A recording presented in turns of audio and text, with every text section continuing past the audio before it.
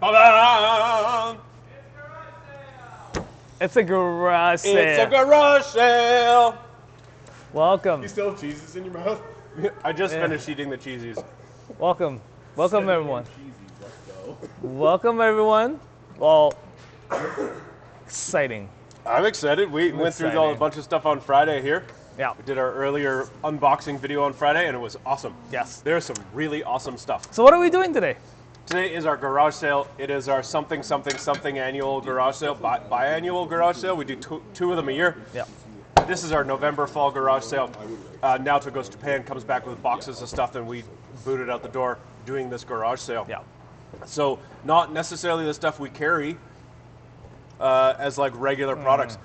Unique things, special things, sweet deals, crazy cool things. We're here to help you figure out what it is you want. However, we hope that you were able to tune in on Friday and spend a bit of time the weekend picking the things you want, because things will go very, very, very fast when we open the doors here, which will be 8 a.m. Yeah. Mountain time. Yeah. Now, what do people need to do for success on their first order in the mad rush here? So there are quite a few like housekeeping stuff, I guess. Yeah, let's do the housekeeping. Little bit of housekeeping. There are a lot of very unique items, one of a kind, which you may want to grab at as soon as possible.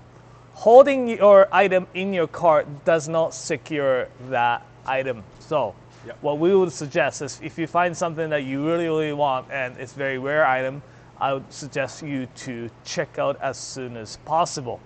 So, check your autofill right now. Make sure you can just go through them as quickly as possible. Yeah, check your address, check your credit card. Yep. And and also the whatchamacallit, the Tariffs. Yes. Tariffs. Yes. They're a thing. For those who's living in the States and watching us, there is a tariff, but these will be calculated at a checkout, so you will see the price, and you would not. No, it's included in the price. Oh, okay. Yeah, it's included in the price, so the price you see right now is the price. Okay, so the price you see is all included, so you won't get any surprises at the mailman bringing the checks checks. Sorry, You won't invoices. have to pay the DHL folks or whoever it is to release your package. Yes. That will be done in advance through our system. We can control those things, but we can do our best to try and make it easier for you, and that's what we've tried to do here. Yep. So garage sales. So twice a year, I or some of the members of we're Knifewear, obviously. I don't know if you noticed. Knifewear, we specialize in Japanese kitchen knives. Yep. All these cool. So Naoto and I are here at our warehouse in Calgary, which is in Canada. And we have a store here. That's our original store down in Inglewood. We hope you get a chance to go see it today if you're here. And we have other stores too. We have a store recently opened, I guess 2.5 years ago we opened in Toronto. Yeah. But we also have stores in Vancouver, Edmonton, Ottawa, and Vancouver and Calgary. Edmonton, Ottawa, Calgary. Yeah. Those ones. Yeah, those ones. Yeah. So this is the deal. This opens at 8 a.m. on our website. In 10 minutes exactly. In 10 minutes exactly, it's going to open online. Yep. And then the stores all open at 10 a.m. in their local time. So which is like 10 minutes actually in Ontario. Yeah, so Ottawa and Toronto is going to open the same time as the website. Yeah. And they have their own unique stock. That's right. Sometimes they do actually have very unique items in their stock, and they are exclusive to the stores for, I guess, like first day. So, like say we have something like this, super cool. Nakagawa-san, look at Nakagawa-san's Ginsan, like with super cool finish. Look at your Naoto's wrist. So here, this super cool finish. We do, in fact, has the some Damascus version, very similar. We have the Yoshikazu Tanaka-san version sharpened by Myojin to make it look super cool. These actually went to the stores, so you'll be able to find cool and unique things at the store today. At the end of the day today, we make that inventory active on the website as well. So if you missed out on something, it's worth coming back and checking online this evening. But it's also worth going into the stores. So they're not going to be shipping anything out of the stores today, but that resumes again at the end of the day today. Yep. Why don't we talk about some stuff that you're excited about? Yes, what's well, really I cool? brought these 3 to begin. So while you can like go search. I'll go. Yeah. Okay, you got And your I'm gonna talk about this. So I'm just gonna talk about a few items. This is really exciting. The ones that I actually shown you like earlier. This one here. Satoshi Nakagawa-san and sharpened by Naohito Myojin-san. Both are probably known as the best blacksmith and sharpener in the knife making world these days. And this is it's called Toroku Sakai. Toroku Sakai Ginsan Kagayaki is this whole knife here. I'm gonna switch the camera there. So this is Toroku Sakai Ginsan Kagayaki. Look at how beautiful this looks here. Also, this year in the April, we went to visit this knife maker in the tip of a Kagoshima prefecture, which is which they make a lot of katsuobushi, like bonito, not a flakes, but bonito sticks, I guess. Like it's been smoked, it's been dried, it's really makes it really hard. But this Fukamizu-san, they are making. Well, we do have regular kitchen knives as the Fukamizu, a Satsuma no Kami with the Ginsan, but they have something really, really cool. This one here is called Aidachi Deba under Fukamizu Hamono. It's like super rustic at a single bevel. You can, like this one resembles to the those like Taiwanese tuna knife. It's got a little bit of carve at the tip, so you can open up the bonito tuna. I think it's like, and I think it's a good location too, like the south tip of the Japan. They have some similarities to the Taiwanese culture, right? So it's got really, really unique shape like this. It's called Fukamizu Aidachi Deba. And also like super cool Makoto Kurosaki's, I don't know how much time do we have here. Makoto Kurosaki's 7 minutes. 7 minutes. Okay. I'll 6 minutes. Okay, I'll talk 1 more minute and you pass it down. So the Makoto Kurosaki Kaien, it's got the coreless Damascus on the core. That's kind of cool. And for some very unique reason, he clad with some softer stainless steel with a very beautiful tsuchime. This is like Makoto Kurosaki-san's been doing really well. Yeah, he's great. Awesome. Well, there. I have a whole bunch of stuff that I'm kind of pumped about. 5 minutes. Okay, this is the Kuratori Tanzo Ginsan. There's a whole bunch of different shapes and sizes. It has such a beautiful grind to it. It's very, very smooth. It's got a bit of that, like I like what I feel here, and I can feel that the edge drops right away. I know it's going to be super sharp, but it's going to push food off the side. I also love the fact that they've mirror polished the blade as well as this collar here. I think it's just a very cool looking knife, but it's got a bit of weight to it. So it's got some oomph when you're cutting with it. I think my favorite thing in this sale right now is this 240. Is this 240 or 270? This big old Mazaki Hon Sanmai. So he has forge welded the cladding steel to the core. He always puts this nice fat tang here, so it fills the void in your grip, so you hold it and it just feels amazing. I've got a Santoku of this. I've been actually dreaming about a 240 Gyuto. Something I think that's a smoking good deal and a really wicked knife is this guy. It's a white carbon steel core clad with stainless steel, so that's always for us what we think is the best of both worlds, where you've got the edge retention of the carbon steel, and white carbon is particularly good at being sharp, also particularly beautiful to sharpen. Nice textured blade. This knife is a 240, and this is $230. So this is when we get into a sub dollar per millimeter. That's a crazy deal. Can we sneak a couple questions in before you finish up? Yeah, do it. Thanks, man. Okay, we got one about boning knives. Okay. We don't actually have that boning knife on hand, but we can kind of talk about Japanese versus Western boning knives. All right. Plintz42 is asking about the Masashi Strix, SPG Strix boning knife. We don't have that particular knife here in a warehouse. The one that we have is actually in Ottawa. and he actually made it look a little bit more like a Western style boning knife. So the handle comes here and it sweeps up a little bit, where the Japanese boning knife looks like these guys here. So like, can you pass me the silver thorn? Like this. So the Masashi one here is kind of hybrid. Shapes almost looks like a silver thorn, but it has got really nice thick, like a Japanese boning knife. Mm-hmm. It is a beautiful thing. And the great thing about the Strix is that if you want to actually make very, very toothy edge, it can take it. It's like the great thing about that's the Strix steel advantage you were talking about. Absolutely, absolutely. I would say this is what I think about a Masashi knife is I would just almost buy it sight unseen without question, because he is absolutely incredible at making knives. So it'll be incredible. Okay, so Apollo Yancy, I guess. Apollo. He was yeah. Oh, asking for some chef's knife, like recommended for the first chef's knives. We got a quite few selections. We can probably talk about Pro M chef's knife as well. Totally, yeah. These are really, really good. So we have some like cool selections, like say any Tsunehisas. Tsunehisa knives are 20% off. That's one of the deals that you can grab. It's 20% off this particular one here. It's Tsunehisa SLD. Super cool Nashiji finish.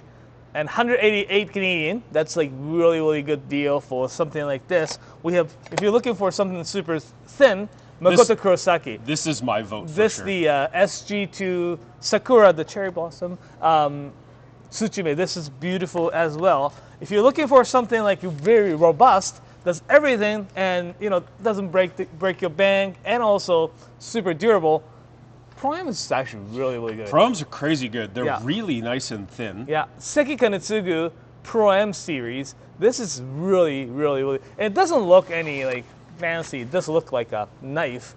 But it's $130, $131 with the 1K6. It's got slight bit of, I don't say flexibility, but it has a little bit of give to it, right? Yeah, it bends and then it comes back, right? Yeah. So those are a fantastic choice. Of course, Ichie is really, really good as well. But yeah, I think I brought a Nichie too to kind of talk about what I think is a really good find here at this garage sale. It is a really beautiful knife with this bit of copper shot through the center of it here. That's part of the cladding, and it's just a really stunning knife. I really like this SLD steel too. Like we often talk about toothiness, and that's a feeling that your knife will bite into whatever you're about to cut, and it's not going to skid across the top of it.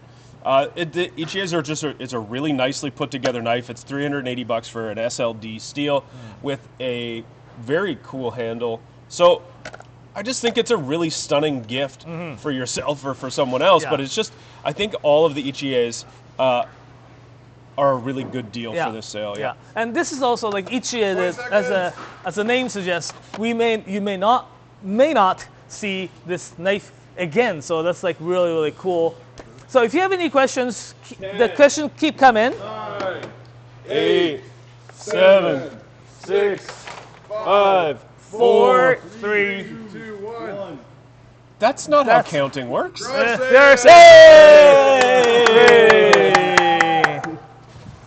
Awesome. Well, while they're really busy, pressing buttons and everything, we can talk a little bit about the knives we have here. Right. Welcome to the Knifewear Garage Sale live stream. Knifewear, we specialize in Japanese kitchen knives. Twice a year, we go to Japan, meet new blacksmiths, say hi to existing ones. Sometimes asking, like, hey, what you been working on, and get new knife lines. Yeah, absolutely. Sometimes prototypes that they've been working on. And we get those knives in and do this. Well, sometimes you find things in the, seat cushions of someone's couch. Absolutely. And you might turn over something and say, "Hey, what is this?" And they'll say things like, "Oh man, I don't know, that's been there for like 10 years." Yeah. And we say things like, "How much?" And then we and that little ginger knife, I think, was an example you had, right? I don't know if we have one of those, but we find really sweet things here, and we don't carry them as our regular inventory. So we do these special events, which we call the garage sale. We don't have any old Tupperware for sale. There's no records here for sale, unfortunately. It's just sick-ass kitchen knives and some sweet deals on some stuff. We do have a clearance kind of a thing we call the refurbished knives, or we have just some stuff that maybe has been touched up or we had to put a new handle on it. And there's a really, really good deal. They're probably gone at this point. Sunihisa knives, Sunihisa starting with the letter T, Sunihisa, is 20% off for the whole sale. Now, let's remember, today's the first day. We run all the way until Sunday. We do that here online at our website, which is in Calgary, Alberta. We also do that at our stores in Calgary, Edmonton, Ottawa, Vancouver, and Toronto.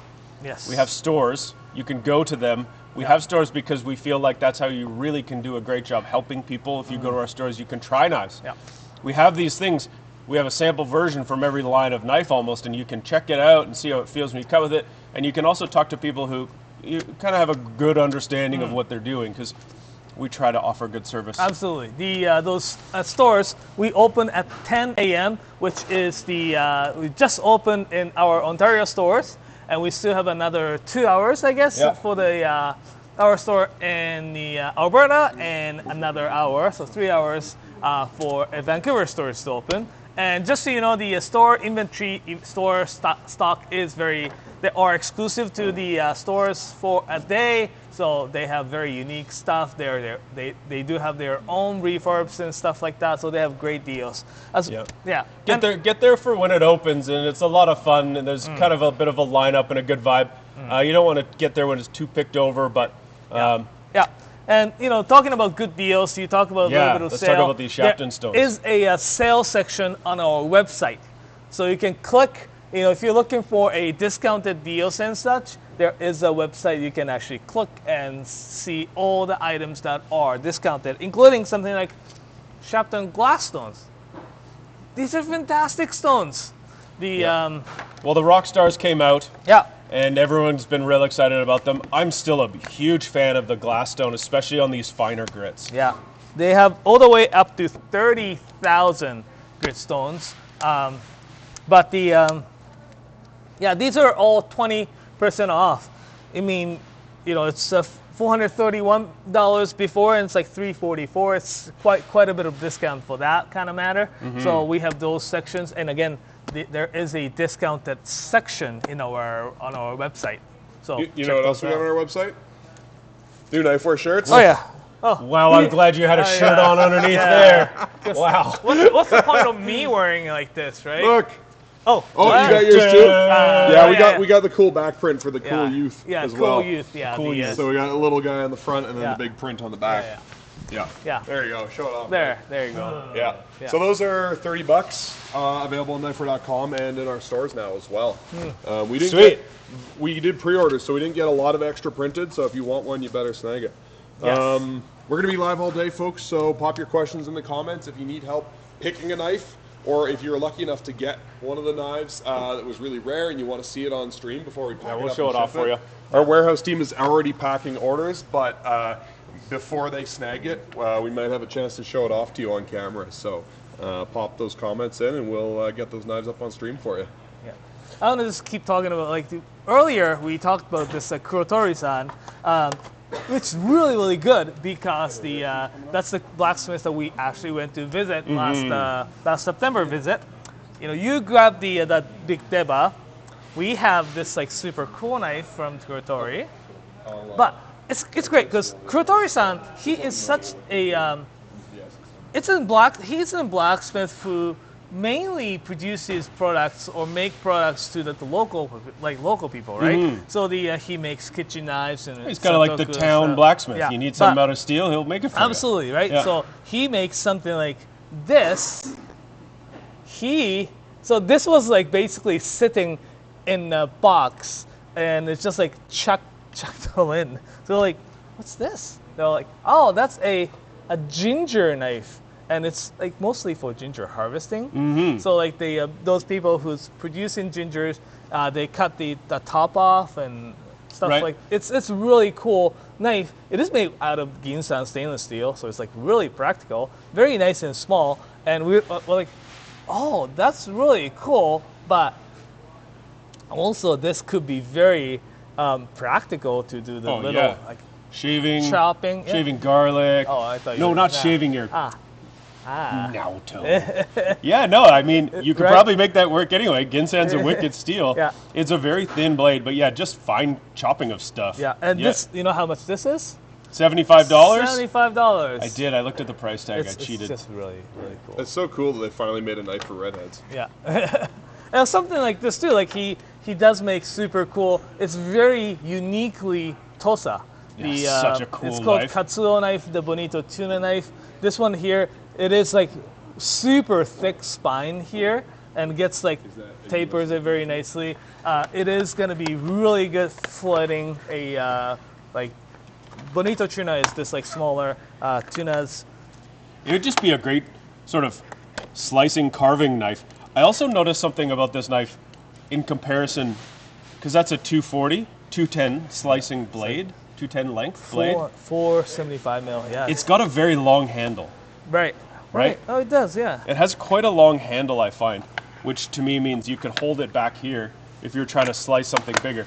I want to use this knife on all kinds of stuff. I want to use it on fish, but I also want to try and use it for cutting things like pork chops, Ribs, steaks. Yeah. Oh man, I want this knife. Okay, thanks. What? Do we have any questions you want us to get after here? Yeah, absolutely. There was Because we'll yammer on all day long if you let somebody was us. looking for a Santoku under $340. I grabbed those too. Great. So this is looks like a Makoto Kurosaki here, and then we've got the two Makoto Kurosakis. Great. So under $340. These are both really nice. Two different types of steel. One is a VG7, which is a nice hardness of steel. It has a nice sort of bite on its edge. So, but a very cool Damascus, or we like to call this sort of a Suminagashi style Damascus Santoku, and it has this nice. There's a nice high ridge here and then a shallow spot in here. So I find when cutting with this, it's going to drift through food really nicely. And it's got this ebony collar. Well, it's just a solid ebony handle. It's a $318 knife. That's a beautiful blade. It's nicely balanced, but the handle's got a weight to it, like it's got a dense feel to it. So something that gives you that solid, confident feel. This guy feels a little bit lighter. This is the VG10W. VG10 is a really popular type of Japanese steel for kitchen knives. This one is VG10W, which has a little bit more tungsten, so it's a little tougher. The unique thing about this one is it's actually made... Oh, no, this is just the 2 layers of steel, I think. Same kind of thing, but it's got this really cool pattern on the surface. Looks sort of like water spots. Nice high ridge here as well. Like I feel like both of these knives are ground in a very similar way, such that when you cut with it, the food's going to drive off the sides, and you're not going to feel it jam up as you're trying to cut with it. It's so interesting though, right? The Damascus finish kind of fit, like ends Okay, so here, it is the 5-layer. But there's yeah. Okay, I wasn't sure. Like you can see a little bit of a fainted line here. Sorry, I'm like. Yeah, it's a very unique construction. Typically, knives like this are made with 3 layers of steel. This one's made with 5 layers of steel. So, really gives it a good look. Yeah, it's fantastic. So that's a great Santoku under $340. Not $350, $340. Kortef is looking to get the Nigara SG2 folding knife. Oh yeah, Nigara. The Nigara Hamono and Hirosaki, Aomori Prefecture, they are really, really good. We do have some of the kitchen knives. Yeah, I know. We have some kitchen knives made out of the. They can deal with a lot of different types of steels, right? We had a VG10. We had a SLD. No, we did have SLD. We had Algami Super with a stainless clad R2, SG2. These are SG2 folding knife. Also, they did just worked on the Zeos, the new type of steel, VG Zeos, as well as the SPG Strix. This is their interpretation of the Western style, I guess. What are the scales made out of again on these? One is like G10, the other one is carbon fiber. This one's G10. I think that's a carbon fiber. like a random like carbon super- fiber, not a weave. Super cool looking. It's very smooth, as you can see. It's got a little notch here.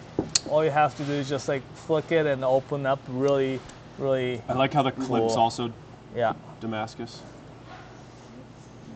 I can see such utility. Well, our man Nolan, who works here in our warehouse, has one of these Nigars. I don't think he brings it to work every day, Right. but I know he's the kind of guy that, despite buying himself a $675 pocket knife, he uses it. Yeah. Right. He doesn't just put stuff on a shelf. Yeah. So The clip or the locking mechanism is here as well. So once you open them, this locks in. All you have to do is just move this to the side. and I think that term is a frame lock. Frame lock? Sometimes you have a lock like that, That's but not it's just a little thin piece Yeah. of metal inside. That's a liner lock. Yeah. But the frame lock is a much thicker piece of steel, and it is built into the side of the handle Yeah. here, I guess. Yeah. The scales. Really, really solid locking mechanism. Yeah. Okay, what do we have now? This congrats. Oh, Turbonac 2029 got the shoe. that's called tabarnak. Tabarnak. That's a Quebecois swear. Okay. Yeah, That was it. Okay. tabarnak. Okay. Shigefusa. Congrats. Shigefusa is such super hard to come by. What a snag, buddy. Good work. Good work. It's beautiful piece. Kitaeji. Just gonna show you the close-ups here. One of the best blacksmith knife maker known right now, known to exist, the Kitaeji with the beautiful Damascus finish, the such beautiful grind. Congratulations. Congrats. Tabarnak 2029. Tabarnak. It's not 2029 yet? There. Oh, there. Here's that Shigefusa. Okay, so here is great. Thanks, the Uncle Greg. Uncle Greg wanted to see some of these super cool custom handles, especially ones with the lacquered. I guess. Well, I love that this is like a Kotetsu Migaki Tsujihiki, but that handle, I don't know, that's such a one-of-a-kind handle. Both of these are one-of-a-kind. What can we talk about? Let's talk about this Kotetsu first. This is Aogami Super in the core with stainless steel cladding. Aogami Super, of course, is carbon steel, but one of our favorites because they just sort of tweaked a few bits of it so it's not quite as rusty, a little bit tougher, but really good at holding an edge. Aogami Super is one of my favorite kind of edge maintenance, edge retention steels. But the thing is this handle. Is this, what is it, apple? Looks like an apple. It's art. There's like... That's the tsubaki. It's just the camellia. Oh, okay, Camellia? okay. Yeah, camellia flowers. So It's hand etched, hand drawn by the Mayu-san.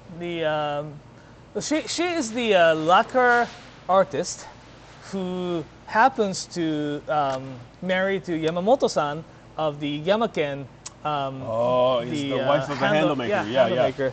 So they now collaborate, I guess, like to produce like such beautiful. This knife is a laser beam. It's very light. It's very thin. It is very slicey. Super, yeah. Yeah. So and I know that we've got this this other one here, this Hatsukokoro Kiritsuke 210 Naoto. Oh my God, so thin. You've been pretty excited about these because of how thin the blade is. Yeah, like thinner the blade is, it will glide through the root veggies really, really nicely, right? Something like this, super thin behind the edge, and it's gonna glide through. Like I just got the, after the Halloween, what are you gonna buy? Like the large piece of pumpkin for $2.99. Sure. Yeah. And this one here, when you are trying to cut like those dense pumpkins, it's just gonna glide through so nicely, like effortless. Yeah. It's like cutting into the like hot butter. I mean, hot butter is, I guess, not. It's butter with a hot knife. Hot butter is liquid. Yeah, butter is liquid. A hot knife through cold butter. Yeah. There you go. Yeah. But that handle I think is really wicked too. Yeah. I like it. I like that's octagonal. I don't know, I just like the look of it. Yeah. Is the It's lacquer like it's slippery? amazing. Is it slippery at all? It does have like it's polished for sure. The some If this your one hands is, were oily, I think you would feel it was slippery. it could be, yeah. Yeah. But the lacquerware do certainly have a bit of grabby. Like it's not slippery like a glass. The lacquerware has been used for, like, say, chopsticks or the bowls for the soup bowls and such. So it should have some sort of, well, one, water resistance a little bit. Yeah. Well, for sure, like when you're using Absolutely, it for. yeah. But it does have. It's not like textured. There are some actually lacquer handles with the texture on it, but this one is not. But still has a bit of I don't know. It's stickiness to it a little bit. It's smooth, but when you hold it, it has that bit of stickiness to it. So it's not like, oh, it slides. It's just, as long as you have a little bit of moisture in your hand. I mean, Yeah. my hand is super dry, but yeah, it Okay. should be fine. And look at the blade too. Like, it's so beautiful. All right, well, we have another one here for Lexout 3663, a Makoto Keien Tsuchimi Gyuto 210. Oh, this is one of the ones we looked at originally when Naoto had pulled up this morning. Yeah. Obviously one of his favorites. Yeah, Kaien's such great look. It's like, so cool. Kaien means a flame, right? Is that this way? Yeah. So Kaien means a flame. He chose the little red color handle and on the, but this one here is made out of the VG10 and VG2 so-called coreless Damascus. I don't know if they can capture that the core. You can see the You got it there, yeah. yeah, like it's the swirly mark all the way to the edge. Oh, it's so cool. Often It's so though unique. yeah, I know, like often though they just make a one piece steel, like the we have the Nakiri of the Sakai Takayuki. Yeah, here. So often people make just a one piece. Well, no, I mean like two pieces, but it's all the way to the top, right? Where he managed to get the blade with the cladding on the outside. So it's like regular Japanese kitchen knives with a softer cladding on the outside to make it really, really unique piece. So it's got the coreless Damascus as well as the pressed, like, super cool tsuchime on them. You know, I really want this this Sakai Takayuki Oh yeah. like mega bocho nakiri. Look at that thing. I feel like I would just like eat more cabbage.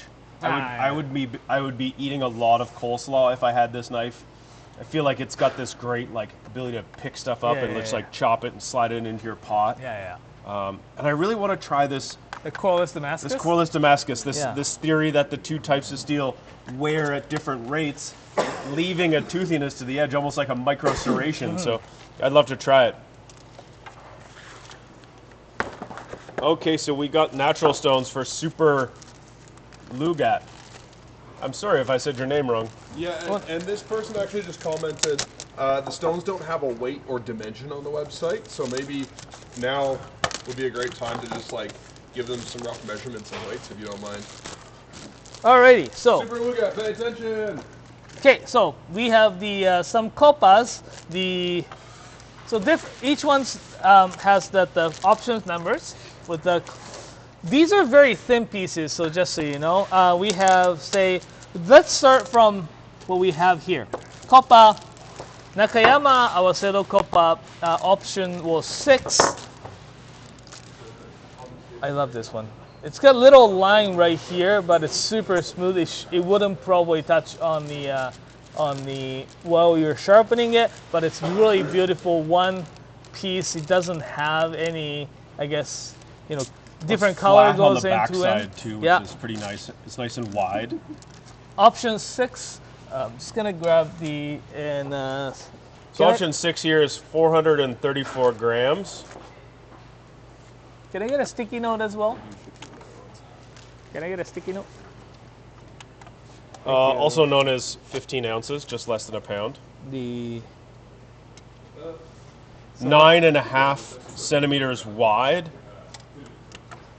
430. 34.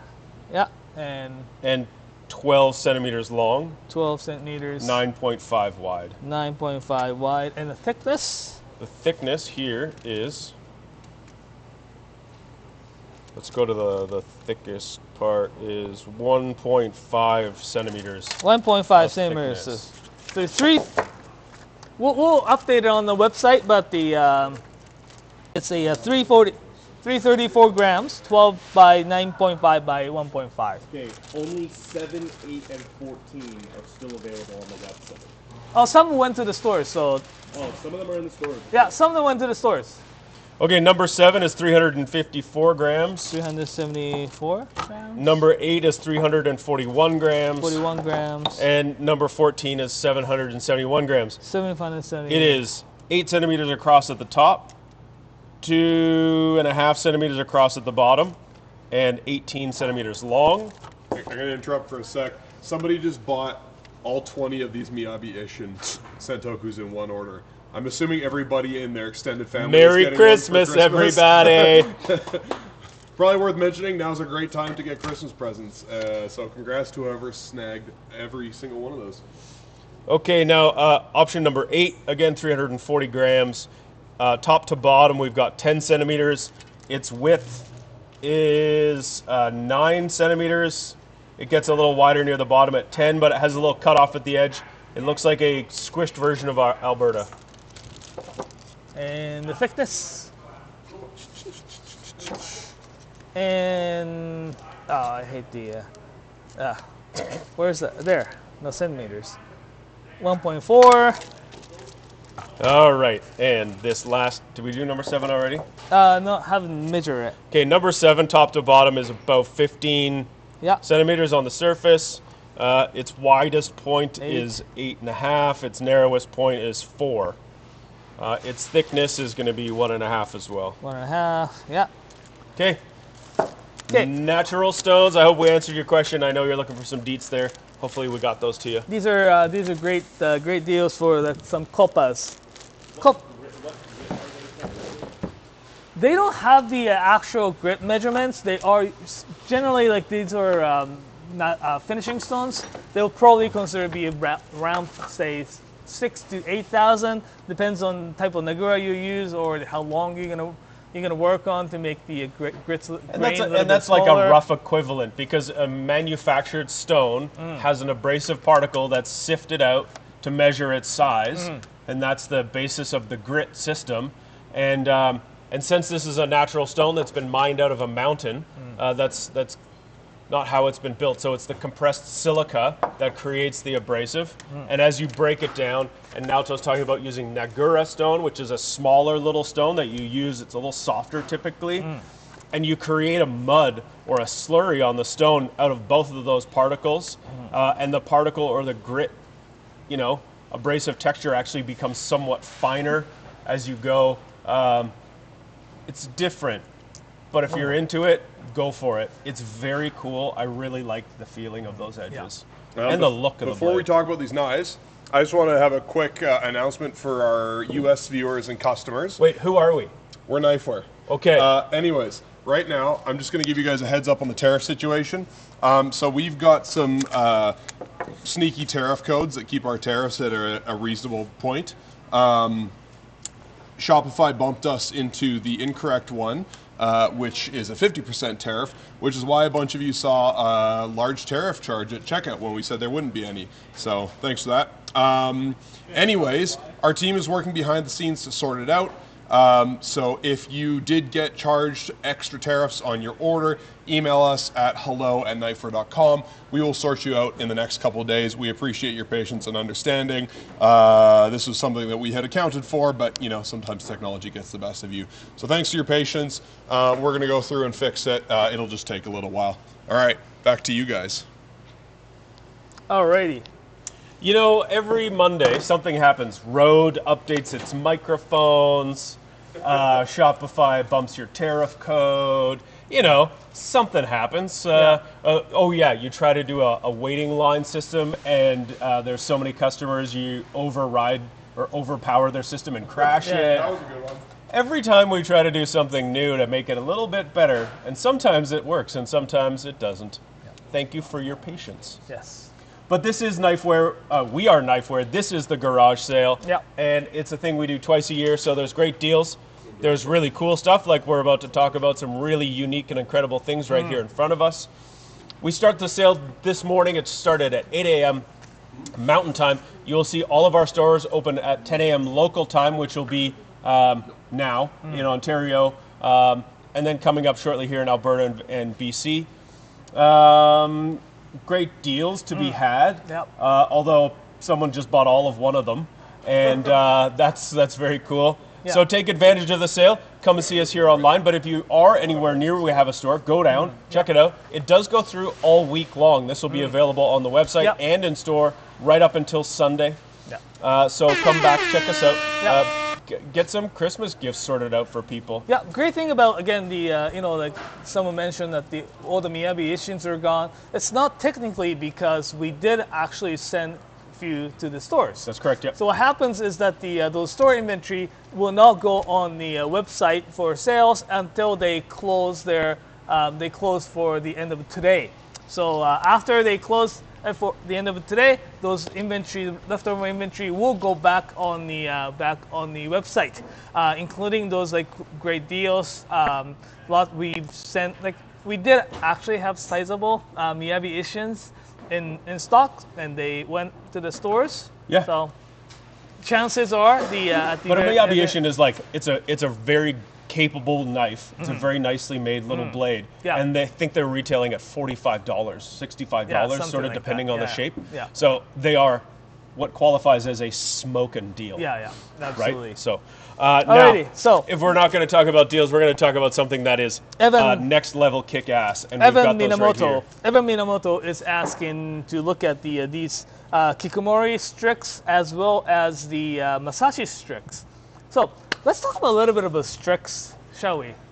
Yeah, well, it sounds for strong matrix is what the word base is. Yeah, is on. absolutely. So strong matrix. Basically, these are high-speed powder stainless steel. It's in a category, but unlike other high-speed powder steels like SG2 or the ZEP 189, Masashi-san was really against using the like SG2 and such, because he claimed the steel is so well made that it does not respond to what he does. It's not going to make the knife better by hammering or whatever he does to the knife. Where SPG Strix, the Take Special Steel has wanted to create something for a blacksmith to work with, and they've managed to develop something like this. So it's got a really cool matrix, and as he or the Masashi-san works on the knife by hammering and stuff, it creates better, I guess, the steel or knife. So this one here, we had a privilege the other day in September. It was September, wasn't it? No, October. That's last month. Yeah. Early last month, we had a privilege that he came to visit our store in Ontario stores, Toronto and Ottawa. This is so sharp. Yeah, we did actually a little bit of launch of his SPG Strix knives here. Super thin. It's really well made. Super smooth. I put it a little bit farther up there. Awesome. And he'd explain this is the type of knife that the type of steel that can take anywhere from you can control the edge very nicely, toothiness to the super fine like a razor. He was saying you can probably make a razor out of this steel as well. Yeah. I bet, yeah. So, and then nice thing you were also talking about on Friday, Masashi was saying that he enjoys that when you're sharpening it, that you can kind of stop at any stone and you've got a really excellent edge. Sometimes you have a knife that you can go through a finer stone, but it doesn't really benefit because of the carbide sizes. And you kind of lose the edge in a funny way, even though it's really sharp. Especially, it can be really sharp on a piece of paper, but not great on a tomato. So the Strix is a really cool new steel. We're seeing a lot of blacksmiths get into it, probably for the same reasons Masashi-san is into it. This is his kind of looks very similar to the Shiroshu we always carry, but it is a much thinner blade. So this is, if you're familiar with the Masashi Shiroshu line, I would say this is 1/3 lighter, and probably also 1/3 thinner. Yeah. Also, we have the Nakagawa-san using the Strix as well. Here we do have the under Sakai Kikumori Strix. It's a beautiful piece as well. It's got a really like Nakagawa-san's signature Damascus finish. It's got a little longer, circle like these here. We do actually have. That's a beautiful knife, man. There's actually another Strix knife made by Nakagawa-san under Torok Sakai, and it's actually sharpened by Myojin as well. Do we have that here? That one went to one of the stores. Okay. So that one went to one of the stores. Don't know which one, but the if you're lucky enough to find them, it's a such great find. Well, Evan Minamoto, I hope we've answered your questions. If you needed to help make a decision, the answer would be both. Yep. Both of those is what you want to get. You wouldn't go wrong with either of them. Absolutely. But this is something I think is so cool about these knives that we get to play with, is there's history to them. There is so much science and technology to them. There is function to them, and there's art to them. And I think those knives right there cover all of those bases. They're an absolute work of art. They're so impressive with the skills they have to make those things, and they're so inspiring to me to want to get them. And it might seem wrong to some people, but cut everything I can find with it and then cook with them. Looks like we have Garfy 1978. Good year, Garfy. Good year.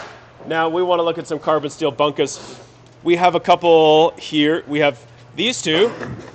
All carbon steel. These two are carbon steel core stainless steel cladding. These three. These three. And we have a great range. So this is a core of Aogami Super, which is super. This is a very similar construction to the famous Masakagi Koishi knife line. And we've seen customers come back and just like befuddled as to why their other knives don't quite perform the same way or hold their edge quite as long. And I usually say, well, that's because it's Aogami Super. And they don't call it super for nothing. Has this very cool sort of V-shaped tsuchime pattern, kind of like tire tread. I don't know, handsome knife, understated, black finish. As far as weight and thickness goes, I would say it's kind of like standard. Not too thick, not too thin. Next, this is Yoshikazu Tanaka, the Kiritsuke tip, the Asagiri series. Definitely finer, thinner blade. It's white carbon in the core, which means you're going to be able to sharpen it and feel like an absolute hero. White carbon steel sharpens so easily. You have a lot of core exposed. It has a very nice, gentle, gradual taper down towards that edge, so it's going to cut very, very smoothly. This is a significantly more delicate knife, but I really like the shape. This is Yoshikazu Tanaka. The grind on, or just the fine details and the precision of his ability to make a knife really stands out here. So, again, very simple Migaki polished knife. Very high performance. Satomasa, if this is still left, the Satomasas are really incredible too for what they are. It's Aogami Super, Aogami number 2 with stainless cladding. $263 for this knife. Has this crazy sort of deep face on the knife here and a high ridge. So that means to me when I cut with it, it's going to drive the food off the side. You can also see that it widens. The bevel widens as you get towards the tip, which means they're sharpening it in a really smart way by leaving the angle lower here or higher here. It means it's going to be a little tougher. But then, of course, as the tip, you always want the tip to be finer. They change the angle so it gets to be a bit thinner at the front, meaning when you drive the knife forwards through food, it's also going to smoothly cut. Satomasa has this Santoku and a petty. If you don't have one in your cart, you should. Okay, there we go. Again, we have those knives. I don't know if you're going to talk about the quantity, but we did actually get sizable numbers for the Satomasas. Yeah, so gone. chances are you if there's any leftover. Jacob from just said they're gone. They're No, gone. no, They're all the- gone already, unless they're. No, went to stores. stores. Went to stores. The Well, that's a good thing yeah. to check back this evening when Exactly. we turn that inventory Yeah. back on. yeah. So because we got the quite sizable number. Yeah. Came in, Okay. So I still have hope. Yeah. Okay. Now, for a couple of full carbon bunkas, we have the Murata here, and we have the Minamo Kajia. Minomo Kajia. I yeah. knew I said that wrong.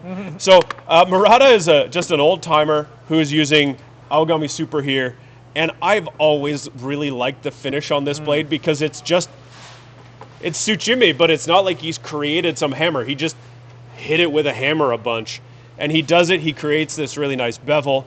But it's a very light knife. I really enjoy this kind of knife. To me, this just feels very traditional, He used very to, simple. Just use the Aogami number 1, and recently switched to the Aogami Super, right? Mm-hmm. So it's got he's I don't know. I can't remember how old he is, but he's still progressing and using the new that's type. cool. Yeah, challenging himself, I guess.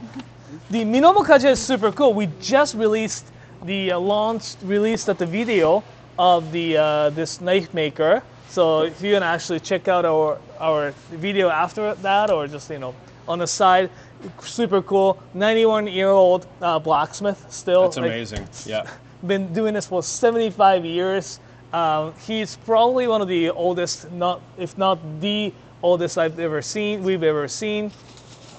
The 3-generational, the super cool knife maker, blacksmith type situation. So if you ever want to watch the how they do and story, you want to learn about Minomo, go check our website. Do you want to have a quick, Announcement? little housekeeping about stuff here? Absolutely. Or The, tell people what it is we're up to today? Why we're Alrighty. standing here yammering on about knives? Welcome to the Knifewear Garage Sale. We are Knifewear, specialized in Japanese kitchen knives. We have online store as well as the Real stores. The real stores. Retail stores. yes. Want to switch the camera back to us, maybe? Yeah. Oh, there you can go. put my head underneath There there. you go. So we're Knifewear, specialized in Japanese kitchen knives. We have the online store as well as the physical stores. Where do we have them? Vancouver, Calgary, Edmonton, Ottawa, and Toronto. Did I say it right? We got stores, and they're in different area codes. Yes. And Calgary, not quite open yet. Edmonton also. They'll be next to open in store. But you know what? Today is the first day of the sale. We do run the sale all through the entire week. We also do it again in May. We do it around May long weekend, so check back for that. Awesome selection of really unique stuff, not items that we're going to typically carry. Very cool, one of a kind. We have custom handle products. We also have some really sweet deals. Yeah. We also have a giant clacker wheel that Nathan made once. Yeah. And I don't know what he's planning on doing with it, but there's signs on it that say stuff a like sticker. Yeah. You decide. Yeah. I don't know. I don't know. We'll see what he's up to. He's always cracking on some fun plans here, but And also we're doing this like live stream, answering questions, or a big shout out, say a Lexout 360. Congrats for grabbing a Makoto Kurosaki with the custom handle, something like this. So if you have any questions, pop that in the comment. We're here to answer any questions you may have. The again, stores, we have those 5 stores. The stock there, the garage sale inventory is not going to be on sale online. They're kind of safe. They're kind of like exclusive held right there, now, held there. So they do have really cool stocks. Like I know a few knives that like went to the few stores. That's like one of a kind. Yeah. You get to actually see them in person.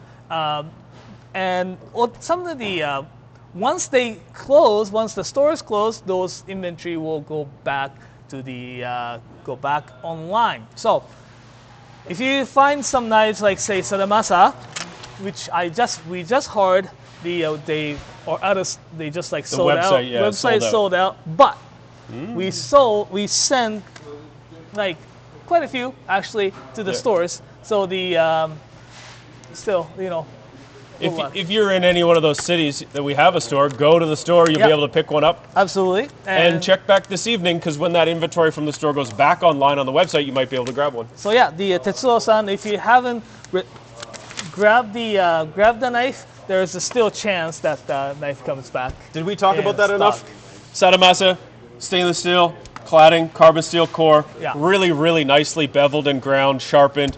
Like the work that's gone into turning this knife into what it is like the same kind of level as the highest caliber types of knives we see. Yeah, it's got a really nice taper here. It's got the super cool. It's got a little almost like concavity. Yeah. Here. Well, it checks a lot of the check boxes. Yeah. Right. Yeah. And this petty, although the name petty or the utility knife, this has such like small gyuto feel, right? Like it's got a little bit more higher, taller It's got some big the Gyuto heel, vibes. so you can actually do a little bit of chopping, like garlic shallots, green onions, like. Yeah, this is the kind of knife I think once you got it in your kit or on your wall in your kitchen, you would find yourself using it a lot more than you expect. Yeah. I have a couple petties that are really tall that are kind of that small Gyuto. They get a lot of work because they can do a ton. Yeah. So, Awesome. what's over there? It's the Ichigo. Ichie. Vincent asked about the Ginsan material. Oh, let's talk about Ginsan steel. Yeah. Awesome. So we have this Ichie Ginsan. This is a beautiful finish. So Ginsan is this stainless steel developed by the, there you go, by this Hitachi. It is really, really well-made kitchen knife stainless steel. It's relatively speaking easier to sharpen in comparison to the say VG10 or VG10W, which has a little bit more ingredients to make it wear resistant. Yep. But the sometimes that wear resistant becomes a bit more of the resistance, right? Well, my understanding of Ginsan is it is iron and carbon and chromium. Yeah. So it's very similar to something like a white carbon steel with the addition of chromium, which gives it the stainless steel characteristic. Yeah, that's what a lot of Sakai knife makers describe that as, right? So I find that it sharpens similarly to white carbon steel. It's Absolutely. very, very easy to sharpen. It can be a little more delicate than others. So if you're not a real hammerhead with your knife, you should be just fine with it. Yeah. And it's nice to have that stainless characteristic. I worked in restaurants a long time, and when you start using a carbon steel knife, you'll find it isn't just about the tarnish on the steel, is it will also transfer to the food. So if you're cutting something like romaine lettuce or fennel or shallots, those foods will change color, right? So and sometimes you're in a high-paced environment, you just don't have time to stop and wipe your knife off and worry about that. Yeah. Now that might be in a professional kitchen. You might be operating a family with a bunch of children who have a tendency to run around, and you might not have the moment you need to stop to catch them. So, but yeah, the Ginsan stainless steel is fantastic. We have something like a Ichie. We have lots of kurotori knives are made out of the Ginsan stainless steel. These kurotori knives are very, very beautiful. I know. They're very, very nice. Yeah. So hopefully we answered your question, Vincent. Okay, so get the Christmas is coming. Okay, so best Christmas present. That's the whole question. Well, knives are a fantastic Christmas gift. I think Well, this is our general pattern when we talk about Christmas presents. Get something that looks cool. Get something that's not going to be too fussy, whether it's too thin or delicate or rusty. Now, the caveat is maybe that depends on the person you're giving it to and how well you know them. Perhaps it's your dad and you know that he's incredibly good at taking care of tools and actually wants that carbon steel knife or that knife that isn't stainless. But otherwise, if you're just buying a gift for someone and you want them to open it up and go, oh my God, that's so cool, a stainless steel knife that's got a cool look to it. Now, these all have a really cool look to it. Starting from Tsunehisa to the right on the screen, it's 440C stainless steel. It's really solid, good, like proven to be good stainless steel. It has been used for kitchen knife for a very long time. It's got a really beautiful Damascus, like the layer steel finish, and also it's got a real nice texture finish as well. They are 20% off, so the original price is $188, and it is like $140. Just shy of $150. It's a great deal for that matter. If you're looking for something a little bit more unique, the Kodama, the Makoto Kurosaki Kodama, the tree spirit Kodama. It's really, I love the handle with the little bit of green on it, right? This one here is a VG10W, and it's got the, as Mike was explaining, it's got kind of like, whatchamacallit, the 5-layer steel, or more, but it's very uniquely made steel. This one is fantastic as well. You added something, Nakiri. I guess Nakiri is great, gift that Joyce as well. Well, yeah, so we've got a nice selection of stuff. We have a couple Santokus, we have a 210 millimeter Gyuto, and then we've got this 160 millimeter Petty. So these sizes of knife are really great for doing kind of all-purpose work. A larger knife does bigger things more easily, and that can be the larger thing you're cutting or the larger amount of food you're cutting. But we didn't have a Nakiri, and I also really love this Nakiri because it is an absolute stunning knife. It's this type of steel that's called SG2, which is a powdered stainless steel that's very good at being sharp and staying that way, but also not being fussy. And Kato does this very beautiful, this is Kato, Yoshimi Kato, this sort of like nickel Damascus layer here, so it gives you this shininess and this cloudiness, and it looks kind of like a swirling cloud. I think this is an absolute stunner. It's pretty thin. It's really, really high performing, so especially if you want to get a gift for someone that's really good with stuff, or maybe already has a couple Japanese knives, this Nakiri shape is somewhat uncommon for people, making it another unique feature. However, we see a lot of customers, so many people come back after buying this under the guise they bought it for vegetables because it's a vegetable knife. It quickly becomes people's everyday driver. So yeah, like any of the, I guess, it falls your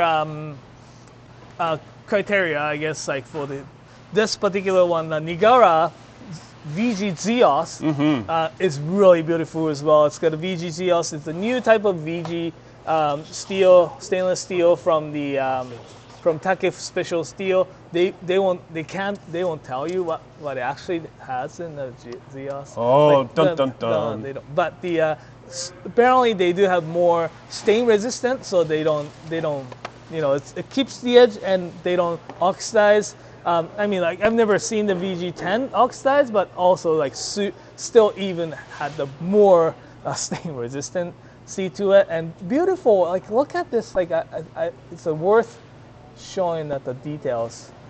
Like, this, which way? Well, I think the Nigara knives are really quite well put together. Too shiny. Got a lot of respect for them. We went to visit them several years ago, and what they're doing, I really enjoy. And they have a family of steel, like steel history, a long ago history of making swords and sharp things. But they've moved into more structural type of steel work, and they are going back. They're trying to revitalize their family's knife making business. However, they're not just doing it alone. They're trying to bring other people in their community around so they can build that community in their region, which I don't know. I like people who've got some foresight like that. Awesome. Robert is asking to see these two knives, the Hatsukokoro Ryuhyo 210mm Kiritsuke and 180 Bunka. Yes, please. This is one of the knives that got me really excited for this particular garage sale. Hatsukokoro Ryuhyo is made of the SG2 stainless steel with beautiful, like, blackish Damascus. It's so pretty, and not only how it looks, the edge, how thin the edge is, how sharp these edges, like, just incredible. You are smitten by this knife, and I know you're a very discerning taste in knives. So if this is on your list, it's on mine too. It's so pretty, and it's a function. Like, I can see functions in very. I want to chop an onion with one of these because I feel like it's the kind of thing where you could. I don't know if you ever watched the old Marco Pierre White videos where he chops an onion and it's like the knife is going faster than the camera can catch it. And This I think it would go so fast. This is so good.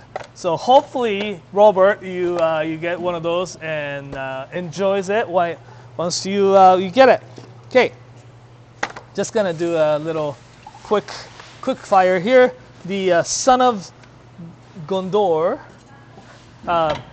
Just type Yoshimi Kato on them here. So I think we can talk alongside. We have a lot of stuff from Yoshimi Kato. Yeah. We get stuff from him all of the time. Yeah, we can talk alongside with the Chef Lucas asking about Minamo Gyuto. So, and we have, if you look in Yoshimi Kato knives, we have actually quite a few knives with various different steels. We have this SG2 Minamo. Minamo means the water. So this unique pattern, Tsuchime pattern, is this like water drop, like on the wall. Huh? Like when it rains, like very quiet. It's like lake. The water drop mark. No, It's just like the little ripples from raindrops on a lake. Yeah. So that's Minamo. It's beautiful here. It's super nice and thin. It's a really nice feature. Is like really nice thin edge. SG2, super clean. If you're looking for another SG2, you can get this like Damascus finish. Also really nice. Matt's here picking knives off the table, everybody. Tall bevel here. It's really good. He actually started using the new type of steel as well that we mentioned earlier. Strix. So this one here, it's the V Tsuchime or V hammer pattern. I think this hammer pattern is really smart. Yeah. I actually would love to use this just to see how, I suspect, little resistance there is when cutting through food. What are the? We see a lot of Yoshimi Kato. These are the types of things we get for garage sale, which are unique. Mm-hmm. What are the lines of knives we carry from him 7 days a week? Okay, so Yoshimi Kato is such talented blacksmith, right? He uses a lot of different steels like white carbon steel, stainless clad, super blue carbon stainless clad. He even uses VG10. These are all in the Masakage line. We have Masakage Yuki, white carbon steel with stainless clad. The Masakage Kiri, the VG10 with the beautiful Damascus, and Koishi, super blue carbon steel with the stainless clad. So those ones are, but besides that, these are so pretty. This is it. This is the one. Get the Strix with this V Tsuchime, this long Kiritsuke tip. It's $663. I don't know if you'd ever need another knife again. I don't know. We had those too, the carbon steel. We actually have an Origami Super version of the V Tsuchime as well. So we have quite a few Yoshimi Kato's knives here. So plenty to choose from. Hopefully the. Okay. This is like the Koishi, but just polished. Yeah. Yep. So many. Another quick fire. The Pelosi. Nancy, is that you? That you? The asking to get the Kurosaki Fujin wa Tuten Sho, the and thoughts on Makoto Tsuchime. Alright. So this one's really noise. It's okay. That's okay. That's why we have a wood table. Yeah, that's okay. So here, Fujin. That's okay. I like this. It looks like the rain and manga. It's like how you draw it. Yeah. Fujin. This is an SG2 powder stainless steel. Yeah. Kurosaki is one of our faves. He's been one of our faves for quite some time, and it's because he's young, but he's also very, very good. He studied under the Kato. Yeah. The Hiroshi Kato. The Hiroshi Kato, not the Yoshimi Kato. Yeah. And just quickly rose into being a very well-known blacksmith for his quality. Yeah. Quality and the creativity. That's right. Yeah. Look at this like beautiful, unique Tsuchime or hammer pattern. He has different lines. Like Fujin means the god of wind, and he has Raijin, god of thunder. He has the other lines like a whole bunch of like really unique Tsuchimes. And this Makoto Kurosaki, older brother of the Yu Kurosaki, he is a sharpener, where the Kurosaki, Yu Kurosaki-san is a blacksmith. He, forges the blades and stuff. So Makoto Kurosaki, he also worked on the Hiroshi Kato-san and learned how to sharpen. So it's both got very similar thin bevel kind of vibe. So when you're cutting the whatchamacallit, any of the veggies, but especially the root veggies. How much is that? This one is $265. $265 for an SG2 Santoku. With a beautiful t-shirt. That's a pretty smoking good deal here. Yeah. I also love Makoto's little touches. We have these little cut paper sakuras, and then every line of knife. Yeah. He has this little card with its name on it. I don't know. I like these little touches that he puts in here. So how it cuts the style K. Very similar, I guess, right, to the Fujin. It really comes down to preference. Like you like a little lighter colored handle, or I don't know. It's okay.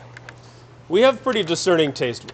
Naoto goes to Japan twice a year to buy and find good quality kitchen knives. What Knifewear tries to do, we recognize that Japanese kitchen knives are awesome. They're harder steel, they stay sharp for a longer time. That's one of the best things about them. And there's varying degrees of quality, and Naoto is an absolute expert in assessing that quality. Now that quality comes in different forms and in different price ranges. So we're always trying to find the best of what we can get in that sort of section. We try to have something for everyone here. So we have, kind of everything that we pick is good. And sometimes there's a varying degrees of what that might mean. Right. Yeah. But if you get a knife from here, you're going to use it, you're going to enjoy it. It's going to be sharp, it's authentic, it's the real deal. Absolutely. Yeah.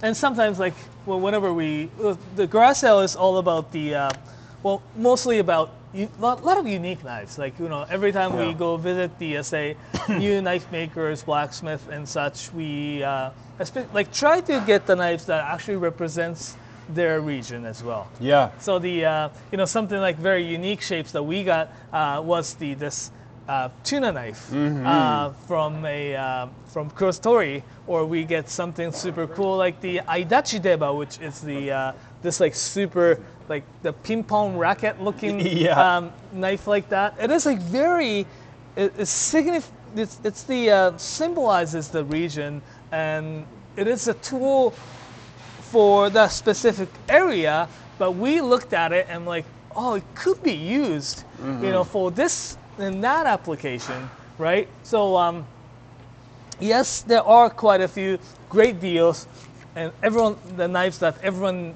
loves, everyone can enjoy, and also I think it's very essential to have those weird knives. Oh yeah. It's the you got to get some oddballs in there. Yeah. Makes us look normal. That's right. So that's kind of the how our garage sale runs. Great deals, one of a kind. Knives, you don't get to see them all the time, and and just fun time. So, just a reminder for everyone: we're Knifewear. We're doing the garage sale live, biannual event. Twice a year. Yeah. Event. We go to Japan twice a year and see those knife makers, blacksmith. Say hi to the, all the people who we've known for a long time, as well as the new people that we were holy, And we want to actually have one section that we want to talk about a little bit of new stuff. But we're here today to answer any questions that you may have. We want to take a close look at the knives that we have, or some recommendations. Just pop that in the comment. We get to it momentarily. We'll probably here until pretty, we'll be here till 2 or 3 probably. Yeah. And you know what? We've used lots of kitchen knives. We have held lots of kitchen knives. We have seen our customers' experiences with kitchen knives. Naoto goes to Japan twice a year for the last 10 years. And knows these people, speaks to them on a daily basis. So we have a ton of in-depth knowledge here. So if you have questions you want answered about the steel making or the knife making or the steel types, how to use them, what's good for what. If you have a problem of something you're trying to cut, you don't know what to do, like, shut it out. Yep. We're here to help. Yep. So. Yeah, Okay, but someone wants to know about this Kikomori Rin. Yeah, Jump for Your Soul wants to know or see the Kikomori Rin. I love Kikomori Rin. Like, you know what I love about this knife? It's really, like, look at how, kind of like Nashiji or rustic finish left there, but super crisp and straight shinogi line on both sides.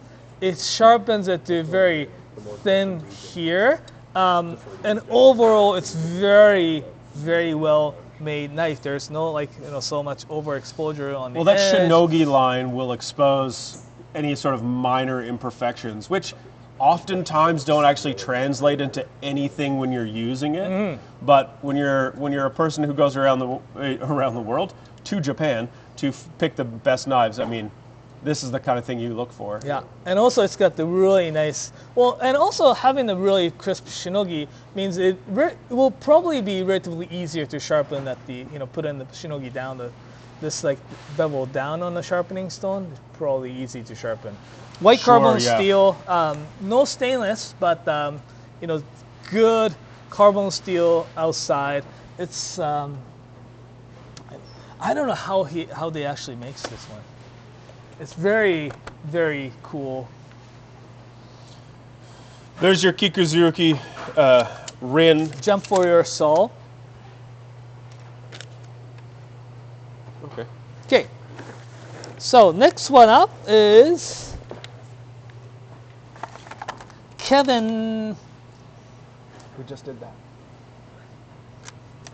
Kevin is asking for petty recommendations. We have a few here. We have a petty knife. Petty knife is really nice, small utility knife that does the, any small. Just wandered off onto the distance there. I want to actually throw. I want to throw these guys. Okay, here we go. We got some more knives. Because they're very nice. Similar. Yeah, good. We haven't talked about either of those knives yet. Very similar. So I'm just gonna throw these because we talked to a lot of Makoto Kurosaki. These are fantastic. We have Makoto Kurosaki Sakura, the good price $226 petty with SG2, or we have all the Fujins. Fujins are great. I love they came back. SG2 with the beautiful Tsuchime. If you're looking for something a little bit more skinnier, go for the Fujin Tsuchime, Fujin petty 150. But I want to actually talk about a little bit more these guys here. This is the Sakai Takayuki Seigaiha, which is their new Grand Chef line with the Swedish stainless steel. What a badass looking knife. Really cool looking knife with the, look at a Damascus finish with the, look, yeah. It looks, this is like a miniature slicer to me. Like I can see taking something like slicing chicken breast, something like that. Slicing a steak you've just grilled up. Yeah. Super thin blade too. But it's got a nice smooth curve to the edge. I think you could also use it for fine chopping, green onions, anything like that. Yeah, so this is really, really good utilitarian knife, as well as this Suzukaze. The Ono knife is that the knife maker and company behind making knives. I would say this Ono knife has a really robust feel to it. Yeah. Like you can feel in the weight, you can feel the solid handle that's got this sort of integrated bolster, if that's what we want to call that. It's got the oomph to it. It's got a density. It's got the stabilized wood handle with the metal butt end of the handle here. Like sometimes a paring knife or a petty knife like this can start to lose a bit of oomph because it's so much smaller. It doesn't have a lot of weight to it. Yeah. But this one does. And this one here is like really almost be able to use it for like small chopping action, right? Totally. Yeah. Well, I brought out two others, opposite ends of the spectrum. We've got, and haven't yet talked about this, the copper and brass Damascus. This is a smaller petty knife. It's not too small, but if you're trying to do some fine work, finely chopping or slicing things, or you just like using a really small knife, this would be probably the most beautiful one you could find. You can see how they've layered the different types of materials together, not just steel, but copper and brass, with the stainless steel on the outside, and then layered on top of this VG10W steel. This is an absolute So it's unique the knife. Saji Rainbow Damascus. Yeah. I've also brought over what I think is an unassuming but incredibly good performing knife, and a good size too. This is the 130, I think, 135, petty. Single place of steel, nice and thin, easy to put an edge on, easy to sharpen. This is $80. And I've bought a few of these. I don't own any of them because I often end up having people borrow or use a knife at my house, and then I just give it to them and they leave with this. And so I've yet to keep one of these because it's fantastic, and it's super easy to love too, right? Easy to love, easy to buy, easy to give away. Good Christmas present too. Sometimes I plant knives as well at places I know where I'm going to be doing any cooking. There will be nicer knives at those houses, so when I get there and I inevitably end up in the kitchen, I got something I want to use. Since we just talked about some of the new knife, I just want to talk about these knives here. So these knives. So when we went to Japan last time in September as well as in April that we went, we saw a knife maker, the sharpener named Masaya Shimizu-san. He is a up-and-coming, very talented sharpener in Sakai. He learned all the skills. He used to work for a Yamawaki Hamono, and he also has very, I don't know if I should be saying famous, but he has a lot of. He has a YouTube channel that has lots of followers. So, Shimizu-san. That's how you get famous now. Okay, you can upload the clip of Shimizu-san. That'd be great. Well, time before, Jacob, who is behind the camera here. Hello. Behind the camera, behind the computer. Where are you, Jacob? I'm behind everything. Jacob's behind. He's the man. He's the smoking Behind man. everything, He's yeah. the smoking man. Jacob is Thanks, Mike. was with Naoto, and he took a camera and did a bunch of video clips. So I think we're rolling one right now. But yeah, so this Masaya Shimizu-san, he learned skills under the Yamawaki Hamono, and he started his own workshop. We were one of the first ones to visit his workshop when he actually opened it. It was great, and he's very talented. His signature, I guess, like what makes his knives really unique is that even though he uses all the heavy machinery, equipment, that kind of stuff, his bevels are really, like, there is not much flaw or the flaw spots. So once you put this knife on the stone, it's really easy to sharpen. Also, the back, the ura, is very nicely done as well. It's like super thin uraoshi. It's like one of those like very nerdy terms, I guess. But if you are kind of person who loves to get the very well-made single bevel knives, he is the guy who wants to actually look for. So we, as we were visiting his workshop and talking about where he's from and such, and it turns out I was like, so where are you from, Shimizu-san? He's like, oh, I'm from Wakayama. I'm like, that's where I'm from. So I started asking like these questions, like, oh, which city? He's like, oh, I like Wakayama City. Oh. Which junior high did you go to? That kind of makes it the specify the region. And so you found out. Turns out he went to the same junior high school and elementary school as I did. That's amazing. So he's like younger. And what does Toha mean? So Towa means Towa. Towa is the name of the junior high that we went to. So it's the Torok Sakai Towa. It's like it's just tribute to the Toroku Sakai Toha. Tohwa. Towa. So Towa is they're super nice, Yeah. nicely made single bevels. Yeah. That's one of those objects you look at and you can say, well, what's the difference between this one, and this one? Well, the finesse of how it's made and the accuracy of how it's made. Yeah, accuracy. Yeah. And what this means in the long term, easier to sharpen means you're removing less steel to get to the place where you want to be, which is sharp again. Means the knife lasts you a longer time. So good. So good. All right. We got about 6 or 8 more questions there lined up here. Okay. Sorry, just wanted to talk about the, Okay, so. Shiny. Alvaro Diaz is asking the difference, I guess, between the SLD versus Ginsan. Which would you choose? That's an interesting question. Yeah, it's a very interesting question. So those of you who don't really know what those means, both SLD and the Ginsan are the type of stainless steel. SLD is some people consider it as a semi stainless steel. So you may see actually a little bit of tarnish on the edge, where Ginsan is a bit more stain resistant in a comparison. That's the one of the difference.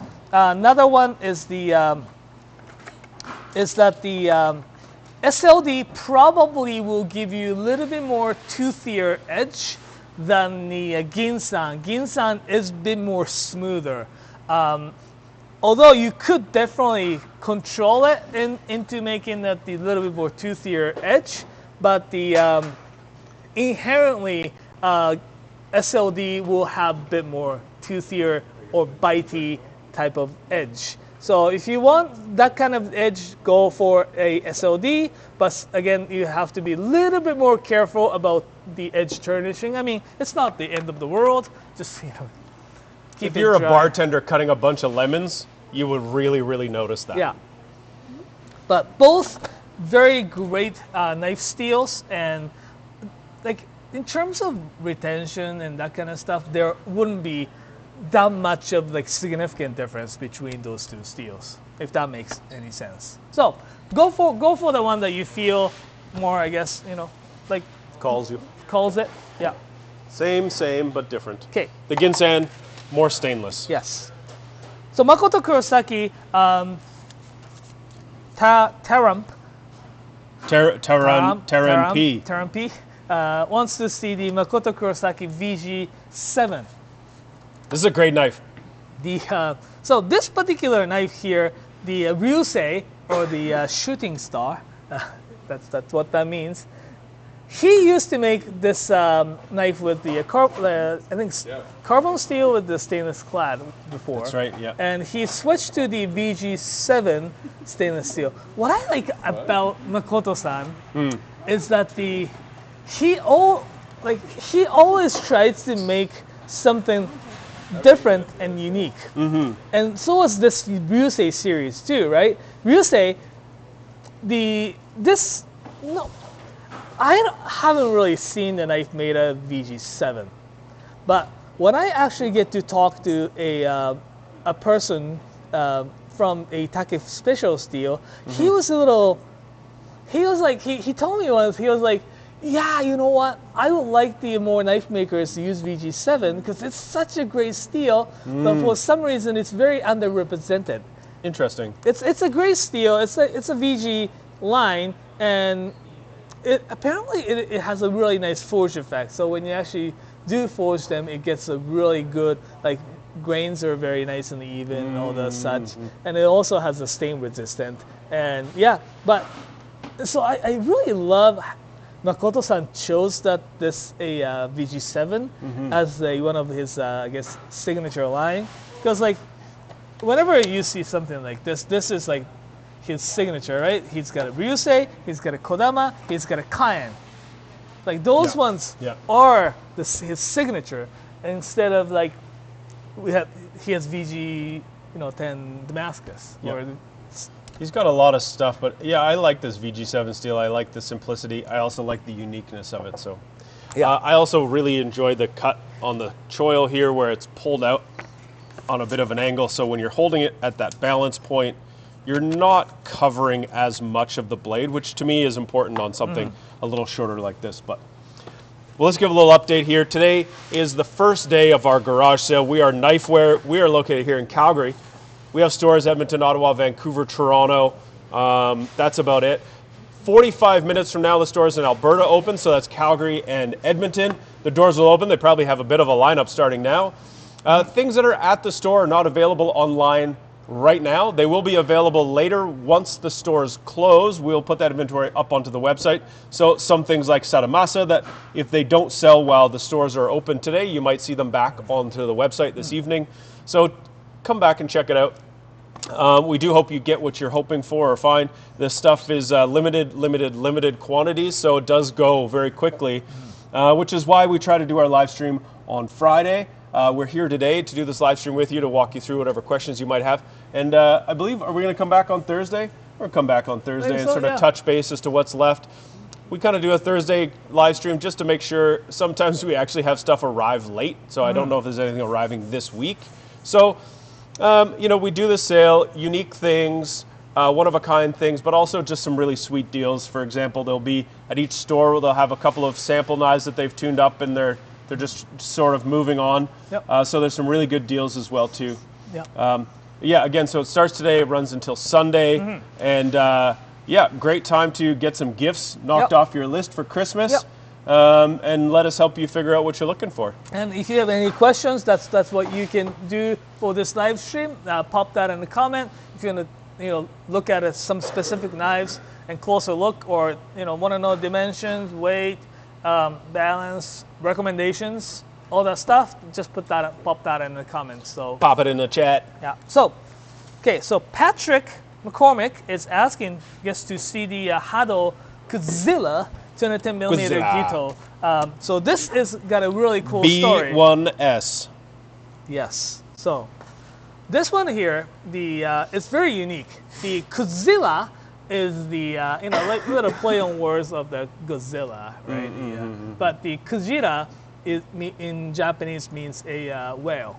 Okay. So this knife is made out of a so-called blue number 1 carbon steel with it's this Damascus on the outside. It's pretty beautiful. It is pretty beautiful. But this Damascus is actually a stainless Damascus. Yeah. So the only part that can tarnish is just really along the edge here. It's really, really beautiful made. And because when you look at this way, my immediate thought was oh, it looks like a Kujira. It's like the whale. Oh, yeah. It's Yeah, I see that. Yeah, right? Yeah. Because their signature it has that, sharpening, wider bevel towards the tip and stuff. Well, it's such a tall bevel, and I think they stole my idea. Oh yeah.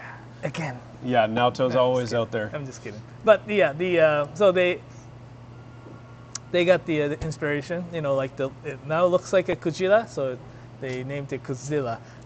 Beautiful Damascus, as well as the black finish and super tall, unique beveling. Patrick wanted to see this particular number, I guess 4. So blue 1 carbon steel in the core, stainless steel cladding on the outside with Damascus and Kurochi finish. Yep. This beautiful stabilized wood handle. That's this sort of peachy reddish. What would you call that color? Reddish purple? Yeah, that's purple. A very handsome knife. Yeah.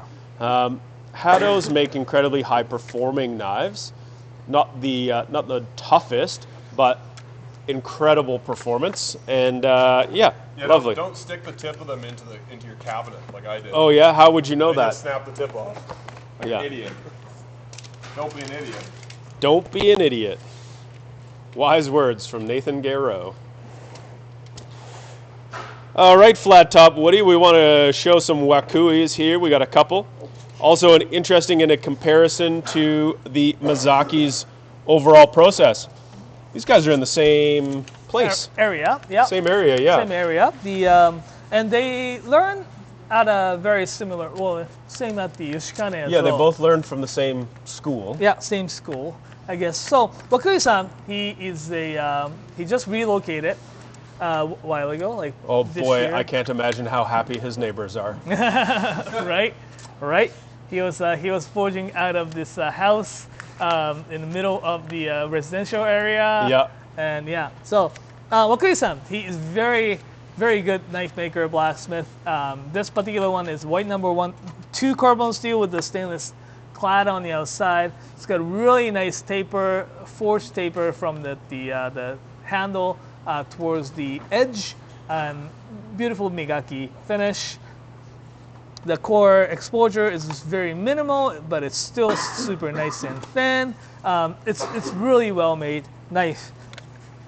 Real difference though, like if someone's asking the difference between process of Mazaki-san to the Wakui-san is what makes Mazaki really.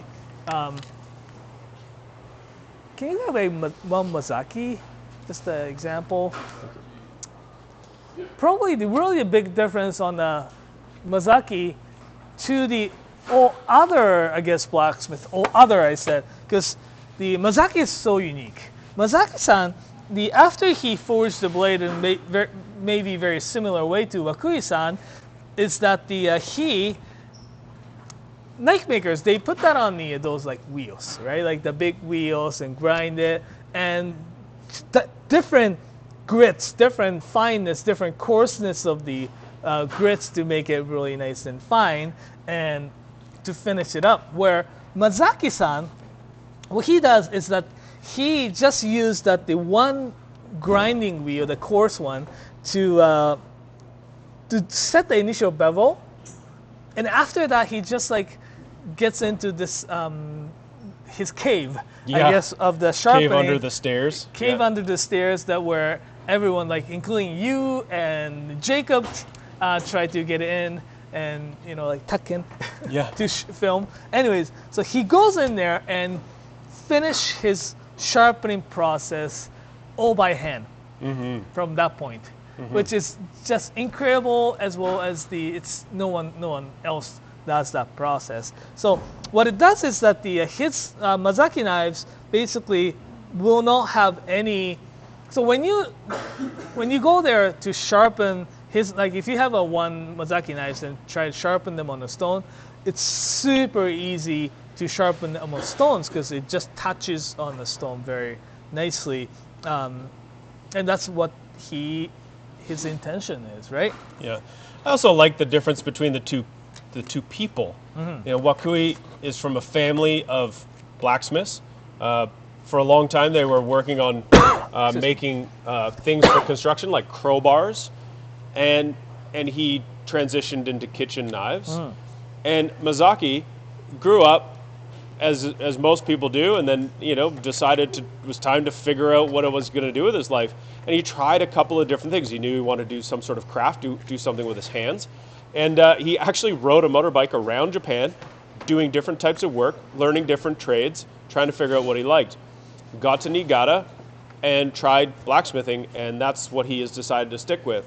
And I think this is a thing that we see now, where from when we started, there's more younger people who are choosing to become blacksmiths versus what used to just be you became a blacksmith because that was part of your lineage. And I think that's really reassuring. It's really interesting because that means there's new generations of people who aren't just doing it because that's what they were meant to do. It's because it's what they want to do. And I think that adds a bit of excitement. It adds some curiosity, and it adds just some new blood into the world. And I really do love Mazaki knives. I hope someone has walked away with that so I'm not tempted anymore. I have a Santoku from Mazaki. Like Naoto was saying, his sharpening methods, the idea behind it is that when you're going to resharpen it yourself on a sharpening stone, it's going to be very easy. I just resharpened my Santoku for the first time and in fact found it very easy. Got a very nice finish. It's very smooth. There's no sort of low spots. So that's a result of him taking extra time, which most people would just get another wheel that kind of goes a little finer and just get the process done a little faster so they can produce a few more knives. He kind of takes it slow, does it as best as he can, which I appreciate. Okay, so we have some questions. Should we go? How is our pace? Speed up, slow down? Yeah, you can pick it up a little bit. Pick it up. Okay. App 40. Mitchell Levy is asking us to compare the ZDP-189 and HAP 40. We don't have that many knives right now with the ZDP or the HAP 40, but we can definitely talk about them.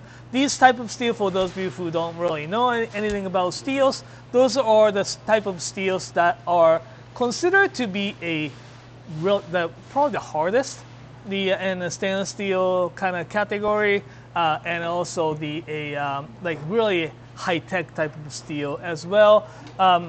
Both are very similarly, I guess, made as a powder stainless high-speed powder steel, as well as the similarly hardened. They are very similar hardness to it.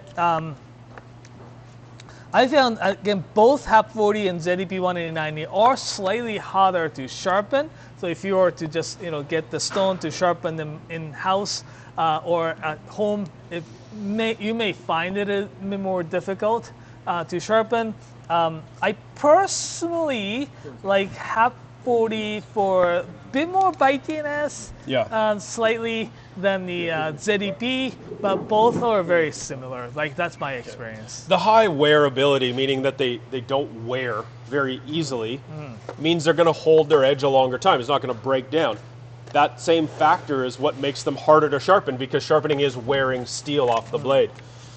If you do, I suggest the Nanawa Diamond Stone is a very cool stone where they have done something unique, where they've mixed the abrasive, the diamond abrasive, into the same sort of substrate that they use for all their other stones, which makes it feel like you're using a normal sharpening stone. That's in comparison to where they have just sort of glued diamond particles to a hard aluminum surface, and it feels weird. It doesn't get the same sort of sharpening feedback. Those Nanawa diamond stones, I find if you start a powdered stainless steel, even like sort of those more pocket knife steels that are really hard wearing, the nitrogen hardened steels, those diamond stones do a very good job to start the process off. It gets it going much faster, and by that I mean get to the stage where you've raised the burr and you're going to now start refining the steel. But those Nanawa diamond stones, I think, are really excellent. Awesome. It just takes longer. You just got to go longer. Alvaro Diaz wanted to see the Anryu Agami number 2. Oh yeah, this is great. This is great. The Anryu Hamono is now, mainly, it is run by the Ikeda, Takumi Ikeda-san. He's starting to make his like fit and finish, as well as the forging technique of making like super thick tang and forging into super thin blade. It's great. Yeah. He is the man behind all the Masakage Kumo knives, as well as the Mizu. If we see them again, it's something that we see time to time. It's fantastic, well-made knife with the blue carbon 2 core and stainless steel clad. It's really well priced at $289 as well. So well, and again, this is one of those blacksmiths that we really like, because sometimes you don't really see the things that set them apart from a picture. That's where we've got this expertise. We can tell you that kind of stuff, but we've also watched the evolution of this man as he's become better and better at his craft year after year. You can always reach out to us any day of the week. We have that chat function on our website, or you can email hello@knifewear.com. We have a help desk. We're here to help you with not just what's your tracking number if you missed that email, or you got to add something to an order. We can help you out. Also, we can definitely start you off to figure out what it is you're looking at and what we can help you make that decision. That's something that we've spent a lot of years learning how to do, is help someone decide on what their next knife is going to be. What's going to be the best thing for you. So we got the asking for recommendation for the first knife under 200. So this is a good reminder. We have great deals on this garage sale. All the Tsunehisa branded knives are all 20% off, including these guys right here. This is the one. Also, this is the one. This is the one. That's the one for under 200. Yeah, sure. Yes. We have the Tsunehisa. This one here, SLD Nijuhachi? No, it doesn't say here. Okay. But SLD Nashiji. This is really beautiful. It's got a 230, but it's 188 under 200. It's pretty cool looking. And Gyuto is really good.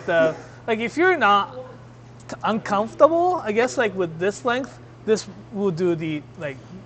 Well, this is exactly why I just said this one, because a knife that is this size and this shape, which is a 210 millimeter long blade with a this gyuto or this Western style chef's knife shape will be the knife to build your set around. This is the one that will do most of the things you're going to do. Yeah. This is the knife. Yeah, absolutely. Yeah. Now, if it's a big knife to you, if that seems too big for you, the Santoku would be the next place to go to. We have something like this, like really great deal, 220 regular, 176. Tsunehisa, it's called nawame. Nawame means it's a rope finish here. Like, if you look at close, it's got a cool looking. It's got a Damascus AUS-10 in the core, super cool. This is really cool. Well, I like that's it. got some eye appeal with the Damascus and that rope finish that kind of sets it out. Yeah. I mean, this also one, like a every time stainless steel. every time you grab this knife, you be like, oh. Now the next knife is one that I've given to a lot of friends and family because it's a good value. Yeah, this is great value. I mentioned earlier about how I'll place knives around at kitchens I end up in. Yeah. This is definitely one of the Matsutani. Yeah. So Matsutani-san is this knife maker out of the Takefu. They have, or the Echizen. They've been making that for quite some time. It's also another place where you see the 3 generation working together: grandfather, father, and son. Really, their I guess main goal is really to produce the really good quality knife at reasonable pricing. So this one here is 156. It's really well made. VG10 stainless steel knife with a beautiful Damascus finish and a tsuchime too, right? But it's really affordable. I always find the grind on these to be a little bit more of a hollow grind, so it's kind of curved inwards, which gives you a pretty thin edge, which means there's very little friction when you're cutting, and it requires less force to get the knife pushed into something. Yeah. Very little resistance. Yeah, they're really nice little knives to use. Yeah, I know. Alrighty, Pelosi is asking for the recommendations for a good gyuto under $500. So I just got a few here. Let me talk about this guy here. The first, it's this very unassuming knife, SG2, $400. It's called Toshitaka. Yeah. Toshitaka is this knife sharpening company in Seki, but this is really, really, really. It looks very, looks like any other knives, right? Sure. But the way he sharpens makes the edge very thin, thin and finish and all that stuff. It's incredible. Like it's really, really, really well made knife for.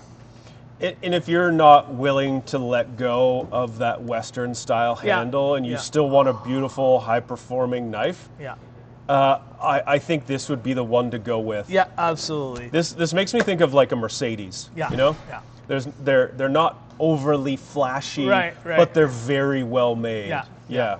I don't have a Mercedes. I could be totally wrong. They could be flashy. They could be trash. Yeah.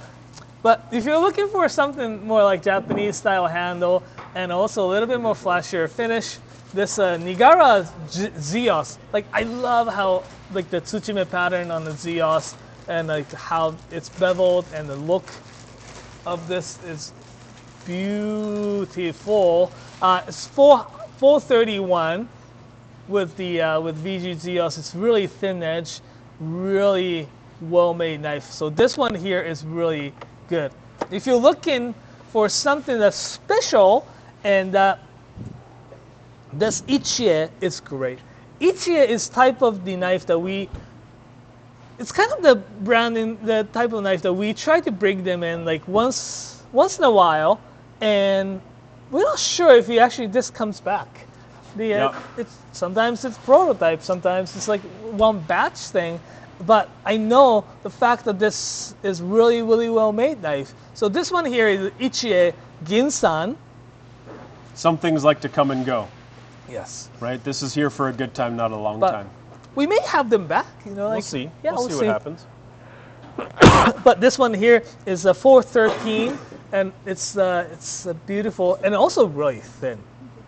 Like, Yeah, that's a super nice knife too. Yeah. It's very. All three of those are really classy knives, I think. Okay. okay. I would like to ask our friends over here who, behind the camera, is why do you guys get snacks? I like snacks. Where's my snacks? Should we take a snack break? You want some of our charcuterie board?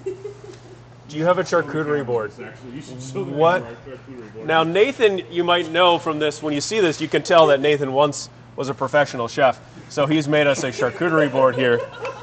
I believe that is jerky bits, fuzzy peaches, cucumbers, mandarins, and bananas. He's really trying to keep us healthy here. I'm going to eat this. Hey, that's my breakfast. Uh, You're my breakfast back. Do you guys want to take a snack break? Be back in 5? I mean, Well, let's answer the question, then we Yeah. can take a little break here. sure. So the Weech 03 is asking for carbon steel lasery petty. We have a few sure, here. The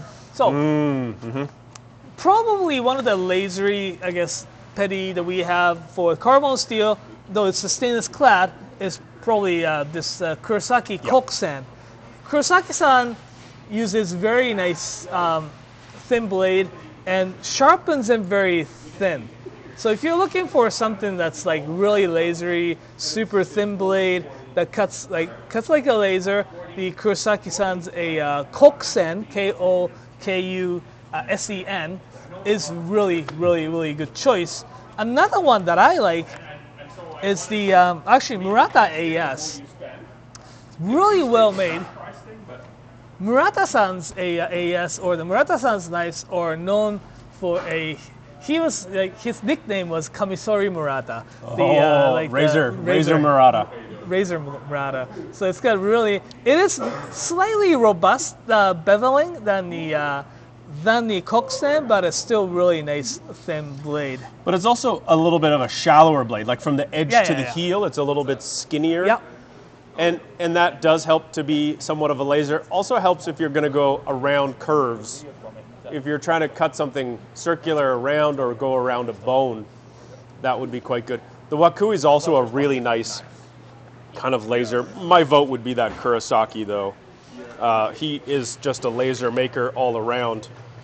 I like this length, too. I would love to carve a bird with that knife. I think it would be amazing. Okay. Do you want the commercial break? Back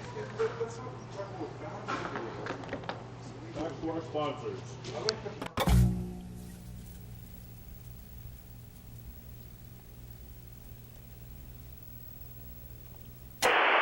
Come on down to Crazy Nate's Knife Warehouse for the famous Knifewear Garage Sale. This November 3rd to 9th. Hey kid, want to buy a knife? We got one-of-a-kind knives.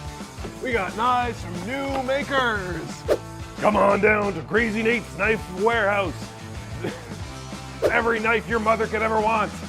You know me, I love in-flight peanuts, but you don't need to travel across the world for a Japanese knife. We bring them to you. We got Wa handle, Yo handle, Kurochi, Tsuchime.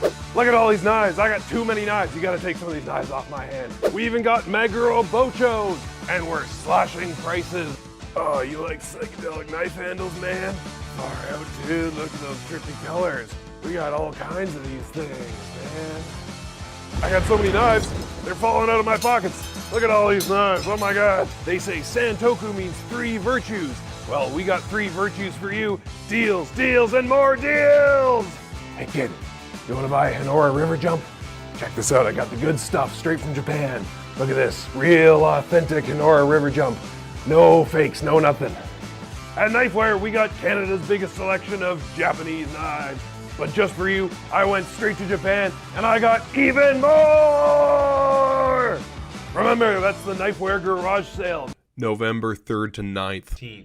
Shop in store in Calgary, Edmonton, Ottawa, Toronto, or Vancouver, or hop on the World Wide Web and surf your way down to https://knifewear, whoa, big wave, .com/GARAGESALE.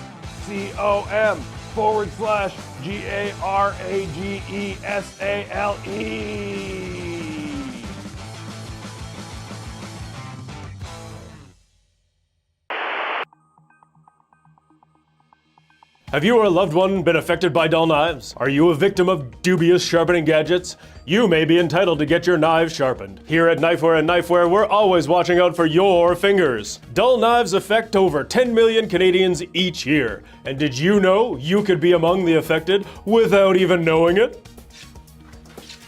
Did you know you're more likely to cut yourself with a dull knife than a sharp one? Common symptoms of a dull knife can include hating cooking, cutting yourself every time you prepare a meal, carrots flying across the kitchen, and that annoying smacking sound your knife makes when it hits the cutting board. Desire to order takeout, buying expensive pre-cut food, or just not eating at all. It's time to take your kitchen back. Join the millions of Canadians getting their knives sharpened. Save your fingers today.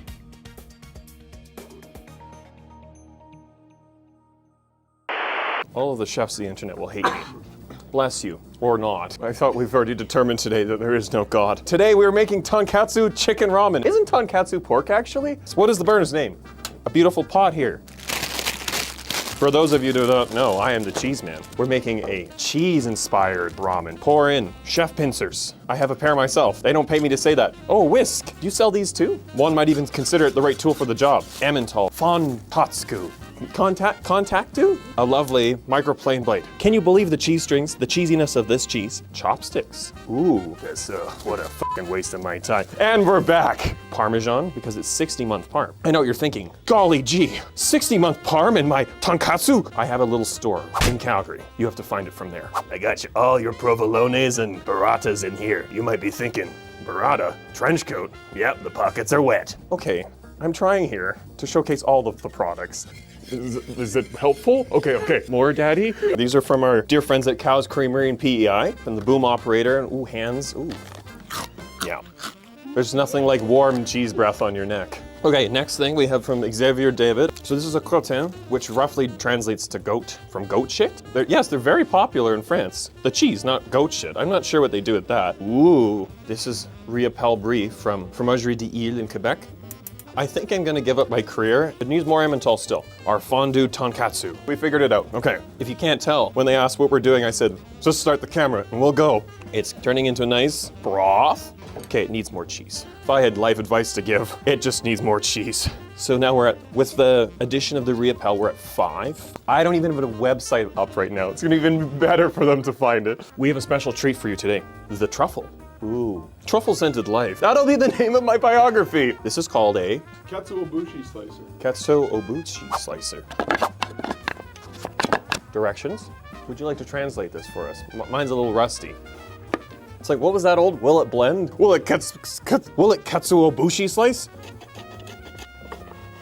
Oh, it did it! I have no faith. Needs more cheese. I might just use this all. Life short. Ooh. Oh, found a new sound.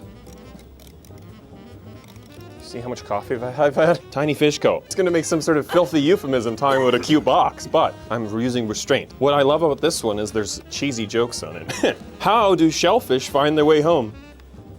Muscle memory. This is Alps 7, made in Japan, but it's called Alps. You see the sharp blade here? Then that's why I'm not gonna use it. So it's chorizo mussels. They look delicious. If you're a fan of conservas, oh, that's the right amount, I think. I'm smelling it now. Perfect. Okay, I think it's time. Oh, the ramen. You can put it in the hot tub style, like this, where it's just chilling. Put little arms on it. Oh, are you implying I should put the lid on? The starch in it is starting to thicken the broth, so we're all set. Not to say that we don't know what we're doing. More parm. Just like pasta, gotta finish with beautiful parm. Just makes your heart happy. And clogged. I got the thumbs up from the producer. Ooh, mussels. 1, their oil, 2. Nope, just kidding, you thought I was gonna do 3. Suckers. It's still very hot. We nailed, you know what? I'm so sorry, I'm the idiot. It deserves another one. Oh, right on top, okay. Right at the apex of my caffeine high, I can feel it. And again, genuinely, it's caffeine. I might even share with my friends. If you have any of the wonderful products you've seen today, the cookware, the spoons, not this spoon. We have it all. Okay, ready? It's one easy number, 1-888-669-6168. That's right, 1-888-669-6168. Operators are standing by. 24-hour service, right? Who's on the phone all the time? Who orders knives by the phone? I do. That's who does. Thank you so much. Oh, Nathan, your shoulder. Eh, Oh, just seeing how low never splits I mind. could do. And Awesome. then I got stuck. Awesome. Welcome I back. have Mike's mic. I am Mike Yes. on the mic. Hi, welcome back. Welcome everybody. back. What are we doing today? This is the Knifewear Fall Garage Sale. Yeah, probably you saw some like Kickoff, silly, marathon, silly Livestream, commercial. extravaganza, Yeah. propaganda. Yeah, we're here to answer your questions. Yes. Naoto and Ellie went to Japan recently and got all sorts of cool new knives for us, new lines, some really, really rare stuff, most of which is probably gone now. Yeah. Some smoking deals, and brought it back for a 1-week sale that we have online at knifewear.com and in our stores in Toronto, Ottawa, Vancouver, Calgary, and Edmonton. Yep. Those stores, how are those stores doing? They will be opening in 15 minutes. Yeah, The Edmonton Ottawa and and- Toronto have been open for a couple hours. Yeah, and Calgary and Edmonton store will be opening in 15 minutes. Exciting. If you Well, if you're outside the store waiting and listening and hello. watching, yeah, maybe you're right. Yeah, I know one customer in Edmonton, Luciano, was out there, I think at 8 a.m. this morning. Oh. So but he had a coffee setup. He had like a camping coffee setup. Oh, I nice, saw. So nice. he's doing good. Nice. And then Vancouver will open in just over an hour. Of an hour. So, just a housekeeping reminder, I guess. So we're doing the garage sale live. Started just a couple hours ago, Yeah. and we're gonna. This garage sale is gonna run until the November 9th. Yeah, Sunday. Sunday. At the end of the day. The end of the day 9th. So, you have plenty of time. There are a lot of cool, one-of-a-kind stuff that probably being snatched, but In stores, there will be lots. Absolutely. All the stores, we made sure to send them lots of cool stuff, and their inventory is exclusive to the store for the duration of the first day. Yeah. So if there's something really, really cool in the Calgary shop, you can only get it by going to the Calgary shop. And then at the end of the day, after they close, an hour or two later, we'll receive those online. And so we actually get a big bump of stock this evening. I can't tell you exactly what time, but keep your eyes open on the website. I'll try to post something on Instagram when it goes up. Yeah. But yeah, lots of the stuff that sold out right away, some of that will come back in stock if it didn't sell. yeah, absolutely. So Yeah. Thursday. And Thursday, we're going to be live. We'll have maybe some late arrivals. maybe like You know? some later on. Yeah, we often get a box that shows up late, and so if that's the case, we'll launch it on the live stream. Yeah. Or we'll just do something dumb and silly on the internet for a couple hours. yeah, probably. But we'll be live again at 2 Mountain Standard Time on the Knifewear YouTube channel. So yeah, we're here today to like live marathons. So we're here to answer any questions that you may have. Something like, I want to look at this knife close up. We do have 2 cameras, high-res cameras that shows very in details, and also like we can answer your recommendations. Like, hey, looking for some like this, that kind of stuff. Yeah. And I have a quick update for U.S. customers. We fixed the tariff code issue, so you are back to regular tariff codes. If you got charged tariffs this morning, they were supposed to be included in the price, but we had a technical fuck up, for lack of a better word. Issue, sorry. And so some people got charged tariffs. Email us hello@knifewear.com and we'll sort that out and refund those for you. Shipping is more expensive to the States if you're under $200 because they charge a processing fee for every single item. Sorry. But if you go over $200, it's only $3 shipping. okay. All right, let's answer some questions. Jobo says that you're really cute. Oh, thank you. Thank you. He is very Thank cute. you. Yo, Yeah. no love for Nathan? Yeah. What the hell? Yeah. Oh, I'm good. I'm good. Don't make me blush. Awesome. Okay. All right, Dean. Is this Dean Christie? Dean CHR. Yes. Recommendation for a durable knife. I thought I had another one picked out to go with this, but when we talk about durability, this is a conversation that comes up when you're talking about Japanese knives, because Japanese knives are made from much harder steel than the knives that a lot of people are used to in their kitchen. And that means they stay sharp way, way, way longer and will hold a much sharper edge than, say, your IKEA knife. The downside, or the trade-off, is that hardness means they're a little bit more brittle. So if you take a Japanese knife and you cut through a bone with it, you'll chip your knife. Now, it's pretty easy to avoid bones and things like frozen foods and really, really hard pits, but it's something to keep in mind.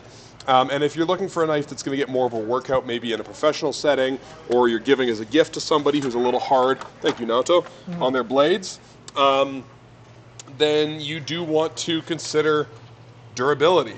And typically what's going to make a Japanese knife more durable is if the steel is not quite as hard.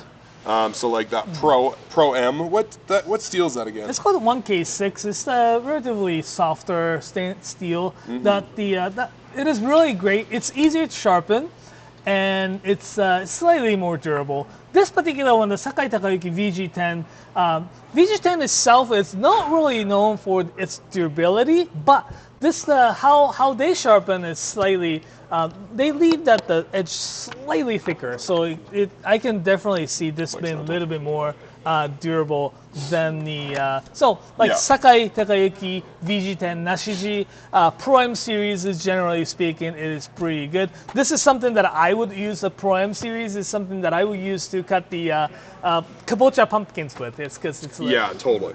It's not the most delicate knife. And there is, if you're looking online on our website, some of the knives also have a shot down the knife, like a third photo that shows you the steel behind the edge right there. It's a little hard for the camera to focus on, but that shot right there, come on, it's focusing on the handle. Anyways, if you look down the blade, that bit of steel right there, if it's thicker, that knife's going to be more durable. Like Naoto said, if this knife is thicker at the edge, it's going to be more rugged. If it's very, very thin at the edge and the steel's quite hard, then it's going to be less durable. Awesome. So, okay, who we got next?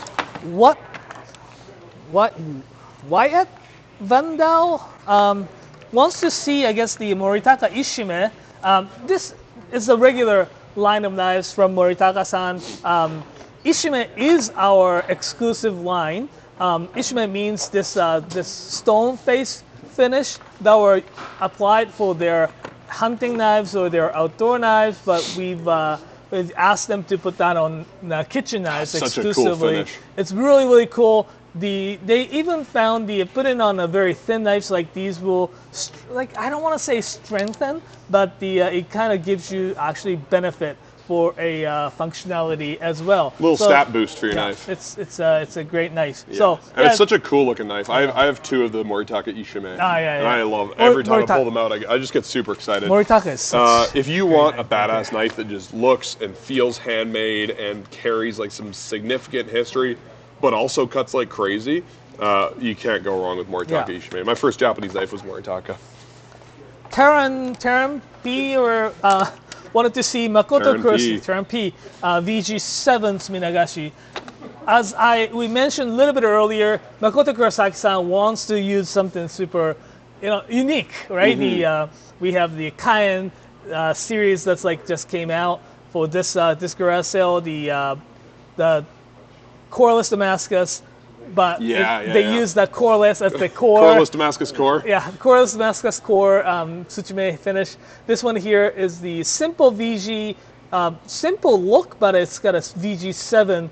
Unlike the, a lot of knife makers try to use VG10 or some VG10W. This one here is VG7. It's really nice and thin, beautiful finished knife. It's simple, but it's got the really simple kind of one-piece handle, and for a really well sharpened knife, $318. Makoto-san is a really excellent knife sharpener. A really pretty functional knife.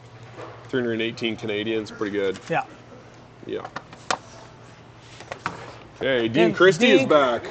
Wants to info on Nigara Strix Nakiri. So Nigara-san, they started using the new steels like a Strix. The other one was a VG Zeos. This is a Strix version of the Nigara knives. It's super cool, thin edge, beautiful finish. They call this a Nakiri, slightly different, I guess, profile. It's pretty flat though, so it's flat all the way to here. So it's got a really long flat part.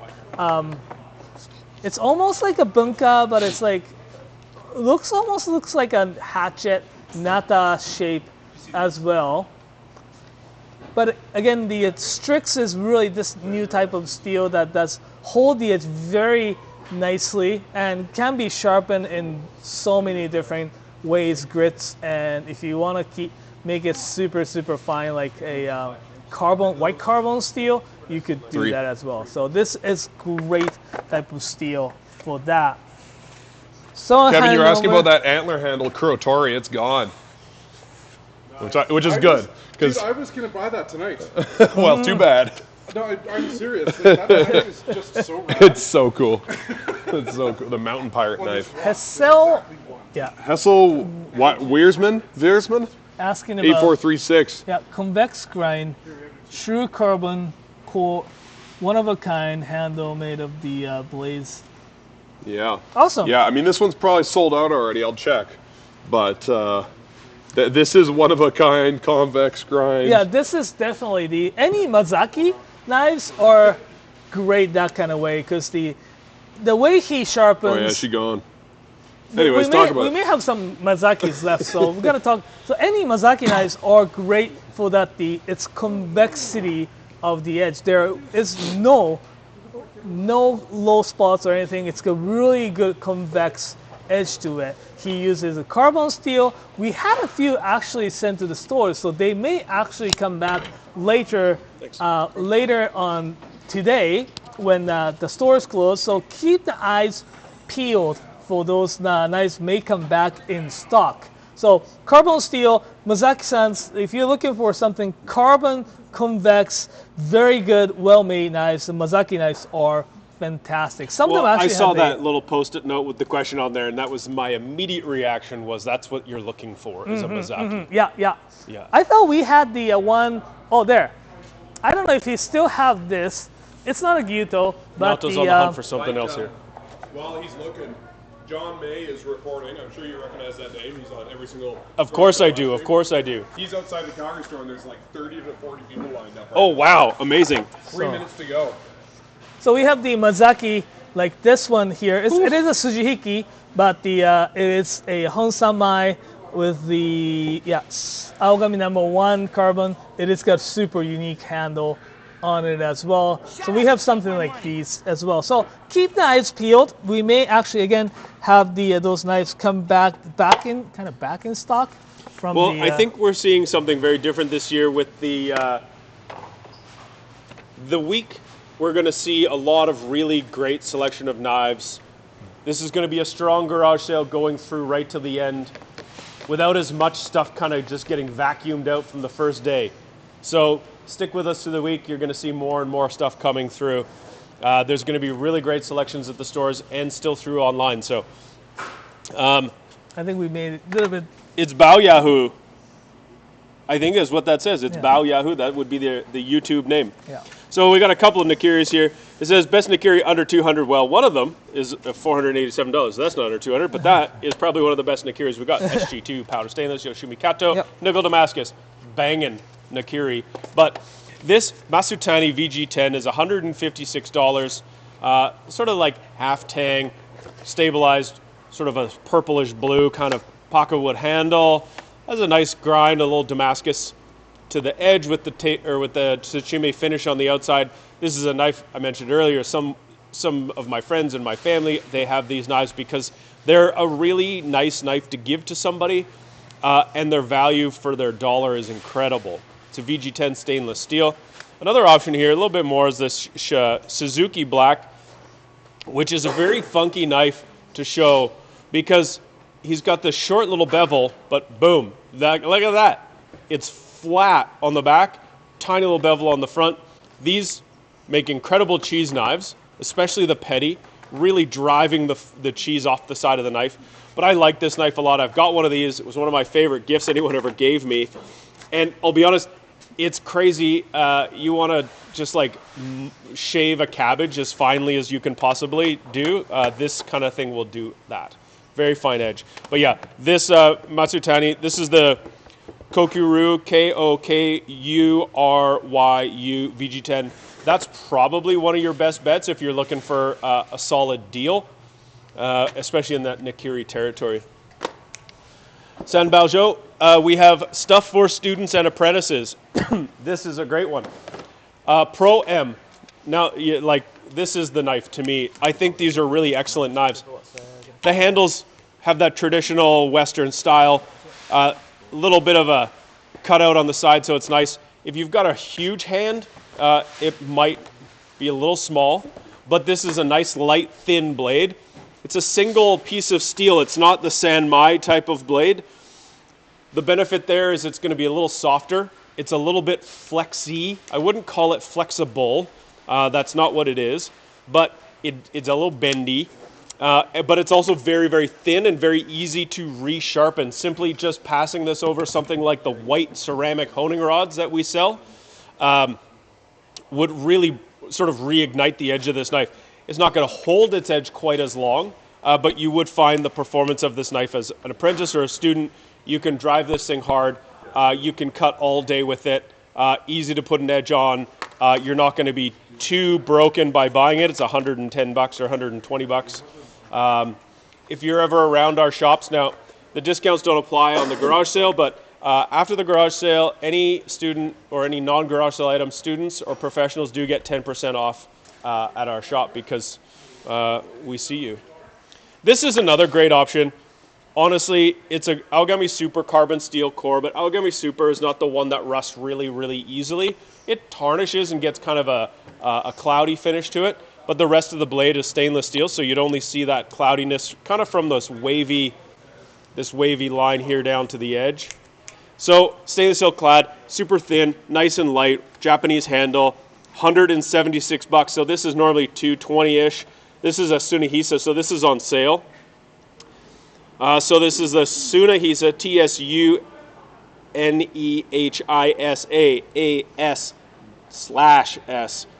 Migaki. Migaki is the polish. It's a word that just means sort of like polished. Everything you want in a knife right here.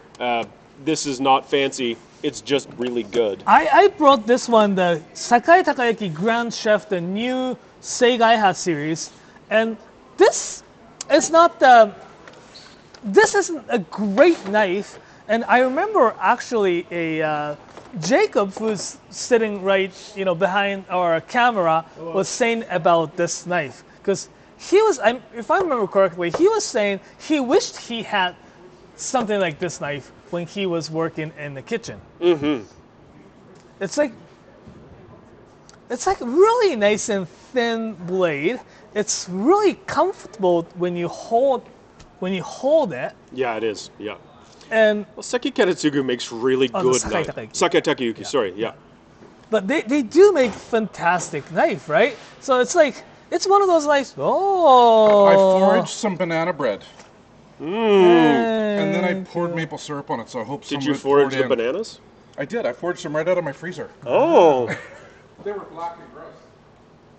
Oh, and then we poured some of Nolan's wiener water on it. His wiener water. I don't know if he got caught on the microphone, but yes, we got the some foraged banana bread. But I think it's. I know it is a bit of an investment, right, than the other knives that we showed, but I think it's gonna be a It's one of those knives that changes the color when it gets warmer. The way that they work on. It's super, and like to Naoto's point, when you're younger, it's obviously there's possibly a budget to work with, but you can always buy a knife that you can afford, and then you can upgrade later, or you can buy the knife that you would upgrade to. Yeah. And I have every knife I've ever bought, with the exception of one, which I lent to somebody. However, I'll get it back to you one day. I've got my both my Victorinox chef's knife that I bought when I went to cooking school. I have the Wusthof knife that I bought after I became a chef, and they're still around. They still work, but so you could. So what I'm trying to say is you can buy one that you want as well as it will last forever. Okay. There is a let's bring actually takobiki. Okay, so the DJ Severa would ask using the takobiki as a carving knife, So let's talk about what the takobiki is, and the we do have other takobiki like this too. The slight difference is, and talk about that. So in takobiki is a shape with the tip carved up like this.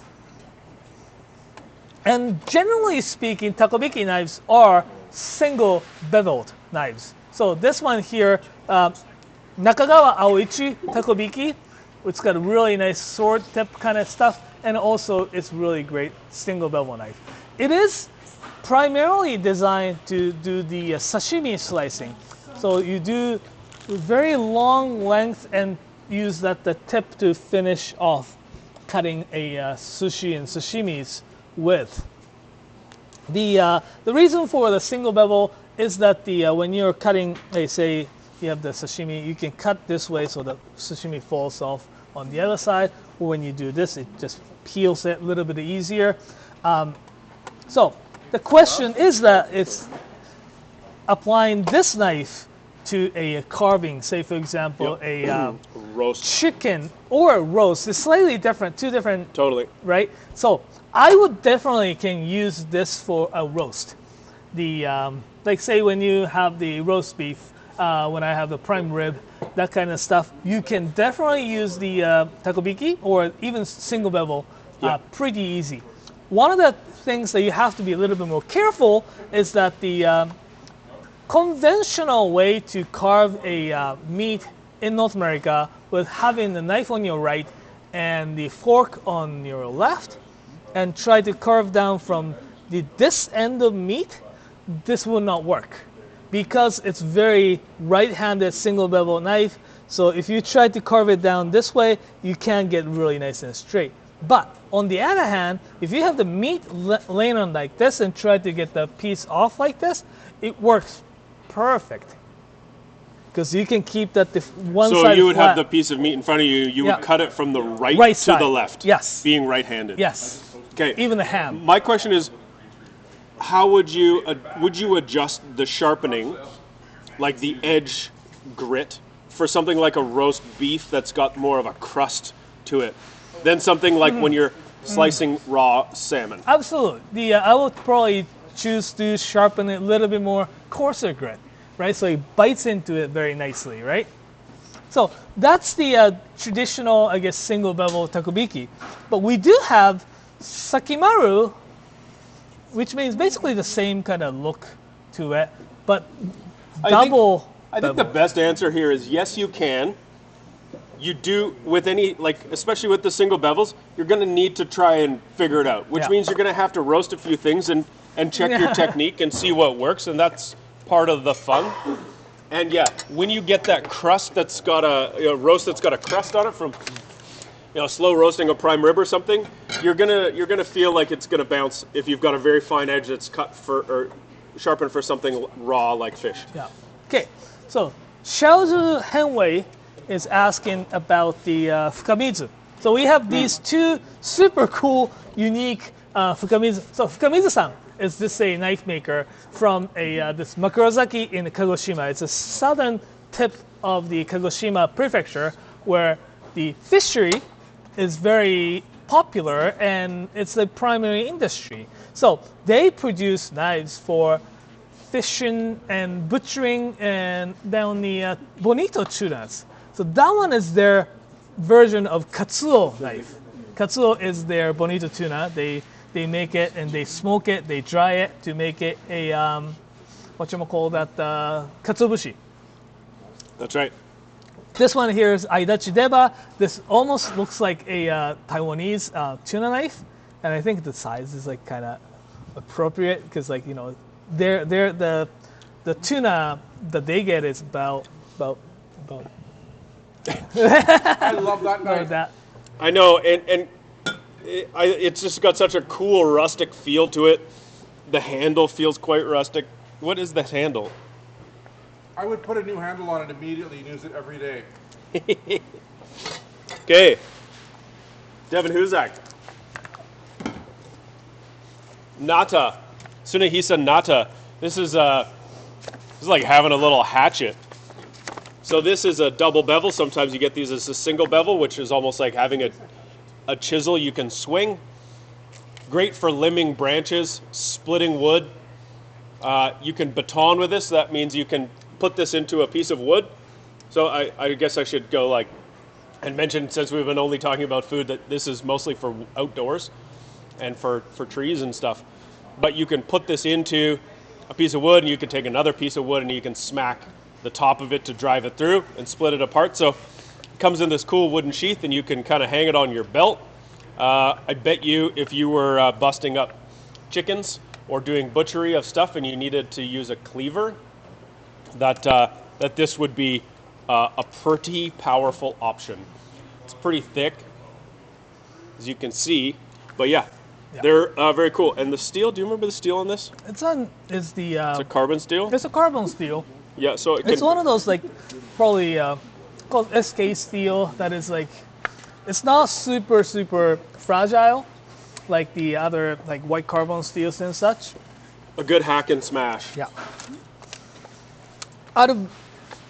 Alvaro Diaz is asking, nice to get if you already have a gyuto, and I think these are really great. Sure, yeah. So gyuto is a chef's knife, right? The one knife that's pretty much everything, or one chef's knife probably does 90% jobs in the kitchen. Yeah.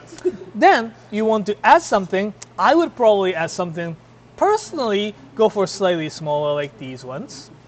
This is my personal choice. I'm probably gonna go for something slightly smaller. This one is Kurotori Ginsan.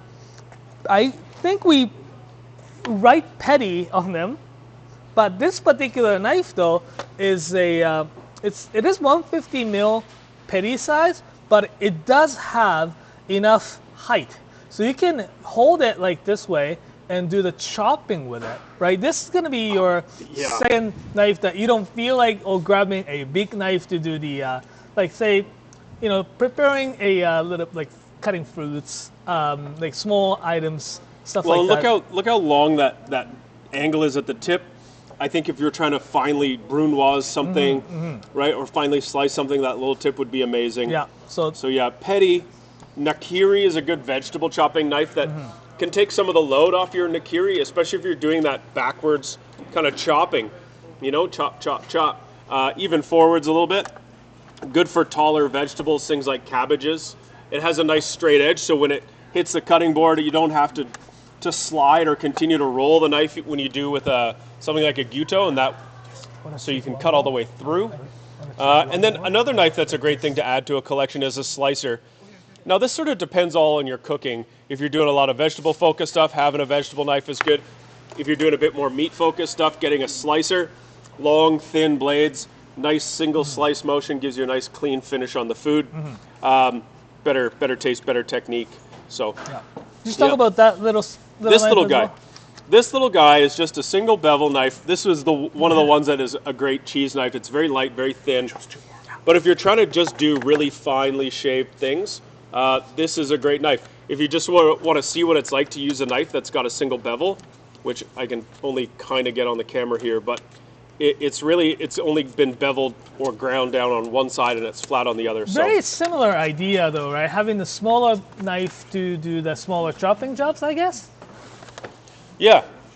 Alrighty. Herbs. So, we got the word from the Kevin Kent about the knives that he wants.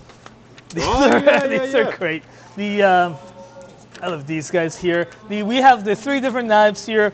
But look at that thing. I know, right? The immediately just catches the Saji-san, talented blacksmith, knife maker. He is always trying to use like new techniques, new shapes. This one is Sakimaru Tsujihiki. It's got a really nice height, like great height to it too. Beautiful red handle. SG2 stainless steel with the beautiful damask. This is really, really good. Well, the height and the weight of that, to me, think carving, think cutting steaks, because the weight would do a lot of the work for you, and that gives you a nice smooth cut, even thickness of your cuts too. Yeah. This one here, of course, right? Cayenne. Makoto Kurosaki Cayenne, which is the VG2, VG10 coreless Damascus in the Clad core. with stainless steel, it's like, yeah. It's so cool. Very, very, very unique Yeah, knife. Yeah. I love how, again, Makoto Kurosaki-san's been choosing the things that no one else has chosen. Last one, not least, but the Grand Chef, the Sakai Takaiki Grand Chef, their new line of knives called Segai-ha, super thin blade, and Grand Chef, it's their kind of signature line, right? So they do get the shapes like 90 mil petty.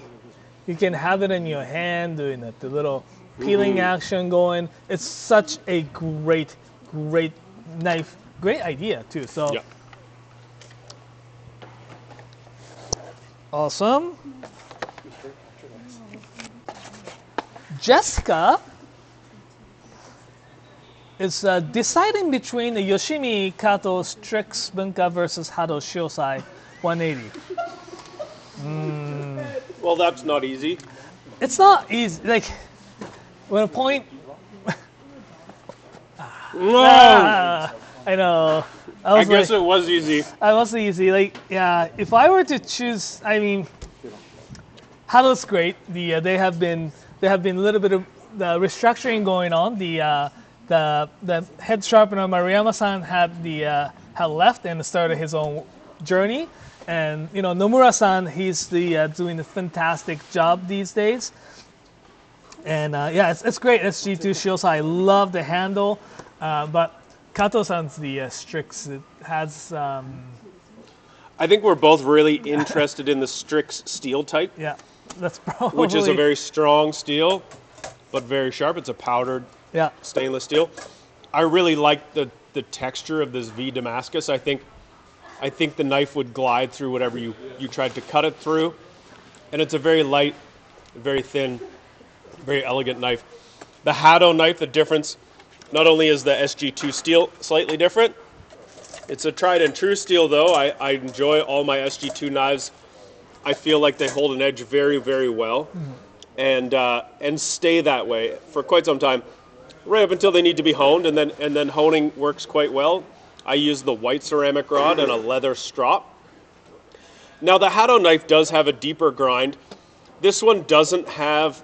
Sometimes you see with Hado knives a lot of the core steel exposed, which does mean delicate. That cladding is there to protect the core steel. So when there's more core steel exposed, it can a little bit more prone to chipping. This one's a little bit thicker though. So as far as a Hado goes in traditional Hado style, this would be a little bit more robust. I don't know. I think, to be honest, they're going to be both really amazing knives. You can pick which one I think looks the best to you. Yeah, absolutely. You could go right down to that of I like this one. That's why. Yeah. Well, it's just time to talk a little bit more about the non-knife stuff. Wait, this, these aren't knives? Oh, it's this got a is a blade. knife? This has got a blade. The cabbage shaver. Yeah. We tried to bring some, like very, very Sorry to be useful. distracting. No. I really want one of those. Mike, Yeah. tell me how awesome that is. Well, look at it. Should I bring you a cabbage? Do you have a cabbage? Will you make me a salad? I love it. Look at Yeah. this thing. Oh my god. It's huge. It would be so good on things like cabbages. Yeah. But not only, right? It is just really a large peeler too. So it is like they sell it as like slicing cabbage really thin, but it is just really. Well, I can really cool. see the appeal. Yeah, and we had their peelers, the smaller one with the carved peeler before, and we sell them regularly. They are great. Those are crazy. I know, like. Those are really, really, really sharp. I mean, we could even try on the carrots. Like, they are so sharp that when you cut slice the peeled carrots. The only reason you know what's actually peeling is because you have to look and see the peel coming off. It's so smooth it doesn't even feel like it's touching. Yeah. It's wild how good those it's are. So shiny, right? Like. Well, I've always loved that Kuhn peeler because how could it get any better? Yeah. And those are really good peelers. Yeah. That's how it gets better. Yeah. Anyway, so we got we brought in some of the Oh, look at that. very useful tools like this one here. It's like the perfect cocktail strainer. Cocktail strainer. I will use it to make it the so-called custard like Yeah. super, yeah. super Yeah. smooth custard. Get the Japanese lumps use them to use the whatchamacallit, the chawanmushi. Oh, I love chawanmushi. So it's like Even after you like strain your broth with Yeah. like a rough strainer. yeah. Give it a little restrainer This will like this that. will get the very Yeah. fine. We have That's amazing. We can be fencing. the, Strike. Is that what we're supposed to say? Masashi's on his way to come get some banana bread, apparently. oh, there you go. He just sent Kevin a text and said, I want some of your banana cake. I'm gonna eat it all if he doesn't hurry up. Hurry up, it's not gonna last long. This comes. Thank you for watching.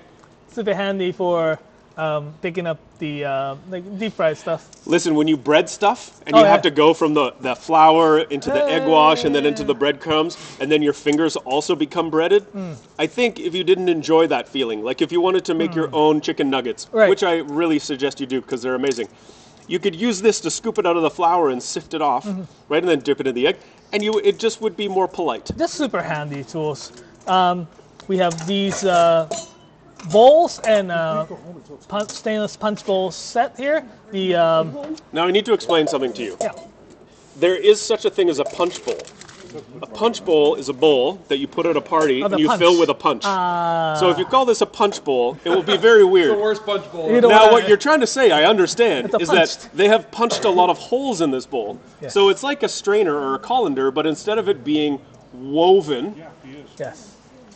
It's a little. Get out of my way. way. instead of being woven like this, which is very good and very effective, but does mean food bits can get in between the little wires.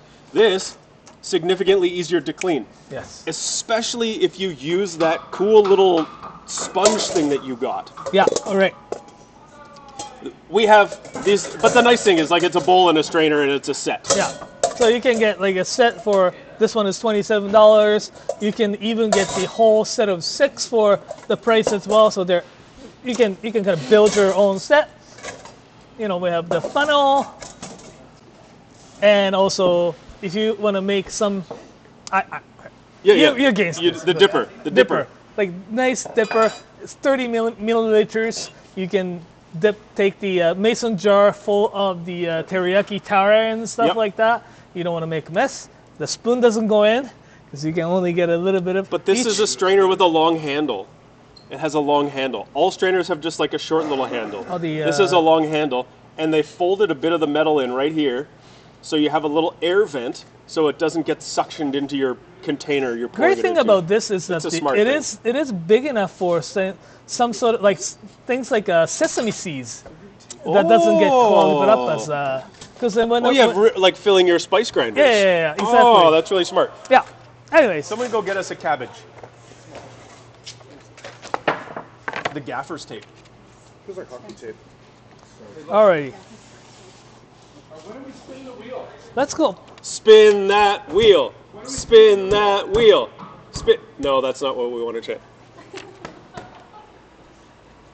Nolan's wiener water drink has been added to the wheel.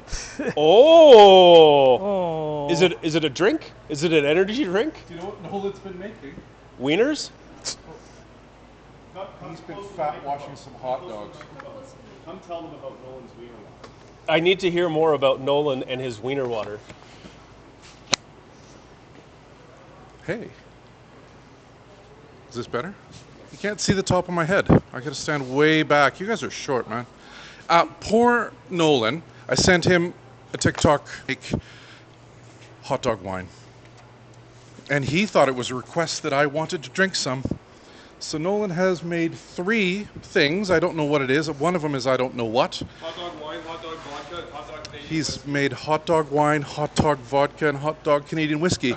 And he really wants us to drink it. And he said nobody gets to go home until I it's think done. He wants you to drink it. He wants me to drink it, totally. So we've added it to the wheel. So if we ever spin the big wheel of fun, Nolan's wiener water drink is on there. And then we all get to have a little shot of wiener washed vodka.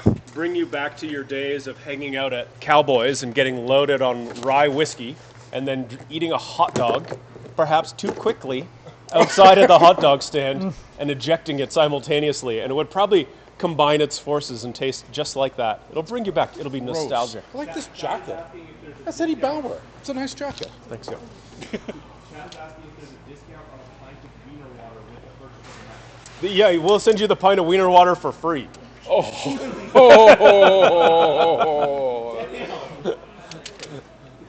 water with perks of every night. Don't you know that you use the wiener water to cook the macaroni to make Kraft dinner?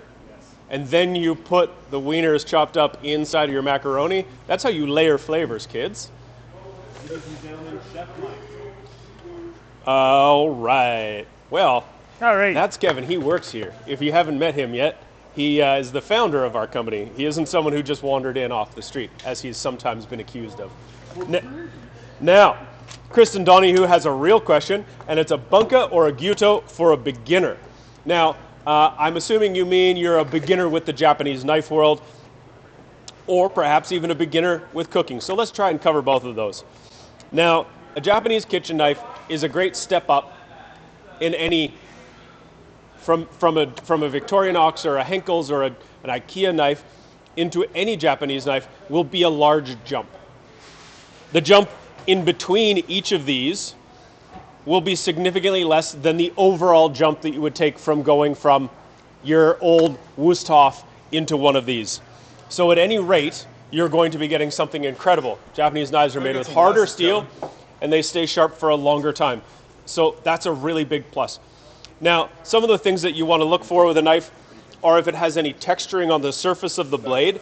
That can help break up the surface tension so the knife will glide through food without binding up. There's a couple different styles of handle, sort of octagonal. These are all octagonal. Some have an oval handle. The octagonal ones tend to give you a bit more of a grip feel. Other than that, the blade steels, if you're a beginner to any of this, a stainless steel type, and you can choose that on our website. There's like a little steel type. Just choose stainless steel. And that makes it really easy, because a carbon steel knife will hold an edge a long time, easy to resharpen. There's a lot of benefits, but it rusts. And that means you as the user, you have to spend a bunch of time not just learning how to cut stuff and figure things out, but you're also trying to chase your knife down and keep it dry so it's, oh God. I just looked at those bottles and I think it's disgusting. Never mind. I'm sorry to get back to you. Kristen? Get a stainless steel gyuto. 210 millimeters or a bunka. Do you reckon you need to shake these before you serve them? Oh, Here. That's on you. Nolan, Kevin's going to drink your wiener water booze now. No, I'm not going to drink Nolan's wiener water booze, but these are the things that Nolan's made for us to drink. I'm terrified. I brought really nice banana bread. Chekhov's gun, man. It's got a... I brought really nice banana bread. Yeah. This is untrue, unpleasant. What's next now, To? What do we got here, buddy? You got this? Here, Nolan, here, talk here. You can explain your drink.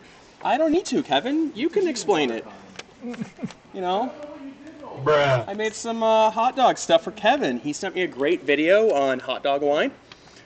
So for a garage sale Monday, I made him a special treat. I made hot dog vodka, hot dog Canadian whiskey, and hot dog wine. And Kevin's going to drink it on the live stream. I think it's pretty great. I got to go back to checking orders and stuff. Nolan, are you supposed to shake them first? Well, you've got the stuff, so... Yeah. The sediment kind of falls to the bottom. It's kind of milky. They're claiming war crimes on you right now, Nolan. They're saying that you committed war crimes. This weekend when I was posting about it. I just feel that this is some kind of elder abuse. I think it's a shame that he wasn't given the Nobel Peace Prize, Kidding. alrighty. Well, I just give what Kevin wants. let's get back to the questions. We have the Westsetch03 is asking about the carbon steel Tsujihiki recommendations. Preferably thin. All good. We have very thin carbon steel core, stainless clad Tsujihiki from the Kusaki-san. Aogami Super stainless clad Kokusen Tsujihiki. This is really, really nice and thin. This gonna do really great job on then that one too. The I have this. oh yeah, I have this knife. I have one that's got a different finish on the outside. It's like the Koishi that got polished. Yeah. I really love it. So this one here is the Yoshimi Kato Aogami Super Stainless Clad Nashiji, the Tsujihiki as well. This one is also really nice and thin. The bevel is really nice and tall, so it's got really good slicing action going. It is a little bit taller than the so like it really comes down to the preference, right? The if you like the little bit more skinnier type of edge, you go for the Kurosaki Kokusen. And like many actually told me about this this shape here, the Echizen, generally speaking, the Echizen style Tsujihiki, I guess, is really nice and tall. So you can use them as more like a gyuto. Use them like a well. gyuto. You can use them for chopping. Yeah. And I've done that with mine too. Yeah. It works pretty good. Yeah. What I would like to say though is that I think carbon steel is an excellent choice for a Tsujihiki. Yep. There's a bit of a toothiness that comes from carbon steel that bites into whatever it is you're about to slice. Also, typically when you're using a slicing knife, you're cutting something like meat. So you're not spending as much time cutting, and you're not dealing with as much acidity, perhaps. Therefore, you're not fighting that tarnish or that rusting factor, and it's quite easy to manage that way. That's why I think a Moritaka Tsujihiki is a really excellent Tsujihiki. Yep. It's full carbon. There's no stainless on the outside. Yep. The one thing that stainless does also do, like we're always talking about the rust factor because that's the thing that's most obvious for most people. Now, another thing that it changes is the bendiness of a knife. The stainless steel is more rigid, or I guess bends back. So you can take a carbon steel knife, a full carbon steel knife, and if you smash a clove of garlic, your knife will come out and it will be curved and stay that way. Now, I'm not suggesting you do that with any of the knives, but for example, with the carbon steel, it's a little bit stronger that way, so laterally it's not as bendy. So you have a little bit more support from the stainless when you have this combination.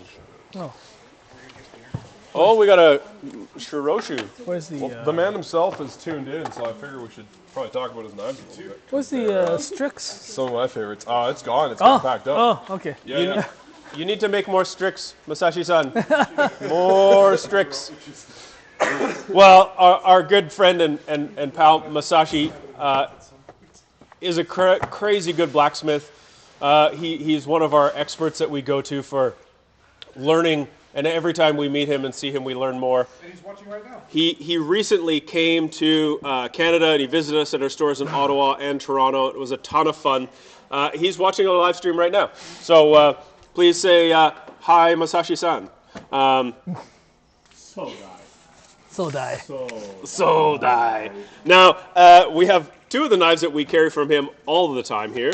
And this is his Kuroshu series, and this is his Shiroshu series, white and black.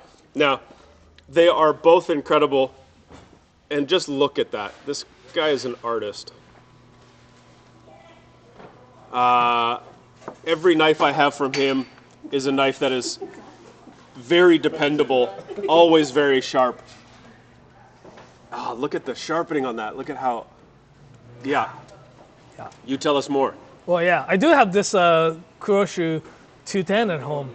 It's incredible, and for some reason it doesn't need that much of sharpening. Yeah. It's crazy. Like every time that's my kind of it sits on my magnet all the time, but it has its own special, I guess, place. Every time I do cook a little bit more special meals and stuff, that's when I actually. Well, I will say one of my favorite memories was being in Japan with Naoto. We were at Masashi's place, and he produced 3 very unique things. One, prosciutto, but it wasn't from Italy. It was from Japan, made out of kurabuta, which is a black pig from Japan.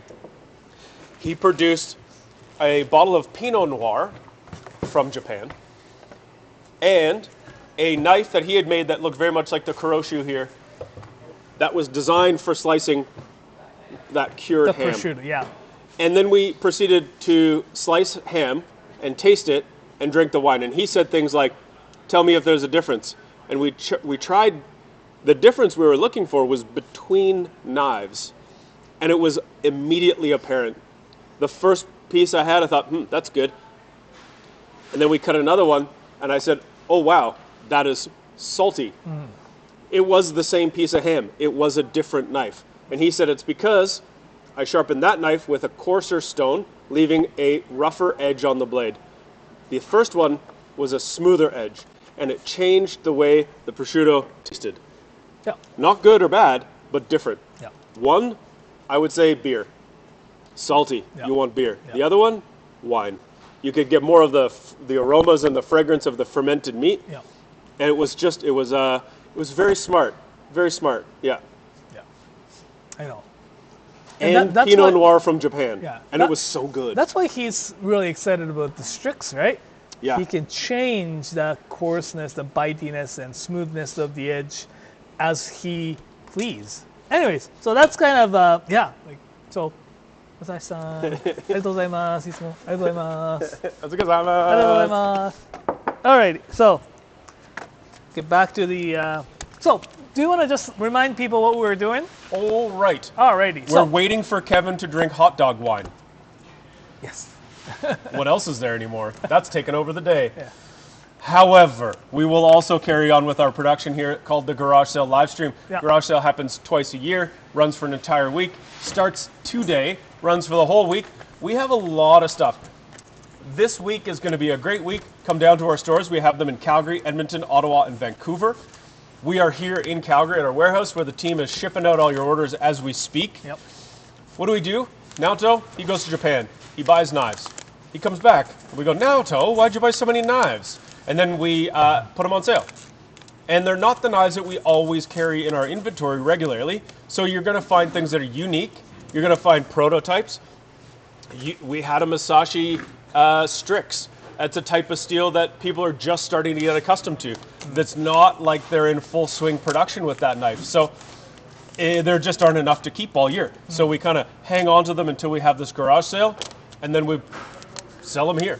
That's the deal. Yes. So good deals all the way through the week, in store and online. Yes. The stores. We have stores in Vancouver, Calgary, Edmonton, Toronto, and Ottawa. And Toronto and Ottawa stores been open for 2.5 hours, and I just checked my clock, and yeah, Edmonton and Calgary stores are open. Yep. The Calgary Vancouver store will be open in about 25 minutes or so. Yeah. The store inventory is separate from the online stores, so they are kind of saved or protected. So they are exclusive to the physical stores. So there are a lot of selections in cool, stores. cool, one of a kind, those kind of stuff. We should remember our American friends who like to join us here. There are tariffs that apply to these knives, and we have those tariffs now on our website. So when you are looking at the price of the object of the knife that you're going to buy, it is included. The tariff is included in the retail price.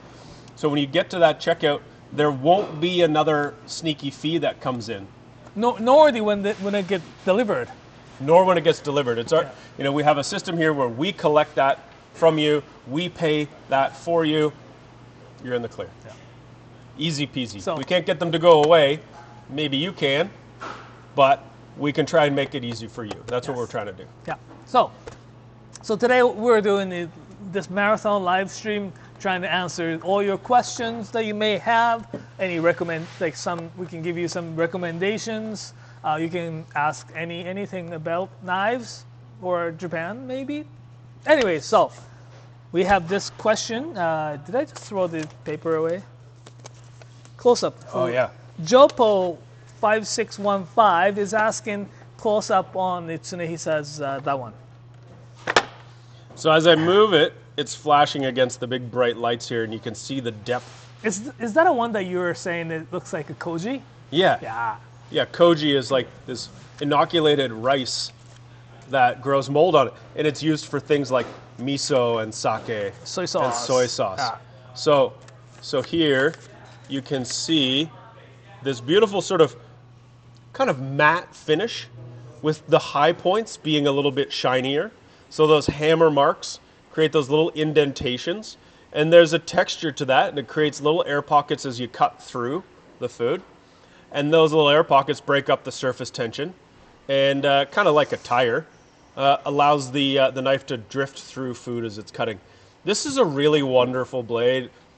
so much value here in my mind because you've got white carbon steel number 1 in the core, and you have the stainless steel cladding on the outside. So you get all that performance of white carbon steel, which is also notoriously very bad for rust, but you've got the stainless on the outside. So you do need to take care of the edge material from that sort of wavy line here. You can see the foggy one down to the edge. Just wipe it dry. You'll be fine. Let it tarnish. You don't want to scrub off that tarnish. You want to scrub off the rust if it's really, really black or orange. But you want to keep the gray cloudy one because that's like a little protective layer. This is a beautiful size and shape of a knife too, this 240. Yeah. You know, honestly, it's really nicely balanced. This knife is $232 after the 20% discount we have on the Sunihisa knives right now. So honestly, this is to me one of the biggest winners here in the sale. If I ever see knives that are under $1 per millimeter, you're looking at a really good deal. The steel type and the combination of steels is a really wicked combination, and it's just a well-made knife. So, what else do I have to tell you? No, Magnolia handle, ox horn, or water buffalo horn ferrule. Yeah, it's they'll beautiful. soften over time, Yeah. right? They'll darken over time. Yeah, it's a super nice knife. Strop it. I think the white and black honing rods we have are great. I often do a combo of a white honing rod, and then I use the leather strop to just get that little refinement on the edge. Really polishes up, and I do notice, especially on stainless steel, or on carbon steel, that polish really, really works. Yeah. We have Sadamasa. Tetsuo, and also Jessica had a question about this particular knife here. So this one here, Sadamasa. I think some of the knives Tetsuo. some of the knives are already been sold, but we do still have probably at the store level. Sadamasa is this knife maker out of the Nagano Prefecture, the young-ish knife maker, blacksmith. He's been like making really, really cool constructed knives here. His Santoku or the Kiritsuke has this one as well. It's got a little bit of concavity here, really big bevel. It cuts weirdly. Like a knife. Yeah, it's great. It was cutting very weirdly. I don't see anyone in the back yet. This one here, and Jessica is asking if this could be used as a boning knife. Yeah. I say gently yes. It is still a petty knife. Like It's not as quite. gentle yes. It's not as quite thick as the boning should be. Bevel probably should be slightly lower in order for for this knife to become a boning knife. So there are a little bit of difference there. I would, for myself, if I were to use, I probably could use them to butcher a chicken. Just This is what I think. What Naoto's talking about, the bevel. If it's a shorter bevel, you'd be able to ride the bone along that ridge, Is that and you'd have like a taken over, margin or- okay. that you'd be able to leave a little bit of meat left on the bone, so you'd be less likely to snag the edge into a bone. You don't really want to do that. Also, one of the things that people do with a Japanese kitchen knife that makes it chip when they're using it on bones is they will put the knife between a joint and they will twist it to pop it apart, like a chicken leg bone or something like that. Yeah. That is a surefire way to chip the edge of a knife. Yeah. So you can slice through a joint, but you don't want to push it in, twist it to pop it apart. or the scraping, right? And I Like, wouldn't scrape wouldn't the bone, the no. meat off the bones either. No. What a view on camera 3 we have here. What can someone tell us what's happening? No. No. We can't see. They can't see his camera right now. There. Just him. Alrighty. Should I put on camera 3? Are you ready? Oh. Hey! Give me that. Ladies and gentlemen, Nathan. What up? It's wheel time. Y'all ready for this? All right. Oh, Let's spin this thing. My eyes. Ooh, all right. it gets Ready? motion sickness. Yay!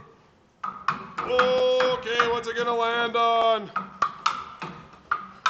Oh, it's a good thing I didn't drink that wiener booze.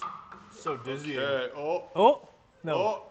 Oh, landed on spin again. All right, let's spin again. Maybe it's going to land on the wiener water and Kevin will have to drink it. I hope so. Kevin! Where's Kevin? Let's go find him. It landed on wiener water. You ready? Stop pointing at yourself. Oh my God. All right, let's go. Oh, Yeah. here's. How's it going? What are you packing, Nolan? Wakui. How about you, Tiff? No, Jean. Whoa, yeah. How about you, Avery? I got a Murata. A Murata. Sweet. Let's go find Kevin. Kevin! Kevin! It's wiener time!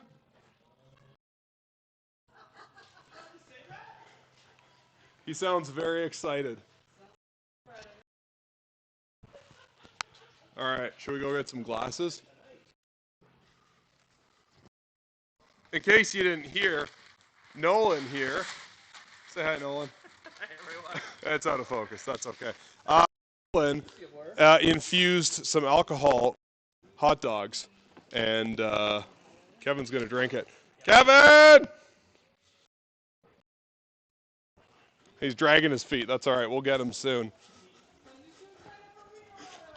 I'm excited.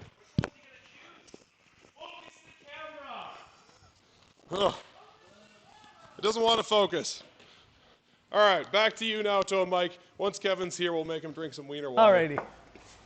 There you go. Put the microphone back. So that was spin the wheel. That was spin the wheel. Spin the wheel. Okay. Well, we're back. I mean, what can Listen. we do? We really just don't want you to think we're professionals. The things we're good at doing are buying knives and packing them and shipping them to you. The rest of it, no. Yeah. Alrighty. Well, let's get back to answering some questions. Kevin's here. It's wiener. It's wiener. Oh, it's wiener time. Guess who's back? Back again. You gotta drink some wiener. water, Wiener's Kevin. back. Tell a friend.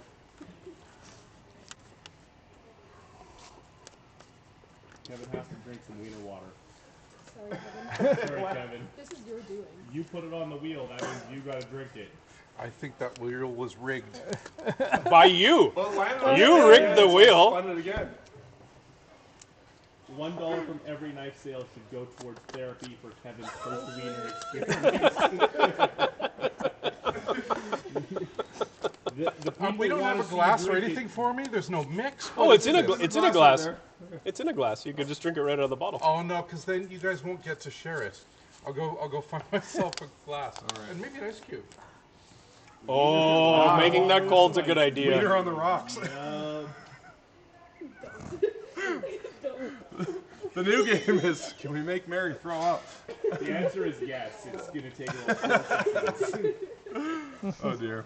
Okay. Why don't we, in the meantime, talk about this Yes. very nice Hado knife? Yeah. So Devin is asking about this really nice Hado knife. This is actually really cool. This is very cool. Unlike the wiener water that's been sitting there. That's cool too. But anyways, this one here is made by a sharpened by Maruyama-san. That's one of his last piece that he sharpened at Hado, as well as a lead sharpener. I guess like he didn't start to finish all that. But also that the blade itself was forged by Yoshikazu Tanaka-san using a very rare, they call it vintage Swedish steel, that was purchased for a Yoshikazu Tanaka-san to forge, and he distributed out to this several different knife companies and sharpeners in that area. And Hado basically had him for quite some times. Sure. Until the last minute, until that Maruyama-san decided to. Here's what I know about this vintage steel, or the old steel. Naoto will know the answer.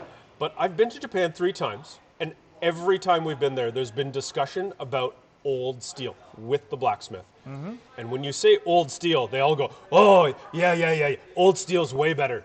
old steel. They all really love the older steel. Why?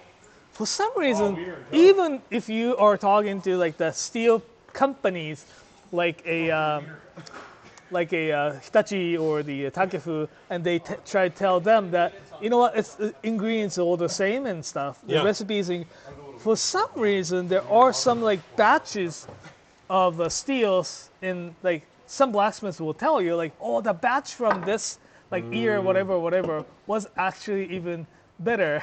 Like, Really? so All right. It's not an exact science. not necessarily, but yeah, the Punk status steel. Yeah, right? So this Hattow's made with that type of steel. It's just legendary, and I think Hattow's knives are legendary. Just look at the grind. They sharpen them. It's crazy. This is a laser beam, and going to be so smooth when you cut with it. yeah. When you say laser beam, what do you mean? Have you ever cut stuff with a laser beam? It goes right through it with zero effort. I have many times. Zero effort. It's like so thin that there's no resistance when you cut with it. It's like Star Wars, right? It's just like you. With the laser swords. Yeah, laser. It's like you swords. start your cut and you think you're halfway through cutting, but then you realize you're already done cutting. It just happens faster than you imagine. It's just like, oh wow, I've cut it already. I didn't even start cutting. So. That's what a laser beam is like. There. So he's back, I think, ready to take the challenge. Take the plunge. Well, I think a hot dog whiskey and Dr. Pepper is Well, yeah. really. So we basically, I've got a glass now with some water. I think we should just do one this time, and then maybe we'll work our way up to more later. So we can do like a straight with like a wiener on the rocks, or maybe a wiener and tonic. Mike, this is your tonic water. It's got your name on it, but I stole it. You can have it, yeah. And then even the worst, I reckon, is the wiener pepper, Dr. Wiener Pepper, because I actually think Dr. Pepper might make me gag just by itself. So what do you guys? Does anybody vote for anything out there? Does anybody have a favorite that we should try? Now that a favorite that Naoto and I should try. What? Let us Mike, know in you the t- what? chat if there's a favorite. drink. Oh, Mike, you should get us another glass with 2 ice cubes in I it. can do that for you for sure. Naoto, we're lined up. What are you hoping for, Naoto? I don't hope for anything. I hope for none of this. For none of this.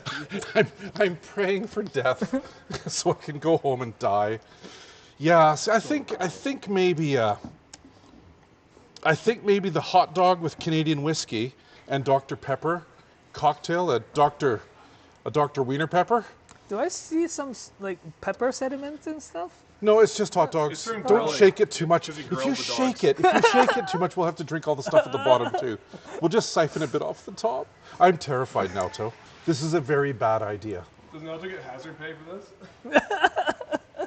Do I get hazard pay for this? You don't get paid at all.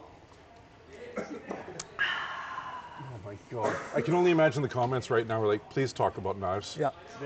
No, they want you to drink it. Which one? What do they want? Treat you real bad. What do they want? Do they want Canadian whiskey? Canadian whiskey and Dr. Pepper? Yeah. We can have a vodka tonic later, I suppose, a wiener tonic. Oh. Oh, Mike's come back. Naoto, we got 2 glasses. Good luck. Good news. Here, give me some Good of news. that. What do you guys reckon? What do you reckon? Canadian whiskey. Here, there's an extra ice cube I here. want to try it straight up. I need to see what. All right, Nathan. Yeah. You want to try some? Okay, we're going to do a... Nathan's going to do a... Add some mustard to it. And maybe a ketchup. We'll do cocktails later. Wiener tails. Maybe a ketchup. So I think we're going to go the Canadian whiskey and a Dr. Pepper, a Dr. Wiener Pepper.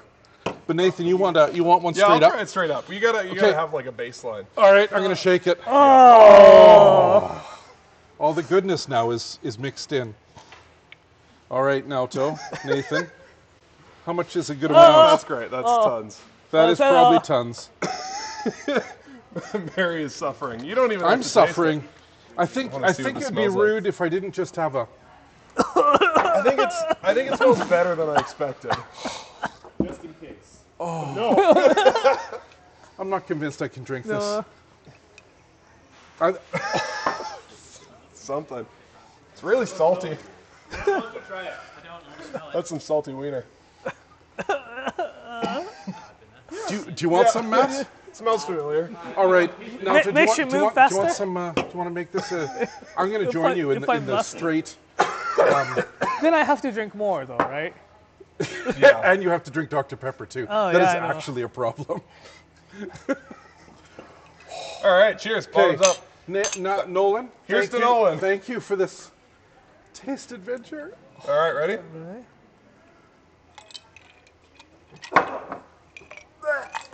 Oh!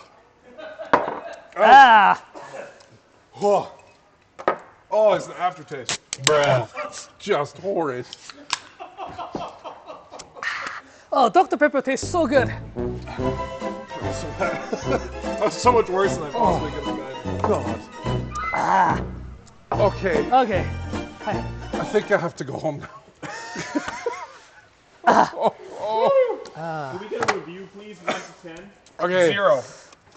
I give it a 0 out of 10. It's, yeah, 0. No, that's not true. Because Nolan made it with love or hatred, I can't tell.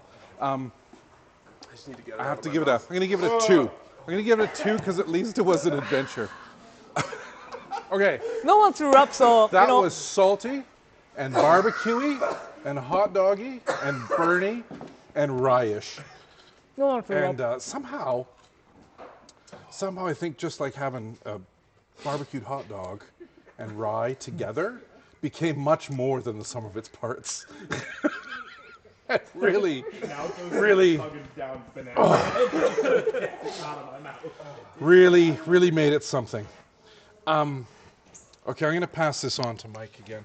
Mike, thank you for that. That was delightful. I'll take over. Hey, Mike, are you enjoying your non-drinking days? I've never been so happy that I quit drinking than right now. I'm not one to shy away from a bet or a dare. However, They're saying this might need to be a new tradition. oh, I suspect, yeah. Yeah. So, no. Mike's like, yeah, that sounds great. Back to our regularly scheduled programming. Weecho3 wants to know more about Moritaka or Yoshimi I'll bring Kato you a Tsujihiki. Moritaka. Both of these are Yoshimi Katos. Ogami Super Stainless. SG2. Mike? Oh, yes. I didn't drink any, but I brought some black licorice. Nathan, black licorice. That'll make it all go away. The difference between a Kato and a Moritaka, aside from the obvious steel type things, is just some of the geometry. The Moritaka has a shorter bevel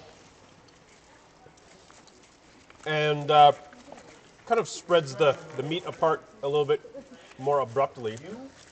Also has a lot of hammer texture, so it's not going to stick. I use Moritaka slicers a lot. I have essentially this slicer as well.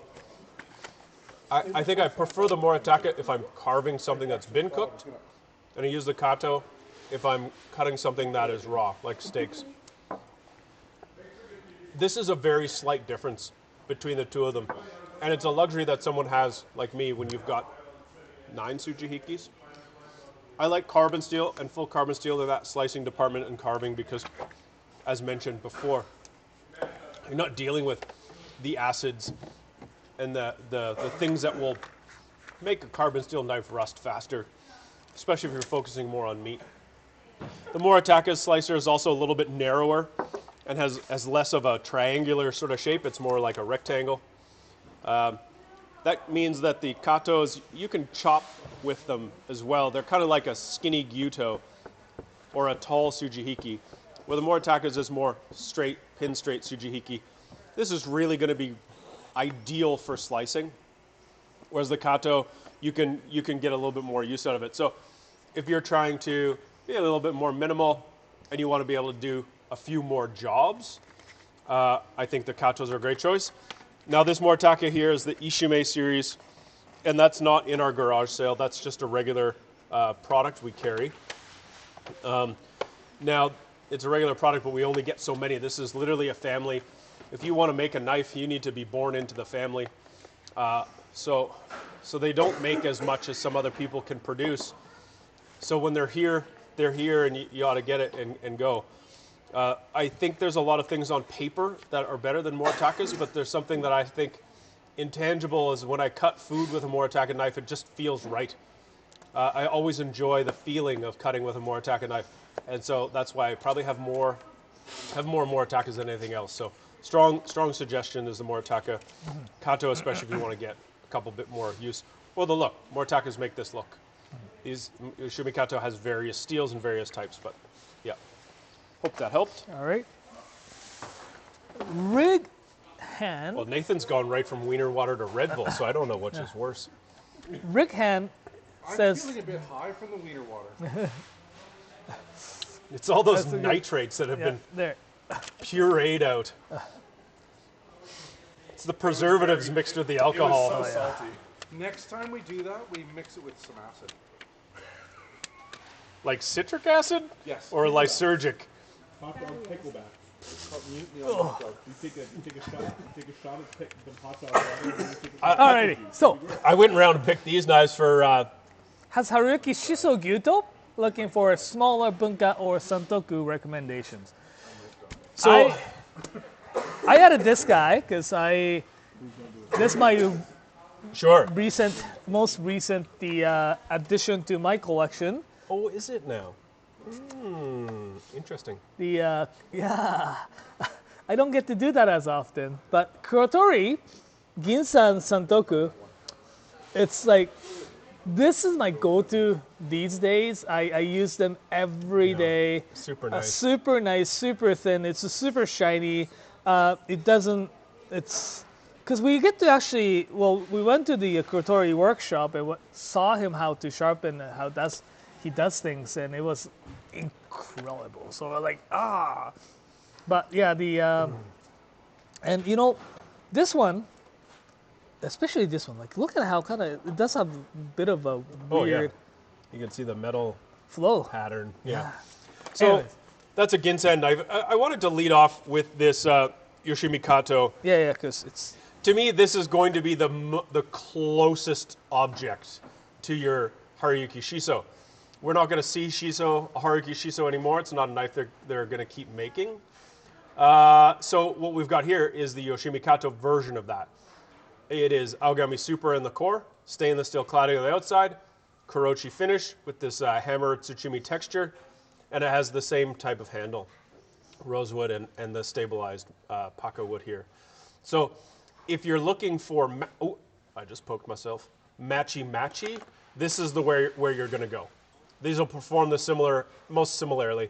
Now the grind on this is going to be finer than your Haruyuki. The bevel's a little taller, it's a little skinnier, a little bit higher performing, a little bit more delicate. However, absolutely incredible knife.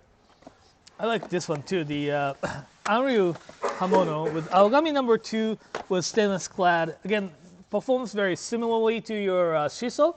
It's not a super, but it's still a great steel Aogami number 2.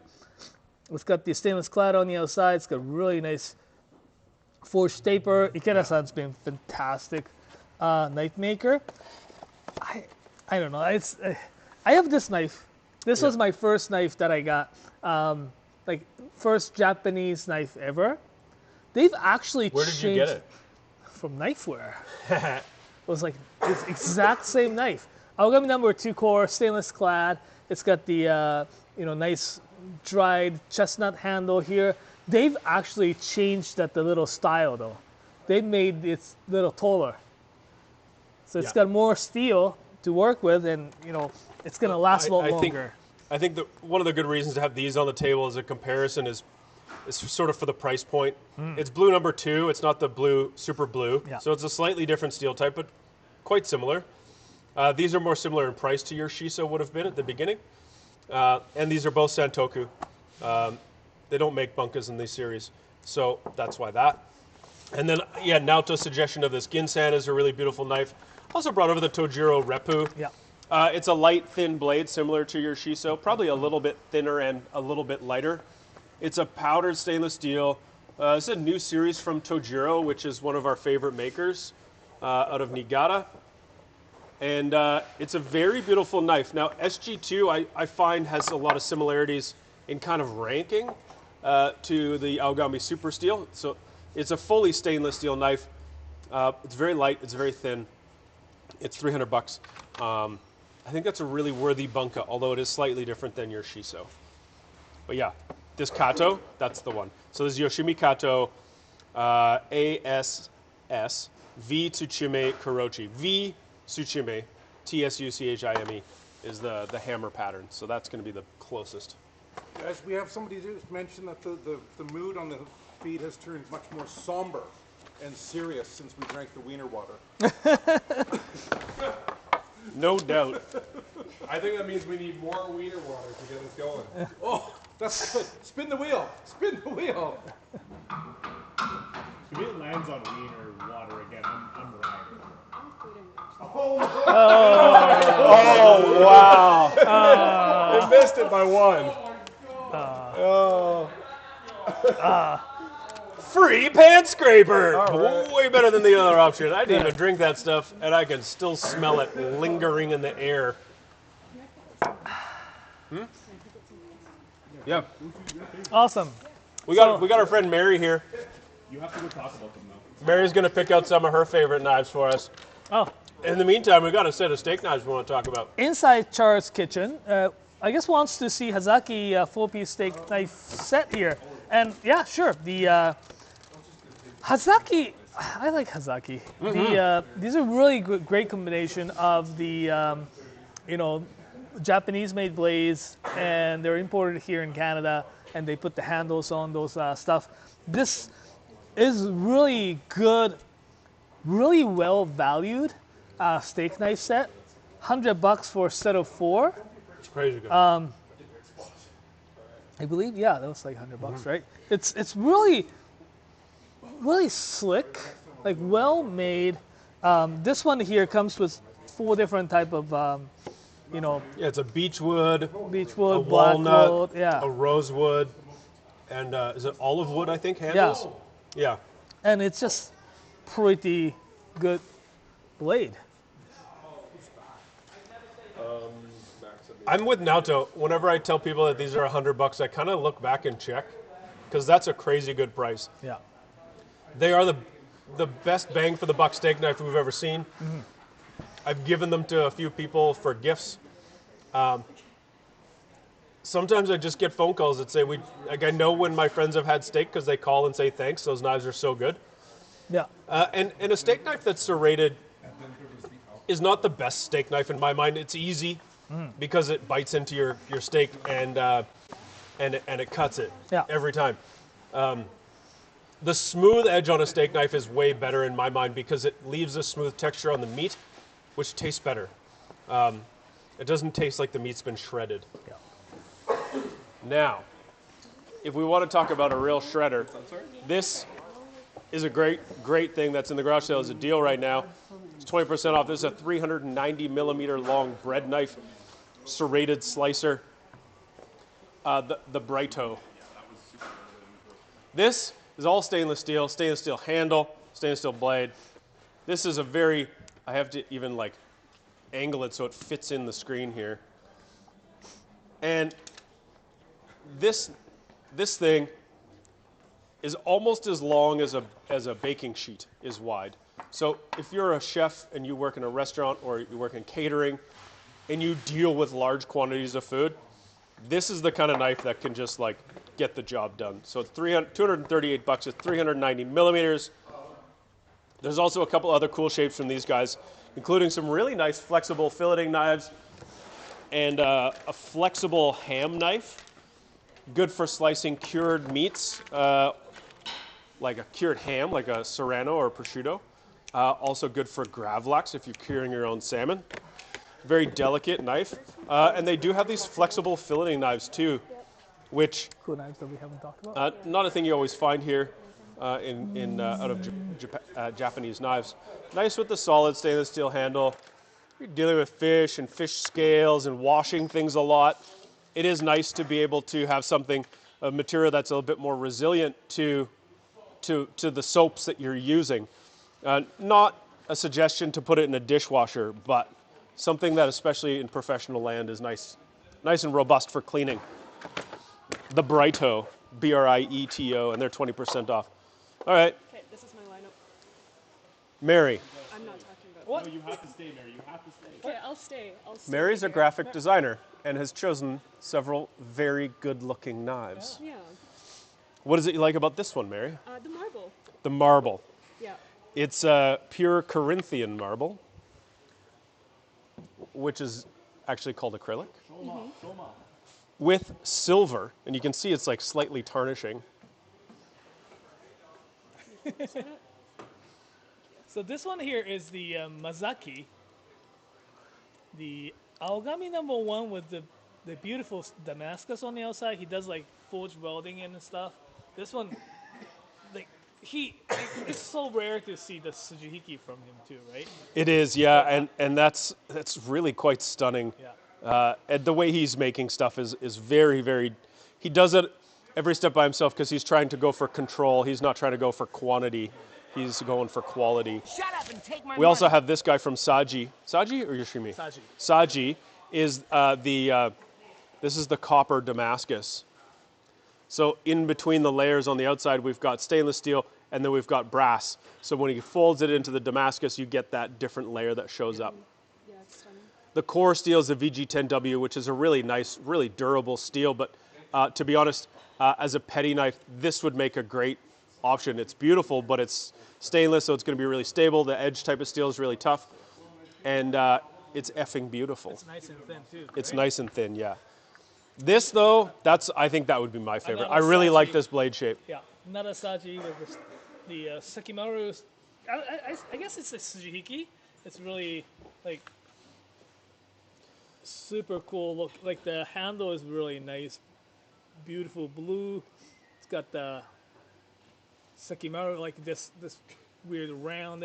You can carve it down with these like great carving knife, like smaller.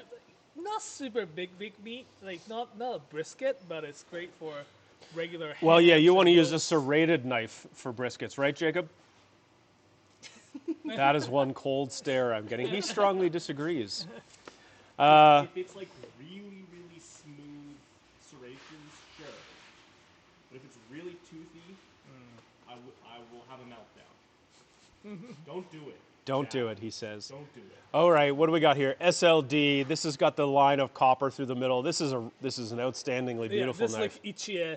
It's beautiful. It's got a copper. It's hammer pattern. This one here, we get them. We may not see them ever again. It's really nice and thin blade though. It's I am very delighted. It is pretty, and as well it's probably Well, and the functions SLD very steel will kind of tarnish a little bit. It'll be a little foggy, so this knife will change in time. Well. No, actually, gonna look. Okay, really so the good. last one here. Why do you like that one, Mary? I really like the color. You like the color. Mary likes the It's color. kind of the only reason I picked these out. They're just really, really pretty to look at. Yeah. Yeah. Yeah, well, and the Hado knife is super high performance, really tall, thin. That's a Kobunka. Yeah. That's a shape of knife you can, you use too much at home. If you're not cooking for a ton of people, sometimes you just need a knife to cut something, because you're gonna, cook something and eat it, and that's it, right? Like you don't need to be doing a lot, and a Kobunka can really do a great job. Yeah. Also, sometimes some people are not comfortable, whether they're, personally not comfortable with, or their space isn't big enough for a longer knife. This gives you that height so you can chop with it. Yeah. Awesome. Okay, Yeah. thanks, Ray. Thank you. Well, Naoto, why don't we just get back to... let's remind. we've really kind of gone off... on a tangent here. Yeah. Things are falling apart. So we better get back to center here and Yes. tell you what is garage sale. Alrighty. What is garage sale? Is that just going to stay up there the whole time? Yeah, we're just going to leave it there now. So, So- garage sale is... we are not selling garages. No. We are not in a garage. We are not selling old Tupperware. We are not selling records or old clocks or spoons from your favorite town in Saskatchewan. We're selling kitchen knives. This is the, we're Knifewear. We specialize in Japanese kitchen knives. This is our exciting semi-annual event. We call it the garage sale. Every time, we go to Japan quite often to see makers, blacksmiths, sharpeners. Sometimes we find the, people who we've never met. Yeah. There are still a lot of blacksmith knife makers. No stone left unturned here around at in Knifewear. Japan, right? So Yeah. we go say hi sometimes, or try to reconnect with the people who we've been dealing with for quite some times, and asking, hey, what's new with you? Like we have the new knife from Yoshimi Kato with the Strix and all the such, right? Yeah. So we get those knives and do this semi-annual event. They go on the website and stores twice a year. We have also stores, as I Calgary, mentioned. Edmonton, Ottawa, Vancouver, Toronto. I think Vancouver still just opened. It would have just opened, 15 Yes. minutes ago. So we have our stores. This is all laid out, like as you see behind us with all these knives on a table. That's what the stores look like today, and that's what they're going to look like all through the week. Today is really the big day, but it carries on throughout the whole week, so it doesn't matter if you made it down today or not. Head into one of the stores and check out what they've got. We do run this online for the whole week as well, and it's a great time to start off some Christmas shopping, get a few deals, get yourself something you know you're going to like for Christmas, wrap it up, put it under the tree, and be surprised when you open it.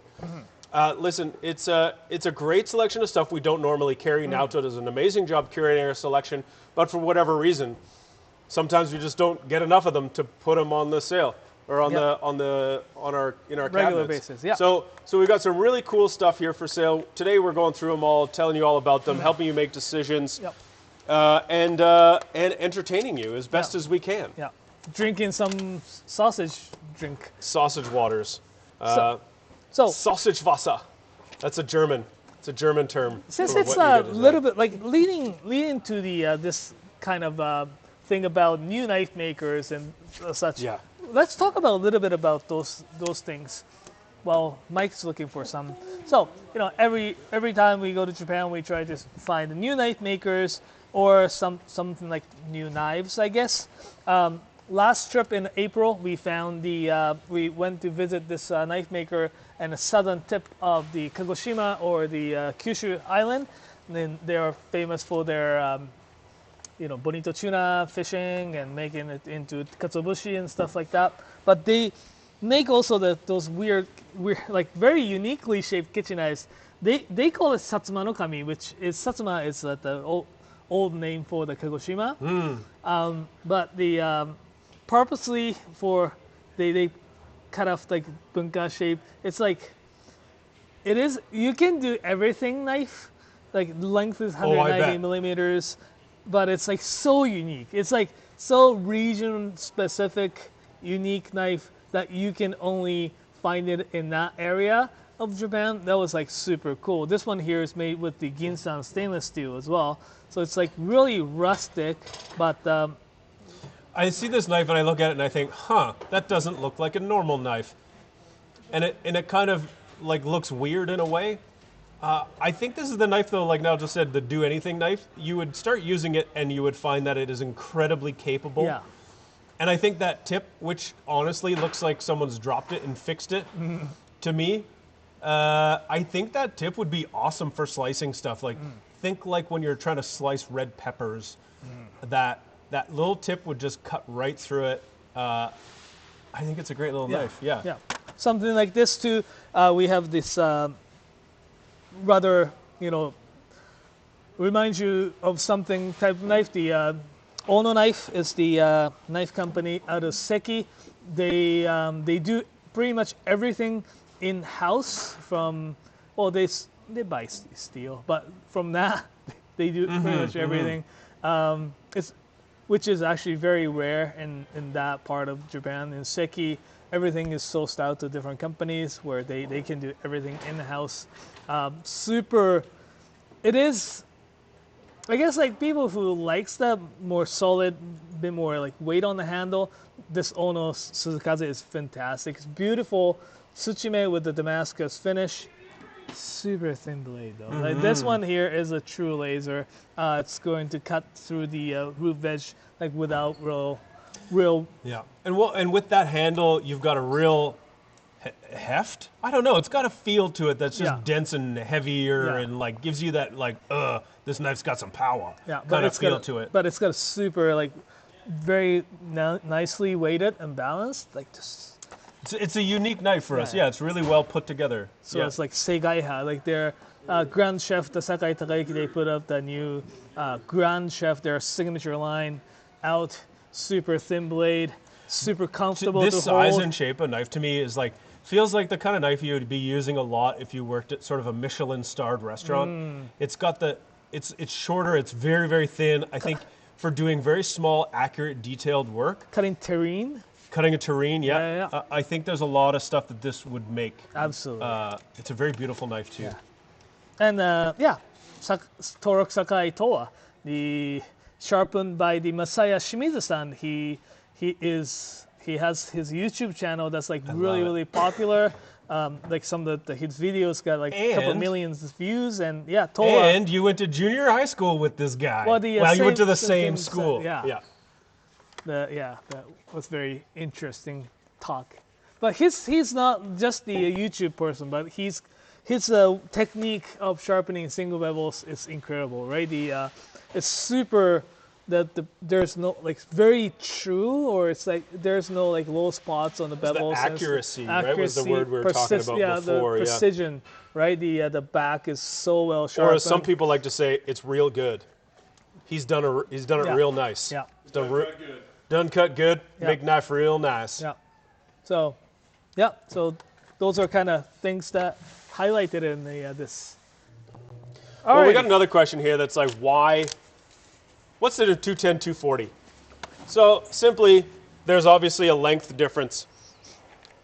The bigger knife I find in a 240, when I'm cutting a bunch of stuff, sometimes I like to make big batches of things and I freeze them, like soups or stews. You're going to make a big bunch of bourguignon or whatever, something, minestrone soup. So I'm going to cut a lot. I will pull out a 240 mil knife because it will be very easy. The longer blade, I don't use the whole length, but I'm using 3/4 of it. When it's longer, I can cut more stuff at one time and still remain more or less accurate. And just the mass of it and the length of it, it just makes cutting through those things easier. And a 240 is a bigger knife. When I went to cooking school, we had a 10-inch chef's knife, and that was the #1 tool for any number of years. I became very comfortable using that kind of knife, and I can use it to brunoise a shallot or cut a salmon. And I just think, to me, if you can get comfortable with a knife this big, you will find its use, and it's everything. It can do everything, and it just makes it easier. Now, an 8-inch or a 210 millimeter Gyuto, same dimension, same shape, same sort of geometry and purpose. It's just shorter. It's a little shorter, and so you lose a bit of that mass that you can use to cut through the food. But it's being a little bit more compact can be better fit for your space, because let's be honest, if your kitchen counter is limited and your cutting board is smaller than your knife, you might not necessarily get all of those advantages. So using something that you're comfortable holding is going to be key here. But I do feel like, I'm not an engineer here, so I don't know if this is the right term, but I feel like you get a mechanical advantage by having the bigger knife. Like, it's just bigger knife cut better. And even if it's something that's not necessarily larger, like, sure, it does make easier to cut a watermelon or something large, but even something dense, like beets, fresh beets that are really, really hard, or a big onion that's really hard, a 240 Gyuto will go through that easily. If you're looking for a little bit more precision, 210 millimeter can be a little easier to control because it's a little shorter. You can kind of choke up on it, especially if you don't have thousands or tens of thousands of hours cutting. And it can really get you where you're going. I use a 210 most of the time at home because it's just convenient to grab. And it's really a good size of knife to build your set around this 210. So, yeah. There, I hope that answers your question. So apparently going for a commercial break. Sweet. I thought you said we were. Commercial break? Commercial break. That's what I heard.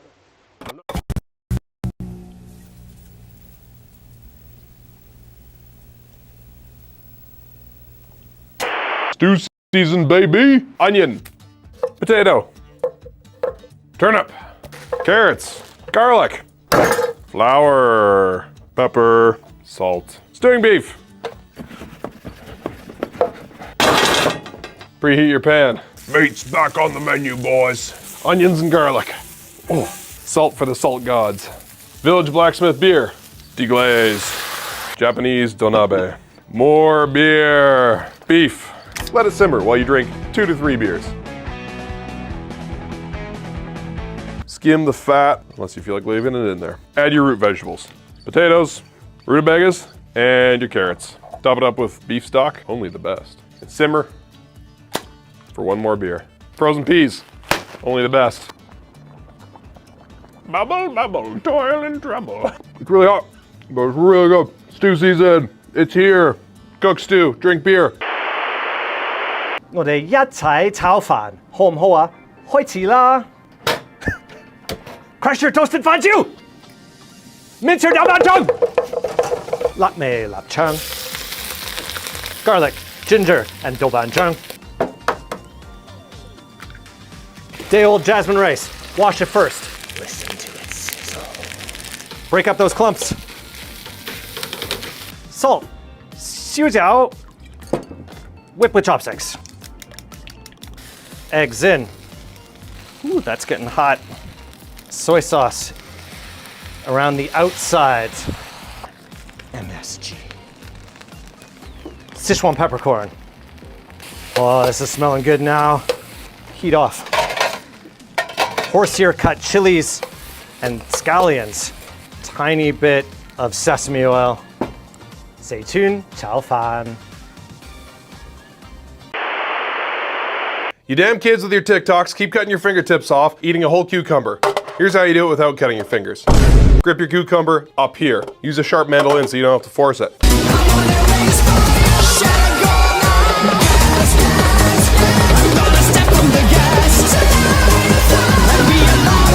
Once you get near the tip, go slow, take your time. And then just get rid of this. Soy sauce. Rice vinegar. Wow. Sesame oil. Yeah, boy. Salt. Laogan ma, lots. Black sesame, MSG, obviously. Don't breathe this. It's fucking good. Stop cutting your fingers, please. This cutting board is super dry and needs some care. This is Clapham's salad bowl blend. We're gonna slap a bunch of that on here. Give it a great massage. All 6 sides. It needs a nice even coat everywhere we lather, slather, slop, slip, slap. Be kind to your bottoms. Leave it overnight, wipe off the excess, and you're good to go. It's International Hot Dog Day. Let's make the Knifewear dog. Costco glizzies.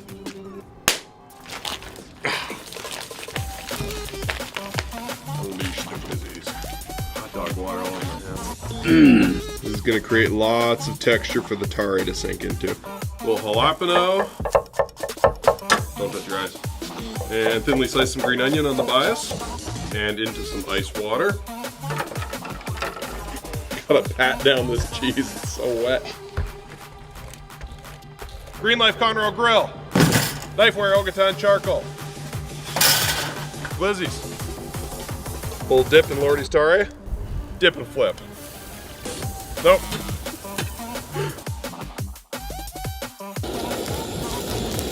A little bit of the good stuff. A little Knifewear Togarashi.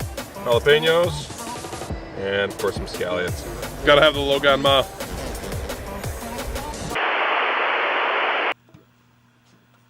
We just got these beautiful new donabe in from Japan. I'm gonna cook some food in this guy and tell you all about what donabe are, how they work. Got some ingredients here, let's get cooking. If you've never seen one before, a donabe is a traditional Japanese clay pot. And the name translates to, you guessed it, clay pot. They're used these days in Japan for making hot pot or for just cooking rice in, but it's a great dish to cook around communally. I like to break mine out when I've got family or friends coming over, folks that I want to sit around a nice steaming bowl of delicious soup with and share a tasty meal with. Today I'm keeping the flavors pretty simple. I'm just making some dashi with some bonito flakes and some kombu. I'm going to use a little sake, a little soy sauce in there. I've got some lotus root that's going to go in there, some cabbage, some chicken, some mushrooms. Again, just keeping the flavors nice and light and simple and letting the ingredients shine for themselves. I've even got fresh, locally made noodles, but you can use dried ones as well, and they're great. It may be warming up outside, but donabe is especially nice to cook with in the fall, winter, and even the early spring when it's cold outside.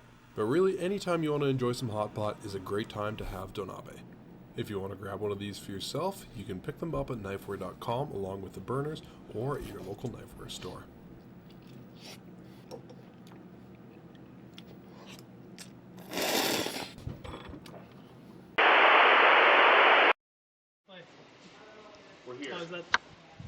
Are you gonna join me? And we're back. We're back. Hey, welcome to Nathan's Cocktail Hour.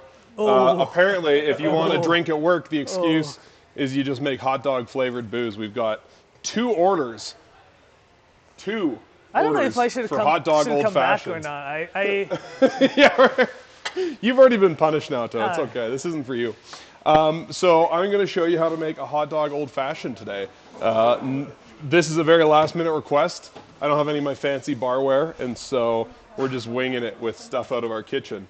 Apparently it's don't refill the ice cube tray day, because that's all we have for ice. And so this is going to be a very warm hot dog old fashioned, Jacob. Yeah. All right, can we switch to camera 2, please? Yeah, there we go. That's quick. This new guy's good. All right, so we're going to start with some French's. Classic yellow mustard, made in Canada. And we're just going to get some of that on our plate there. Do you have a microphone now, though? We're going to start by rimming both of our glasses. I'll just take this. Oh, there we go. It's like you want like a good coating like that. This is. And then we're going to dip it in our Hawkins cheesies, which we've kind of broken up ahead of time. I'd like to say that I regret my order already. I regret this. You didn't regret it when you made it? Well, I was like, you know, he's just going to make a regular old-fashioned, but with just like some hot dog drink. No. Instead, he's going all out with the French's mustard and some Hawkins cheesies. Yeah. This is like real hot dog. I love the smell of French's in the morning. Smells like victory. Hold on. Give it a sniff. Oh, yeah. All right, so we're going to start. We've got just some Keep It Simple orange-flavored cocktail syrup. So we're going to put a nice squeeze of that into the bottom of the cup there. This is going to offset the saltiness from the hot dogs. And we've got some good old-fashioned Peychaud's aromatic cocktail bitters. So I think this is the only non-Canadian product going in here. I'm going to go heavy on the bitters. You know, really want to cut through that. How's that combination smell there, Jacob? Okay. And I don't have a cocktail jigger, but I do have some Knifewear measuring cups. And conveniently, a quarter cup measure is the same as 2 ounces. So we're going to go for a full strength old fashioned here. Full strength hot dog old fashioned. Make sure you give your hot dog whiskey a good shake before you add it to your cocktail. Matt, we're getting our cocktails right now, so each cup. Ooh, that second one's almost really ready. Got some solids in it. I want the one without the solids. Okay, you want that one on the right.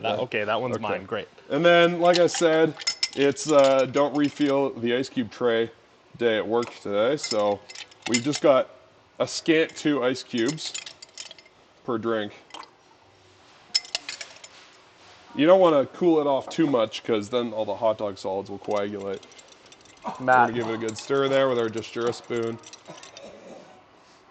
Oh, you think you have it bad behind the camera. I'm standing directly above this abomination. I'm about to drink it. All right, where's Matt? Matt is on his way over right now. All right. Who's Matt? Matt is our warehouse manager. This is the very first cocktail off my new pop-up concept. I call it the microphone. I'm joining you on this. That's yeah. So kind of you. All right, can we switch back to camera 1? There we go. That one's yours. There you go. All right, lovely. I call this the cold dog. Oh, I thought it was going to be something Limp Bizkit. Enjoy. Something Limp Bizkit. Cheers. Matt's serious about this.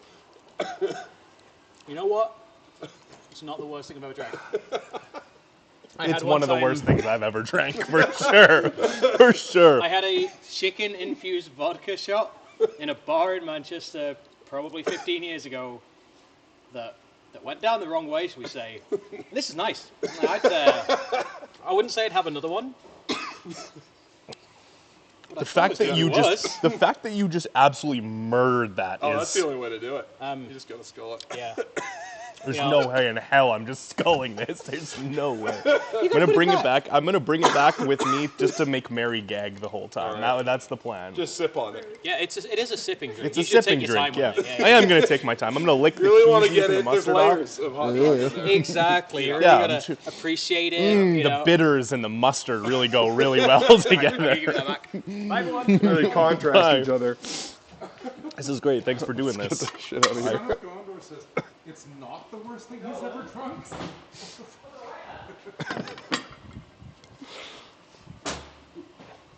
All right, Nolan's Hot Dog Distillery opening in 2026. It's not that bad, actually. I imagine that the cocktail itself is actually better than the...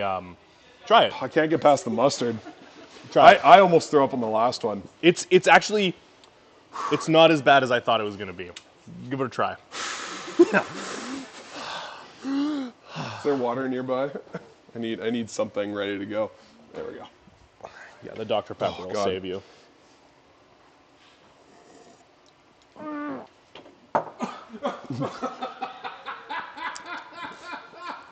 You're full of shit. Oh, It's not that bad. It's not that bad.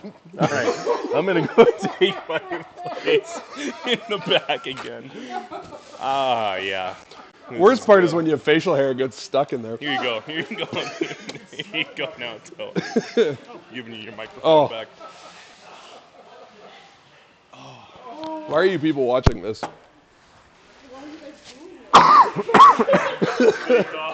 I don't know.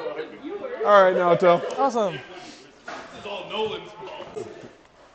Well, hopefully All right. everyone's enjoyed Ugh. and been crusty mustard out of entertained. here. To do this at 11:30 when people are sitting down to lunch, have you at least, at long last, no sense of decency, sirs? Oh, we never had any to begin with.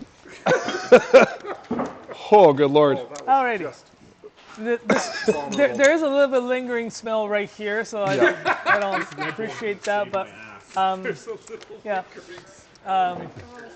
Well, let's get back to the program. Yeah. What are we doing today? We're here for the Knifewear Fall Garage Sale. Yes, the semi-annual event that we run. Yeah. We go to Japan. We get some cool, some of the one-offs, some of the new the creations, including something like this one that I was gonna just talk about really quick. Sweet. But we have stores in Vancouver, Calgary, Edmonton, Ottawa, and Toronto. All stores are now open, so Nice. go check them out because they have their own unique selection of the knives and items there. So go check them out. A lot of good stuff in store. Yeah, this time. And the sale runs all week long, online and in store. So that's knifewear.com. There's a link down below, as well as Calgary, Edmonton, Ottawa, Vancouver, and Toronto. A lot of the coolest stuff goes right away, but there are really great deals and really cool knives to be had all week long. So you can check it out later, and there'll still be a lot of really good stuff. Yep. And if you missed out on something this morning, there are a lot of knives in store, some of which won't sell today, and they go online tonight. So if you log back on the website this evening, there will be a bunch of new stock added that's from the stores. Yeah. So that will be available later on in the day. Now to tell us about this Yogiri knife. So we had this Kenan was asking about this knife, and this is incredible. We did have another knife that was made by the Hado, which was their Kuzila line. It's very similar to Kuzila, but instead of Kuzila, this one, the Aogami #1, this one, the core, they use a Aogami Super. So super blue carbon steel core, and stainless steel Damascus on the outside.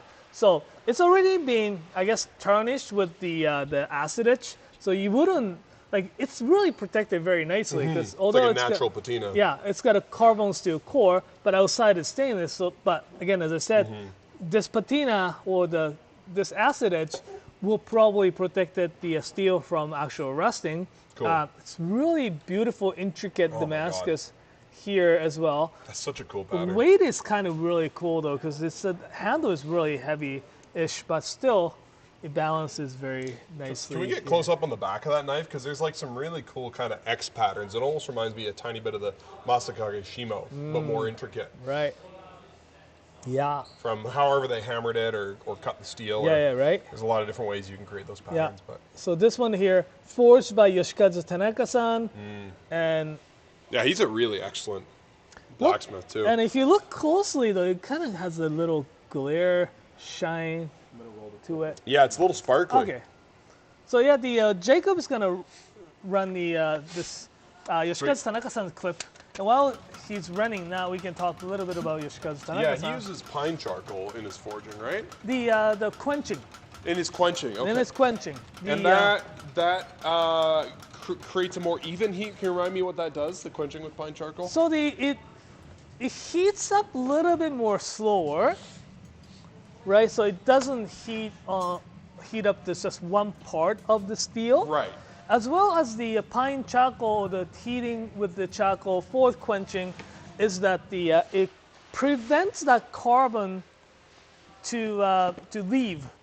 Prevents the carbon to leave from the steel. Right, because you can lose carbon content. Is it from overheating the steel or heating it too Even quickly? just regular heating. Right.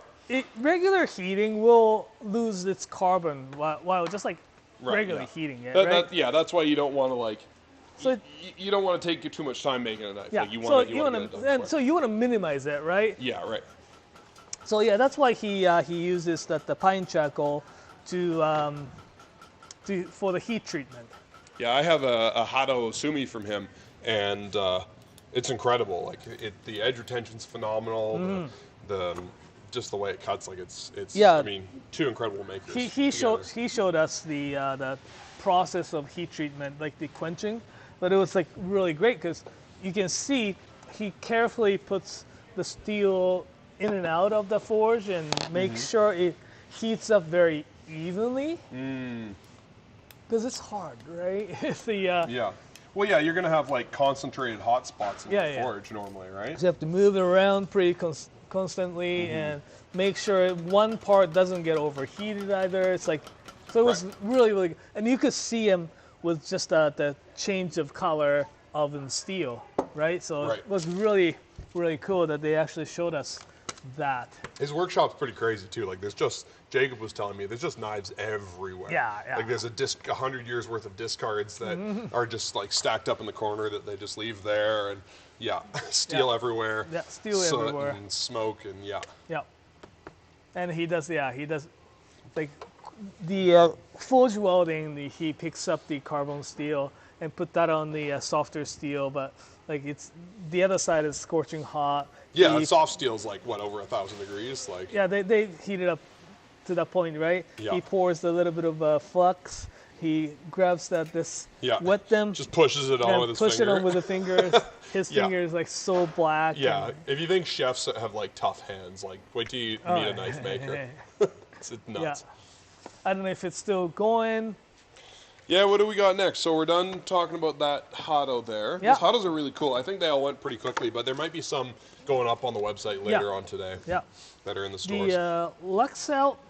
Oh yeah, I didn't know which Makoto, but they bought Lexout 3663 bought 2 Makoto Kurosaki knives. Right. Was wondering about the blacksmith. Makoto-san is actually the knife sharpener. So we talk a lot about blacksmiths, but the job of knife sharpener is equally important because they take a very raw, rough piece of steel and transform it into this.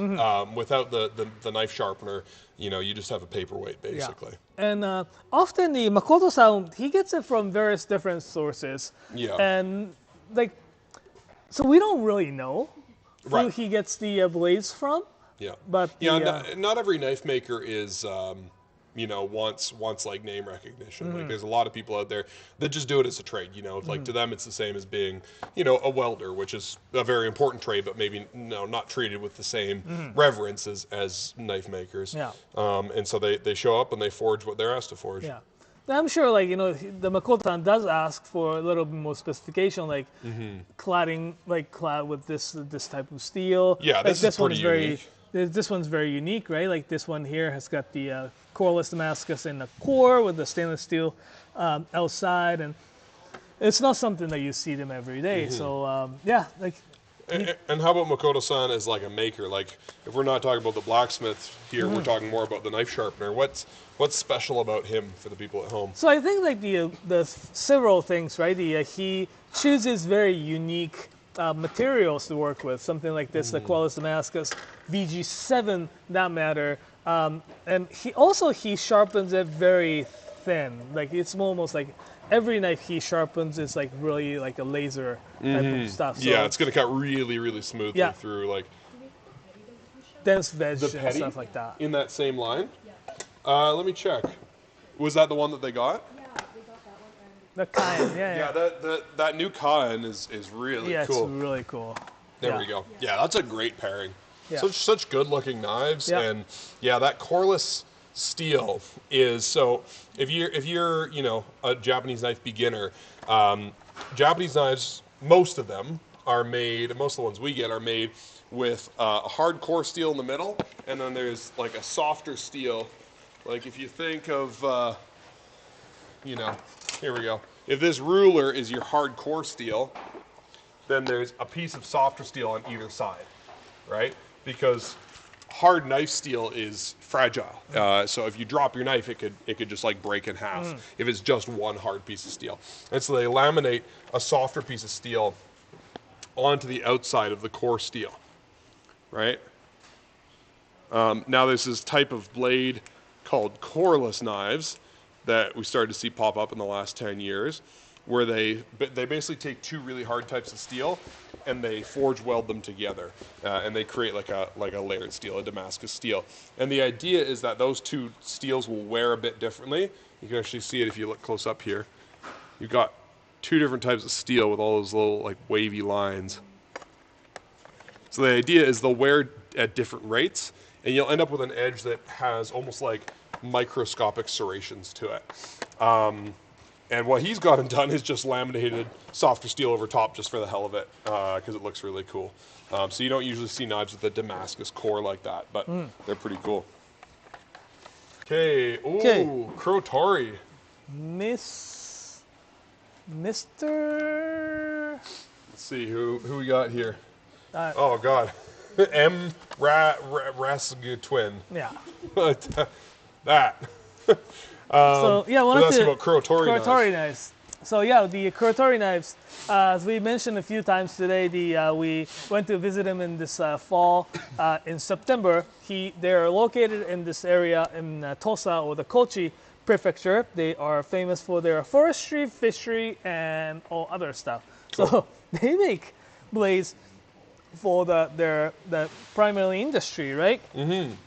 So this particular person was asking to look at this Ginsan Katsuo, which Katsuo means a bonito tuna.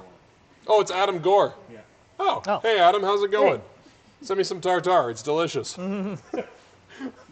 Where's my tartare? Where's my tartare? Well, hope you're doing good, Adam. Let us know if you got anything cool in the sale this year. Yeah. So yeah, Katsuo knife. It's this bonito tuna, right?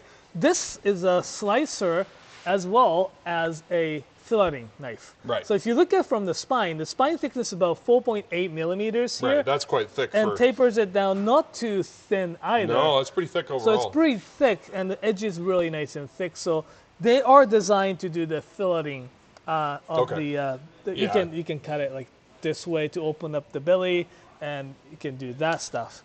A lot of you're going in for another sip of that cocktail, Jacob. Jeez. Oh my God. You're a maniac. And not only that though, he makes such beautiful thin knives too. These ones are really this is Santoku. These are very nice and thin. So he can make anything from very job specific, like the katsuo knife, or even like this. I don't know if it's still around, but Just gonna show a close up while Naoto's looking for that. Yeah, usually Japanese knives aren't meant to be used around bones because the steel is so hard and so thin. And so generally you have to make a knife that's quite a bit thicker when you're looking for one that's gonna cut on or around bones. or something like this, right? I don't know if it's still around, but The Maguro knife. It was a little while ago, which I was surprised by. But this Maguro Bocho by the Kurotori, it's Okinsan stainless steel. They can make something very job specific as well. So he's very talented in terms of the being able to make blades like this, hatchet, and Yeah, this one's still in stock, which I'm surprised by. This guy, I mean, it is for butchering tuna, I mean, so it is a bit of a specialized use case, but you could do a lot with that. Like if you were a competition barbecue person and you wanted a big silly knife to carve your brisket with, you could do a lot of stuff with that knife. What's up, Jacob? I said brisket. It's got to be thinner than that. Nah, you can do it. I used a Maguro Bocho to carve this brisket. is really thin behind the edge, though. Like, yeah, if you just want a big crazy slicer, if you do private dinners and you are often carving like a big piece of meat and you want a big showy knife to do it with, I think that's the knife for you. It's really nice. And it's one of the only Maguro Bochos that'll still fit in a knife roll. Ah, there you go. Yeah, these Kurotori knives are really quite pretty. Hope that helped, Adam. Thanks for tuning in. He said that's so cool. Sick. If you're in Ottawa, check out Adam's Place Stolen Goods, cocktail bar and restaurant in the Glebe. Yeah, I think so. It's pretty close to the store, I think. I could be wrong. Okay. Dom. All right, what's next? Dom Bot 1417 is asking to look at the full carbon Gyuto 210 around 400 CAD, 300 Canadian USD. And some guy named Kevin GD Kent said, "I want this one today." This one. Ah, the Gurren. Yeah. We have several. The not particularly all the Gyuto, but this blade profile is very actually similar. We have this Murata Aogami Super full carbon steel knife. It's really well made by Murata-san. He's been making that for quite some times. We used to carry. Getting close to retirement, isn't he? I think so. He hasn't really made the Western handle for quite some time. Yeah, we used to carry them quite regularly. Yeah. But he switched his blades to the like Aogami Super instead of the blue number 1 carbon steel, so it's got a really good edge retention in that.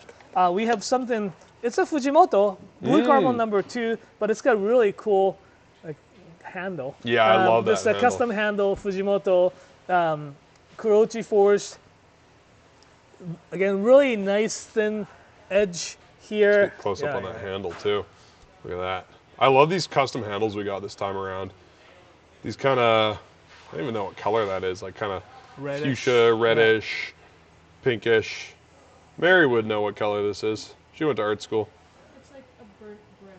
A burnt brick. Yeah. There we go, burnt brick handles. Yeah, look at that. And we got some cool green swampy ones too, if there's any left. We have the Gurren. This is slightly, well, it's almost like $500, but the Gurren blue number 2 carbon steel with the with nice robust finish. This one here forged by a Itsuo Doi-san. It's really nicely made. It is not really thin, but it definitely has really good robust.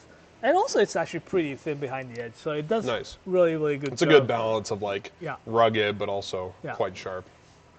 Yeah, it's a good looking knife. So something like these ones are great. Yeah, this has that Kiritsuke tip, but it's more of a Gyuto kind of edge shape.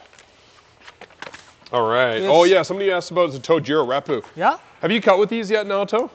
I haven't personally. I got to use one for one of our videos, and they are really nice. Yeah, I can tell. Yeah. It's so thin. Like, what's the... It's cool to see Tojiro making some higher end stuff. Yeah. Because they're known as like the best bang for your buck if you're looking for your first Japanese knife. The Tojiro Classic is like every cook and chef's first Japanese knife. But the Reppu is a big step up. It's got, it's quite thin at the edge. It's SG2 stainless steel. So it's quite a bit harder. And it's got that really light Japanese style handle as well, which I really like. It's super nice and thin. The little less than the 2 millimeter thickness on the spine. Yeah. I can definitely tell this cuts super lightweight, really good looking. I love this like Kirtsuke style tip. It's a bit more delicate. I stuck one of mine into my cabinet a few weeks ago and snapped it off, so I felt pretty stupid. But it's a really precise tip, so if you're careful, it pays off really nicely. Yeah, super, super light. Most of the weight's still on the blade, which I like. Makes for good lazy cutting. You can just let the knife do most of the work for you. All right, we got some natural stones. I think we had some people asking about those stones that we have this time around. You don't get to see the natural stones at all the garage sale, so we have. Sorry, Jordan, it's been a little late. So we have different type of natural stones here. We even have some like smaller Nagura sizes. It may be too small to do any real sharpening with, but these are great deals. These are Nakayama Nagura sizes. Like we even have like small ones, like these guys here. Also, we have some Koppa Nakayama by Kato Mine here. These are really, really good. If you're looking for something, like if I were to grab one for myself, I will grab this guy here, the option number 6 of the Koppa. The reason is that it is pretty wide surface, and I don't think it's gonna touch there. I don't think it's gonna do any G on here. There's a little slight line here, but I don't think it's gonna affect the sharpening. It's really nice and even color. It doesn't have the other color goes in like these ones, and the lighter color generally means it's softer, so it's great for putting the kasumi finishes on and such here. We have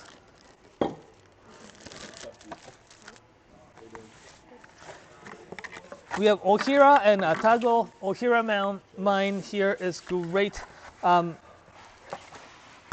It's good. Ipponsen, it's at the finishing stone. It is a little bit harder.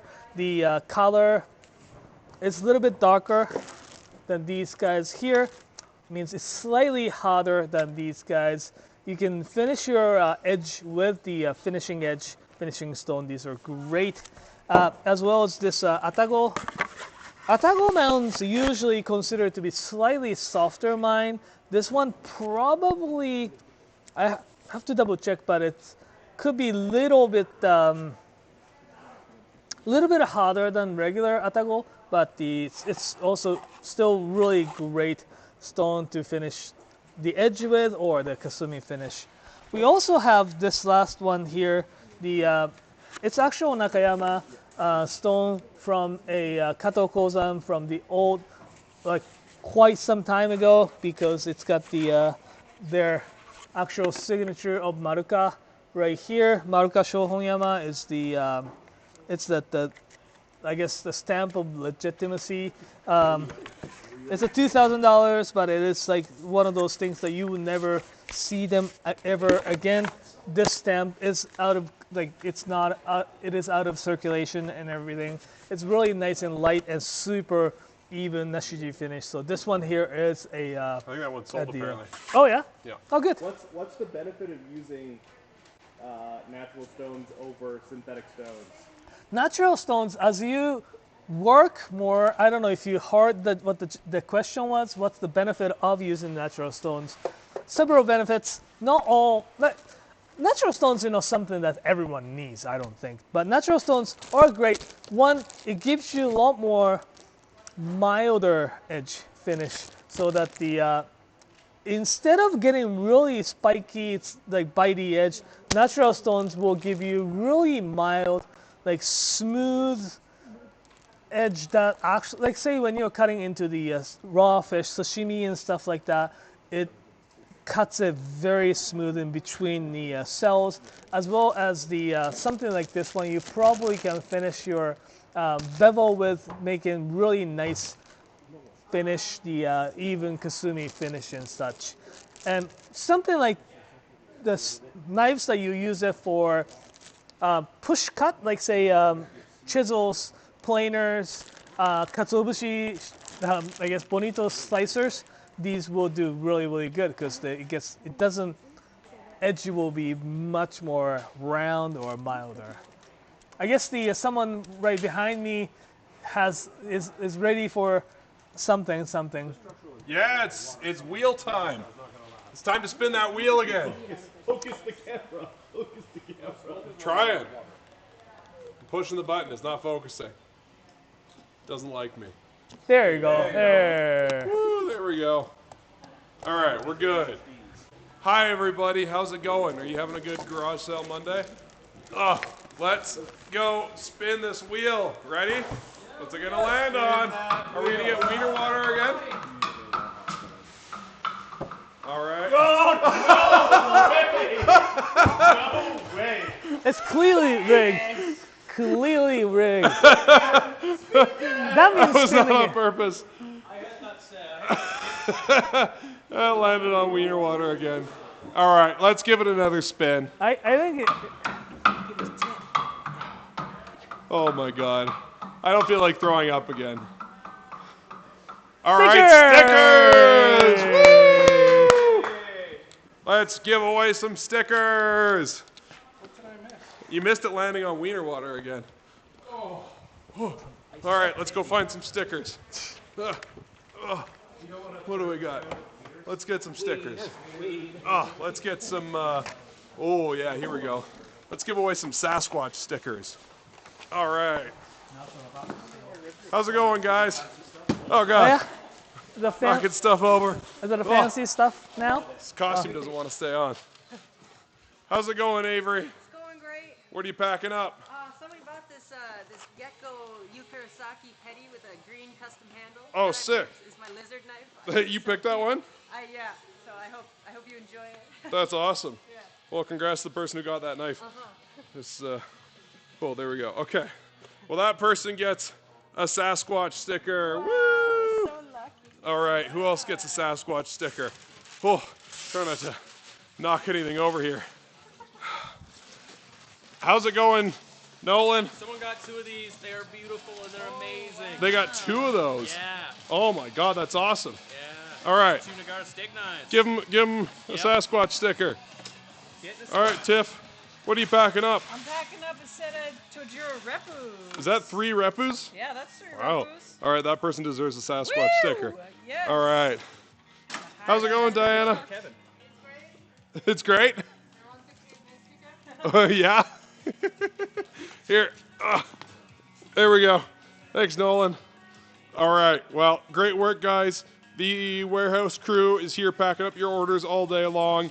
They pre-built like 1,000+ knife boxes so they could get orders out really fast today. So 1,300 knife boxes they pre-built. All right. So hopefully you folks will get your orders real quick. Thanks, everybody. Okay. Trying to drop the camera. Let's go back. Woo! All right. All right, Mike, you want to talk about knives? I'll talk about knives. I Oh. didn't realize she was actually. All right. Here's the getting a microphone. workout. I sure am. Holy bananas. These are people I work with every day. And they're some of my favorite people. I'm trying to find the Suzuki Uchi Hamono Ko Nakiri single bevel. There we go. This is such a sick little blade. This is for Steve. Steve! Look at this thing. It's this big. Let me show you with a ruler thing. This big meaning that sharp bit is about 65 millimeters. Ba-bang. 65 millimeters of edge. Single bevel. Short little bevel. Pushes things off the edge real nice. I have one of these. I have a bigger version of this, and I find it cutting things very finely is incredible. Our friend who is a cheesemonger at Say Cheese here in Calgary says this is a fantastic little cheese knife. Same thing, it pushes the food off the side. The thing that's kind of cool is like, look at this here. Like the tangs is really thick because he's kind of welded on. See if I can get that. You see the like that angle there. He's welded this thin blade onto this big fat tang, or at least he's hammered it to be quite thin, but leaves a fairly thick tang, which gives it some rigidity, which is nice and strong, so you can push on it. You want to shave garlic super thin, like you're trying to reenact that scene from Goodfellas. If you like peeling stuff in your hand, this would be a cool knife for that too. Yeah, I mean, just finely chopping stuff, or cheese, right? That's a bit of a conversation starter right there. I think it would work really well too for cured sausage, cutting stuff like that. Yeah. Steve, let us know if you have more questions, or more specific questions, I guess I should say. Carbon steel, full carbon steel. It's gonna get a little tarnishy, gonna get a little rusty. Might not be the best thing to put at your bar to cut lemons with. Do we have other questions? Knife-related questions? Bring it to me, give it to me. I want to talk a few things we about talked about the, T-shirts or honing rods? Or? Want to talk about honing rods? While yeah, well, we always have a couple things here that we should talk about. I'll be right back. That are things that are kind of the, maybe they're not as exciting as some of the, 27th generation knife makers we get to hang out with. But you got to protect your investment here. This is a single plastic blade cover. It is very easy. It's a thing, you need always have a couple of them in your drawer, even if you carry your knives on a knife magnet, is you just sort of drop the heel of the knife into this little slot here, this little cutaway piece, and then drop it in. That's it. Now you got the thing protected. It's going to hang on there if you're going to put it in a bag, like a knife roll, or you're going to bring it to the shop to get your first free sharpening or, any kind of sharpening. Good to keep it protected this way. Definitely if you feel like the way you store your knives is to keep them in a drawer like with the rest of the cutlery, a blade guard is basically mandatory. Now this is the other great tool to have, the ceramic honing rod. A lot of times there's a steel file type of thing or a diamond coated one. Those are really quite abrasive and rough. If you've got an old European carbon steel knife, those thin little fine French made guys, that steel one will do a great job. However, what we see in time is that they grind away more steel than you need, and you eat up a bunch of the blade. And oftentimes, when you do the big swingy thing like your old Gordo, you end up really destroying the profile of the knife. So the middle part of the knife, the section you actually cut with the most, doesn't touch the cutting board. No good. These ceramic ones we found to be excellent. They do just enough, not too much. They put that edge back on your knife nicely. There's a little rubber tip here. I mean, it's ceramic, so it can break. But these are pretty good at not breaking unless you put some effort into it. But, they do kind of roll off the table sometimes, hit the floor. That little rubber tip usually saves your bacon. Now, we do want people to get these. So when you purchase a knife, they are half price. So instead of $64, they're $32. 64, 30. That's how that math works? All right. Okay. Blade guards and honing rods. They're important things to get with your knives. Especially going to give a knife to somebody, it's just good to slip that thing in there. And another thing to know about knives when you buy knives from Knifewear, we always try to pack them up really nicely. We often use recycled materials. You'll find in your box things that look a little bit like recycled materials. It's because they are. We try to not buy packaging because why throw stuff out? There's only so much to go around. Now, the other thing you always find in a knife bag or a knife box from us is this thing here. It's called a care letter. So we write these, and this one here is about this man, Takashi Saji. The front side of this care letter is really cool. It's a story about the person who's made your knife. In some cases, if it's from a series of knives, it'll talk about the whole collection. always the free knife sharpening. Every knife you buy at Knifewear comes with one free sharpening. Good to know that if you ever chip a knife too, and it's the first free sharpening, it's kind of like a get out of jail for free card, and you get your repair for free also. Now the back side of the knife, we have do's and don'ts. Sorry, back side of the knife. This isn't a knife. This is a care letter. The back side of it is knife care, and it's do's and don'ts, which are frankly mostly don'ts. And the best way we've ever come across of trying to articulate to somebody when we say knife is really hard steel, don't cut the hard things like frozen foods and nuts and shells, but some nuts are okay, but not all nuts. Basically what we've come down to is if you wouldn't try to bite through something using your own teeth, don't try to cut through that same thing with your kitchen knife. So like you'll cut through a peach, no problem, but you don't want to run into the pit. Same with lobster. You can cut lobster tail, the meat, but you don't want to cut the shell. Why? Because the hard steel that makes the knife so thin and so sharp and cuts so wickedly is a little bit more brittle and it can chip. So don't do that. Also, when you cut, there's a real normal technique you see with people where they'll chop something and they just push the knife straight down and they want to move it across the cutting board. And you'll hear this scratching and scraping sound. That's the sound of your knife crying out in pain. So just slide the knife forwards. Use a blade, like a bench scraper or something. That's a better way to move stuff around. Or you can lower the blade at a flat angle. Oof, that was enough of that. I got knives here. I don't know. What do we got? Something that we just haven't spoken about. Yeah, exactly. Well, you know about that, the one on the right? The Saji VG10? Yeah, I mean, look at how pretty that knife is. Yeah, and solid. Yeah. It's got really beautiful Damascus with the little etched finish with, I really need some red micarta handle.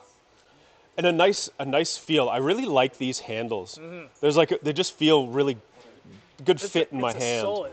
This one here is something that I personally really like.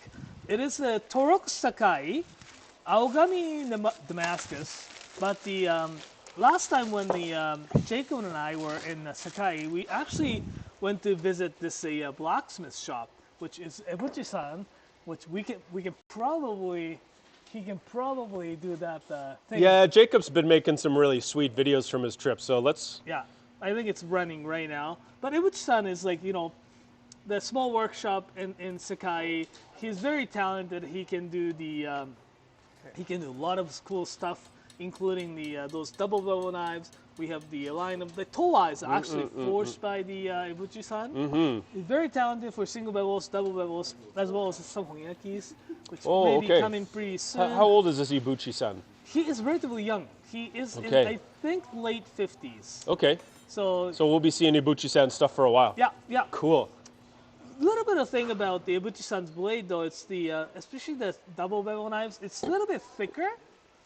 But because for this one, it's actually sharpens very nicely to the towards the edge, so it works really, really good. Cuts good. It cuts good, but it's not as chippy either. Yeah, sure. It's really, and we also went to the handle maker.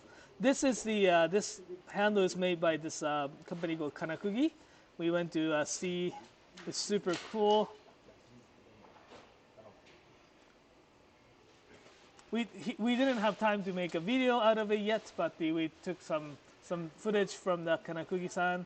It's What's this next knife you got here? The Sukinari? Yeah. I've seen the Sukinaris around before. Tell us more about Sukinari. Sukinari is this knife maker out of the Toyama prefecture, which I would actually love to visit at one point because Toyama is known for so much good food. Oh, really? Like what kind of good foods? Buri. Oh. You didn't stop there, did you? No. You Toyama? I had a burrito the other day. Oh, nice. Yeah, buri is the yellowtail for the amberjack. Yellowtail. Yeah. It's so good. But it's the big guy. Yeah, it's a bigger. And name changes. Oh, yeah. So buri is that in Japanese it He's looking at my head. changed the name from hamachi or tsubasa, whatever, right? But the that area is known for buri. Mm-hmm. They're known for area for hotaruika, which is the small squids. Okay. But anyways, out of Toyama, very, very talented knife makers. They can do something like this honyaki, this white number, I think shoichi? No, white number 2 carbon steel honyaki with a really well-made hamon and stuff like that. They work with the ZDP 189, they work with the HAP 40, they work with SG2. So it's really. And so this is a honyaki. Yes, honyaki. So it's just a single piece of steel, Yep. true forged, difficult to make, beautiful Failure to sharpen. rate, Yeah. Failure rate. Also, we have something like this here, Nigara SG2 steak knife. SG2 steak knife. Yeah. And look at that handle. That looks like mother of pearl. Right? Buried inside of acrylic. That's Right. crazy. It's so cool. Right? It's so pretty. Yeah. So yeah, we have something like cool like these ones that we didn't get to talk about. So Yeah. Good call. Nigara-san's such. All right. All right. Well, how we doing there, gang? We got some more questions. Someone handed us over this. I Oh. guess. Time to talk about Hudson. Hudson Torrance, the local blacksmith here in Calgary. Mm-hmm. He's been practicing and he's been getting really, really, really good at his forging and sharpening techniques in last couple years. Yeah. When Masashi was here. Yeah, the last Fall Garage Sale in November, we had Yep. Masasan actually there setting up the forge there and Hudson was there too, right? Mm-hmm. So he's got a really good experience actually, talking to him but yeah, we have this Honesuki is incredible though. Hey? Yeah, it's so got a solid. Really nice. Yeah. Oh, yeah. So is his chef's knives. So, yeah, Hudson's a young guy here in Calgary. He's been making knives since he was something crazy like 16? Something like that. Something like that. He's been traveling around to Europe a fair amount to go to conferences, but also to work with other blacksmiths. Yeah. And he has just sort of become his own machine. Mm-hmm. He is still young. He's still, I'm pretty sure, forging stuff out of his parents' garage. Mm-hmm. He's really thrown himself into it and learned with his experiences. And now he's trying to learn from a bunch of other people. So I look forward to seeing how he progresses. But he does everything literally by hand. Yeah. Right. He doesn't have heavy machinery. He doesn't have any of that spring hammer.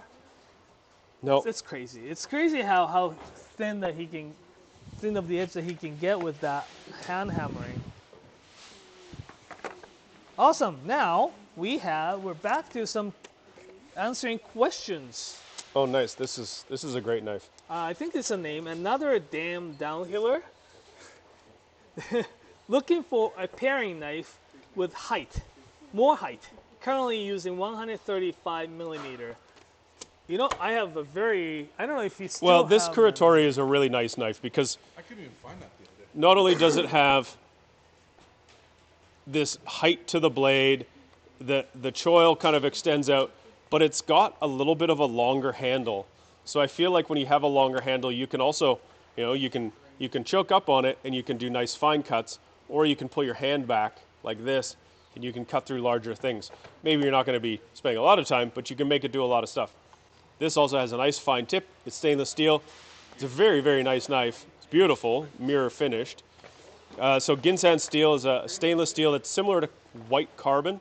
Means it's very easy to sharpen, has a nice toothiness to its edge, but it is stainless. This is the Mastani. Kokuryu, blue, so Masutani. Ko Santoku. Ko means small, Santoku means, 3 virtues, or, Santoku is an all-purpose kitchen knife, but Ko is a small version. So you still have that enough height here that, depending on the size of your hand, you can kind of get your hand around it. You can chop with it.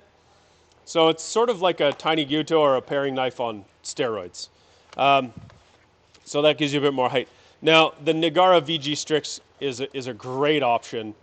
It has that angle, so when you're on the surface, when you're cutting, the handle kind of angles upwards, giving you even more clearance that way. But you can also drive into it with that sort of, has a bit more of an angular shape to the blade versus these guys that have a flatter edge. So I like that you can get more into that sort of chopping motion with this. The steel on this one is the VG Strix, which we've talked a lot about. It's something that's coming out more and more from different blacksmiths. And at $360, this is one of the less sort of expensive VG Strix, or SPG Strix, I should say. It's a really great new steel. A lot of the new blacksmiths really, really like it, who've been using it because they're able to manipulate it really well and get the full potential out of the steel. But it's a stronger steel, so it should hold an edge really well. And so this is from Nigara Hamono in sort of northern Japan. Yeah, this is a really great knife. You know what? This would be my suggestion. Yeah, we get to visit Nigara-san, right? Yeah. So Nigara, Nigara Strix Petty 150. That's a good size. That's a nice compact blade. You're going to be able to use that for all kinds of stuff. So I think at $360, you're going to get a lot of mileage out of this knife. So yeah, that would be my suggestion for you for a taller, bigger petty. Yeah. Especially going to the 150 from a 135, that's a nice move. Yeah. Are you actually a downhiller? I was a downhiller. You're still a downhiller, kind of. All right. Not as fast as I used to be, but I am going downhill. Yeah. Patrick, thanks for asking all the questions. We have the Patrick asking compare Kato SPG Strix versus a Fujin. These two. That's a good combo. Both beautiful blades. Big difference is that, again, steel type is obviously different. Fujin got a little bit more robust spine here. It's where the SPG Strix one is like a little bit more like razor from the handle all the way. So if you want a little bit more like a weight, you want to feel like you're actually holding a knife, I would go for a Fujin. If you want to get a laser experience, the Strix is definitely going to give you a slightly better option for that. What can I ask you about sharpening the SG2? Mm-hmm. When you're sharpening SG2 and you want to take it to like the sharpest you can get it, which stone would you finish on? I will probably stop at for something. I'd probably finish at like 6,000 to 8,000. Yeah, you'll go pretty fine. Yeah. And that's for just like all-purpose, all-round use. Yeah, all around, I'm probably gonna get a little bit more like 4,000. 4,000. If I get like really, really fine, I would probably go a little bit finer. Yeah. All around multifunctional edge, I will stop at a 4,000. Okay. Yeah. And what about the Strix? Would you do kind of the same thing? You could do it. It really depends on the purpose, but it's very similar. Mm-hmm. I think the Strix will probably get all the way to 30,000 and still gets really 30,000 type of edge. Yeah. That's really the advantage, I think. Another thing is that the Kato's Kiritsuke is so much more, I guess, shallower. Like the angle. So you actually can see the tip the tip, where sometimes gyuto, it drops and you don't see the tip as much. So some people suggest having the Kiritsuke tip is better because you actually can see the tip as you're cutting, as you're using the tip for it. It's that nerd level. I was going to say that is a level of reasoning that is like that is from the person who actually got the Guinness World Record of the Katsuramuki. So okay, all right.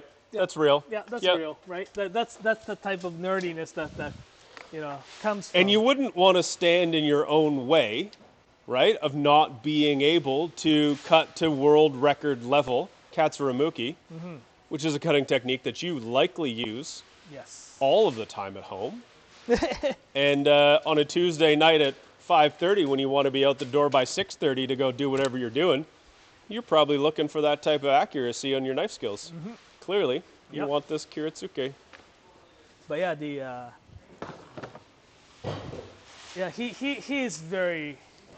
he's good. Alrighty, we have a question from Soul Wayne Reich. It's okay, just talk about the knife. We have Soul Weinreich. the skin Saul. about Yogiri. Yogiri, you know what the Yogiri means? Night fog. Oh, I thought it was that. Never mind. No. It's that bear. What, was he a bear? Yogi Bear? Yogi Bear. Wasn't it Yogi Berra? Yogiri is very innovative, I guess, in terms of construction of Sure. knife, because it's got the core high carbon steel, the super blue carbon steel, and it has Damascus layer, but this Damascus layer is actually a stainless steel, which is very rare. You don't see them as often. These days, though, like a lot of knife makers, including the who is it? The Yoshikazu Tanaka-san Tanaka, yeah. started to using this beautiful steel here, super blue. That's what it says right here, and etched with the etched into like really cool Damascus pattern. I would say one thing about looking at this knife here in real life and seeing it on the screen in front of me is the screen doesn't quite capture it. Yeah, I know, right? This glare or like gritcher, almost Yeah, it's sort of glittery. glittery. Yeah. Yeah. It's kind of, it looks sort of like the reflection off of ice crystals. It doesn't. Yeah, it doesn't. And it capture. really is almost sort of three-dimensional when you look at it exactly, in person. right? This is a very, very pretty knife. Yeah. Yeah. And it would cut like It's really, really crazy. nice. Yeah. So this is Yogiri Night Fog. There's a famous actor back when, the song called "Thank You for Yogiri," whatever. Do we know who sharpens it? We don't particularly. They don't really particularly tell who actually sharpened this one. I would assume it's someone like Ajioka-san or someone around Ajioka-san. Not quite sure. Okay, so What's the actual edge length on it as well? edge length. For what? Right, because Sakai sometimes measure the very interesting, right? So it's 21. So edge length is 210. That's the edge length, yeah. And they measure from the tip to the machi, so that's 225. Thank you. Thanks for asking. Pen. All right, so we have question from. One second, where did it go? What are we doing? I'm just like looking at the. Okay, so we had a question from Santuka Steel about Hatsukokoro. I really like these Shinkuros, and they were definitely one of my favorites at that last garage sale. But they just have this confidence to the feeling of them. Aogami Super is amazing, but they want to know the dimension. Hey, well, we'll give them just a little overview here first. I love the Shinkuros. Shinkuros have a really nice size, really nice weight, and a really nice triangular bevel. I feel like they're going to be super nice and thin right behind the edge, but as they rise, they get a little bit wider. The spine's a little wider, so they've got some feel to them, some weight. Is this Yeah. better measurement? So we're looking for spine thickness and profile. So let me put the profile here onto this straight line. pretty straight until, yeah. The Nihei-san, he is really, really cool blacksmith. I would like to visit him once, but he is out of the Fukushima prefecture. The Fukushima, They're busy right now. they're busy, yeah. But yeah, that's where the Fukushima nuclear plant disaster happened. He purposely, though, after all the disaster, he purposely moved into those villages for the purpose to kind of help the community rebuild. Oh wow! So it's like the spine on this one, where the heel it's 375 mil, and it gets to thin as thin as the 2 millimeters. So it three quarter to the 2 millimeters. And the we can also say that the thickness at the spine at the tang here is flared out somewhat. They just straight up haven't hammered it to be as thin as the rest of the blade. I find that just feels good in the grip because it's just a little bit wider. So it's about the same on the pity as well. 3.8 mil till to about 2 millimeter. And I guess we could say that the profile is relatively flat. Yeah. With it does have the curve up towards the tip, but it's for probably 3/4 of the blade is pretty flat. Yeah, he learned the technique at the Yoshikane too, right? So he's probably pretty good at what he's doing. It's pretty good, yeah. Want to choose your favorite knife for this garage sale and talk about it? I will. In the meantime, we can just talk about what is garage sale. So, welcome to our marathon live stream garage sale live right now. Time is 12:30 Mountain Standard Time. We've been here since 7:45. 7:45. So it's been about 4 hours, a little bit more than 4 hours, almost 5 hours long. We're doing the garage sale live stream. We're here to answer any questions. We're doing we're Knifewear. We specialize in Japanese knives. Twice a year, we go to Japan and get the knives that we don't usually get. Some of the prototypes, some of the new lines, some of their experiments and all that kind of stuff, and showcase, I guess, at a twice year basis. We do have great deals, like discount in the section. There is a website on the website page. There is a discount section as well, and we have stores, physical brick and mortar stores in Vancouver, Calgary, Edmonton, Toronto, and Ottawa.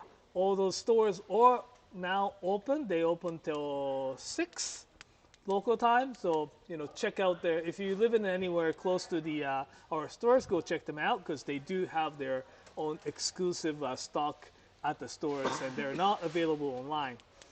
If you were looking for some specific knives and now out of stock, sometimes chances are they are at the store and held up there, and those stocks will be released at the end of the day today. So if it'll take a little bit of time to do the work to put them back onto the website. Yep. The last store closes at 6 o'clock Pacific time in Vancouver. Yeah. So it'll likely take a couple of hours until after the Vancouver store is closed, which will probably make it about 8 o'clock Mountain time, so our time here. Naoto suggested I find some of my favorites that are here in the sale, and these would be 2 of them right here. One, I think, is probably just something I'm really after. This light, thin bunka made with the SPG Strix, this new kind of steel type that is very enticing. I'm very interested in this steel. I really like this hammered V texture on the knife. The purpose being that I think it will glide through food very, very quickly, very nicely, very little resistance. I don't really have a bunka in this sort of size and shape, so I think it's just a very good, nimble knife. it runs out of things you can do because at some point it's a little small, but most of what you buy at a grocery store in North America you can deal with using this knife. I also think it's just incredibly handsome. This knife, so that's the Yoshimi Kato V Tsuchime, and this is the Tsunehisa Shiro Ichi, and it's a white number 1, which is a type of carbon steel that's a white carbon steel that is not stainless, but we've got a little bit harder, a little bit more carbon to it. And this is a pretty high-performing knife. It's 240 mils. That's a big chef's knife. And it's got stainless steel cladding, so you're not dealing with as much rust. It's very thin, very light. I like the texture on the outside. I do like this blonde kind of collar and this handle. I really like this knife for a lot of reasons. Also, it's $232. It's from Tsunehisa, so it's 20% off. And I think just as a big chef's knife, I think this thing would go. I think that would be awesome. Now, I think I might need someone to help me remember what the details are about this thing. But this is a Maguro Bocho made out of Ginsan. Now, who made this again? Kuratori. Look at this. Look at this big MFer. Look at that thing. Come on. You can get 2 hands on this guy. Right? Look at this. Right? Look at that knife. This is like a little baby sword. And you know what? This baby sword is for cutting tuna. Because sometimes you're a badass and you have a restaurant and you cut things like whole bluefin tunas, or you get the big loins of a bluefin tuna, you need to break it down. This knife is designed just for that.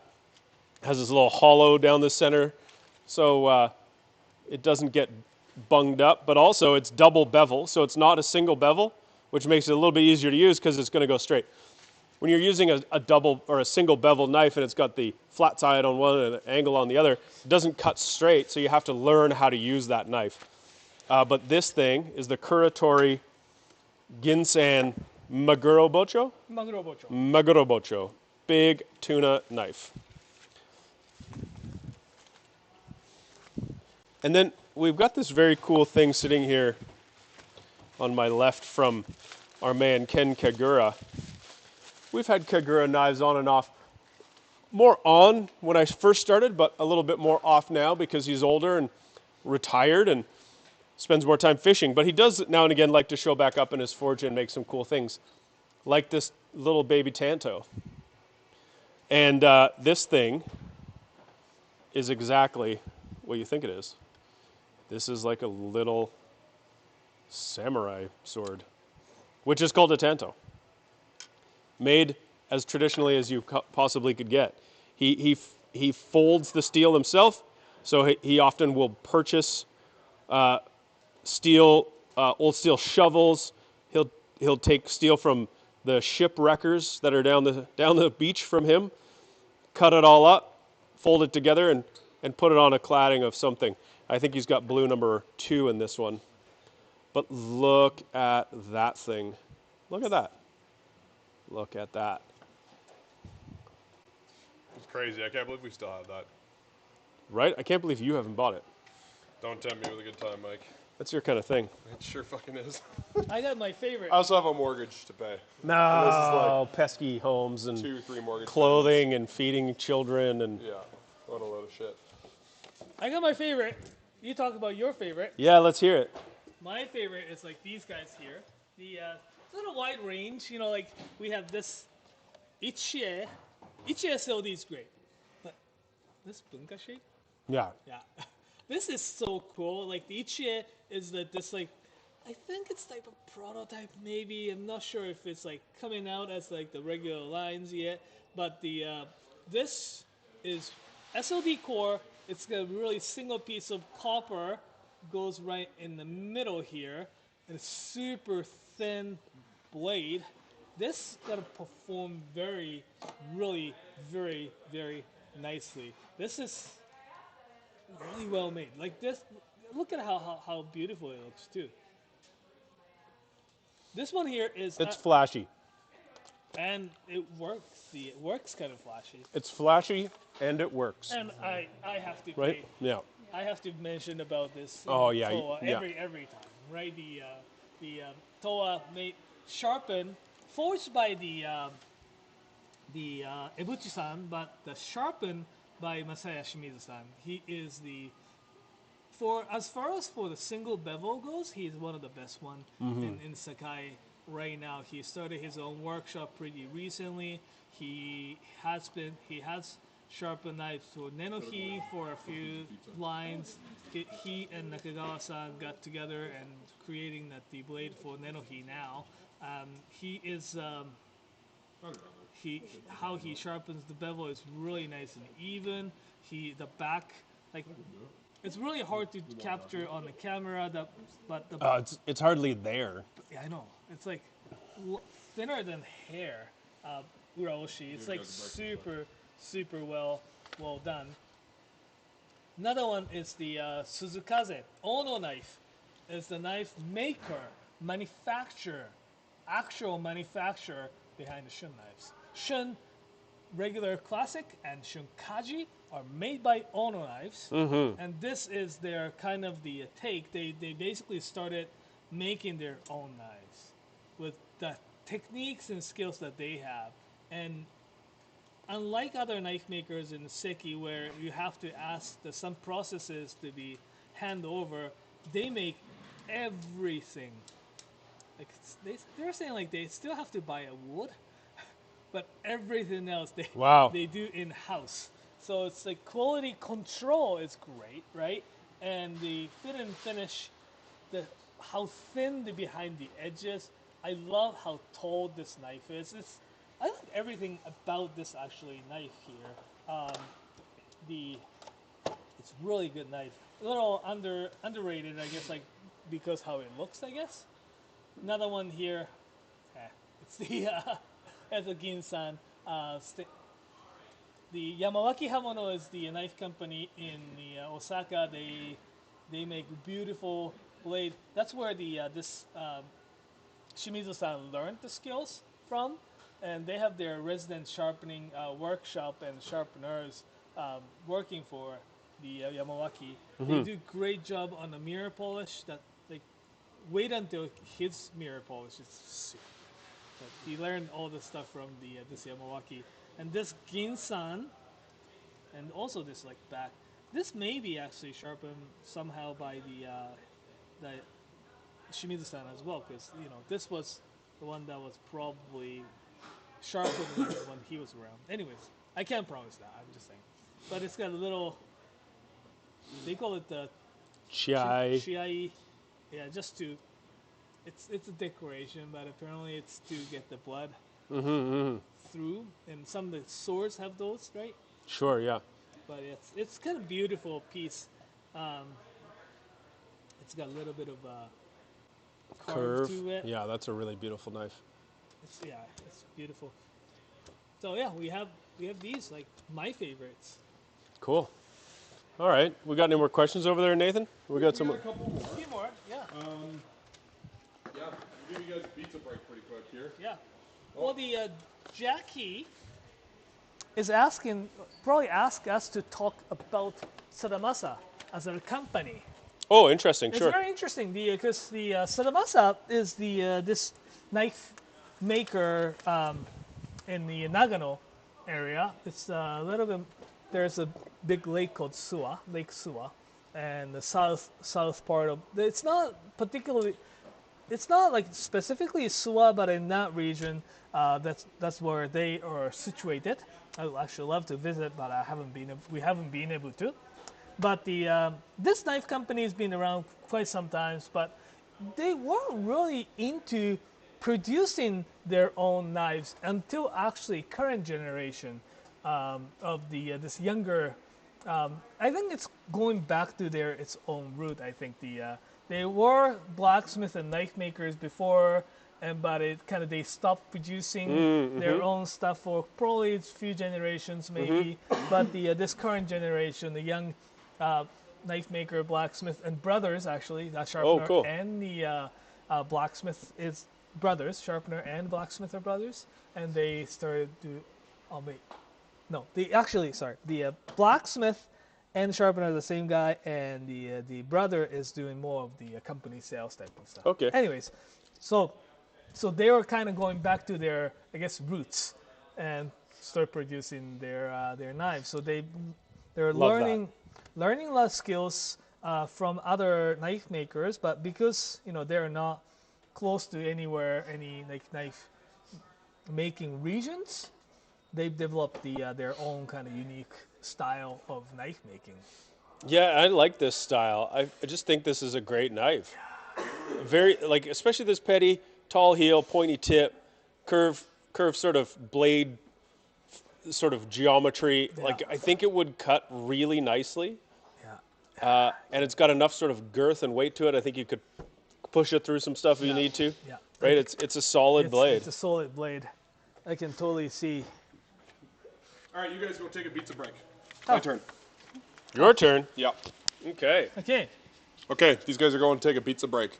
So it's just me. There's nobody behind the camera. So if nobody responds to your comments for a few minutes, that is why.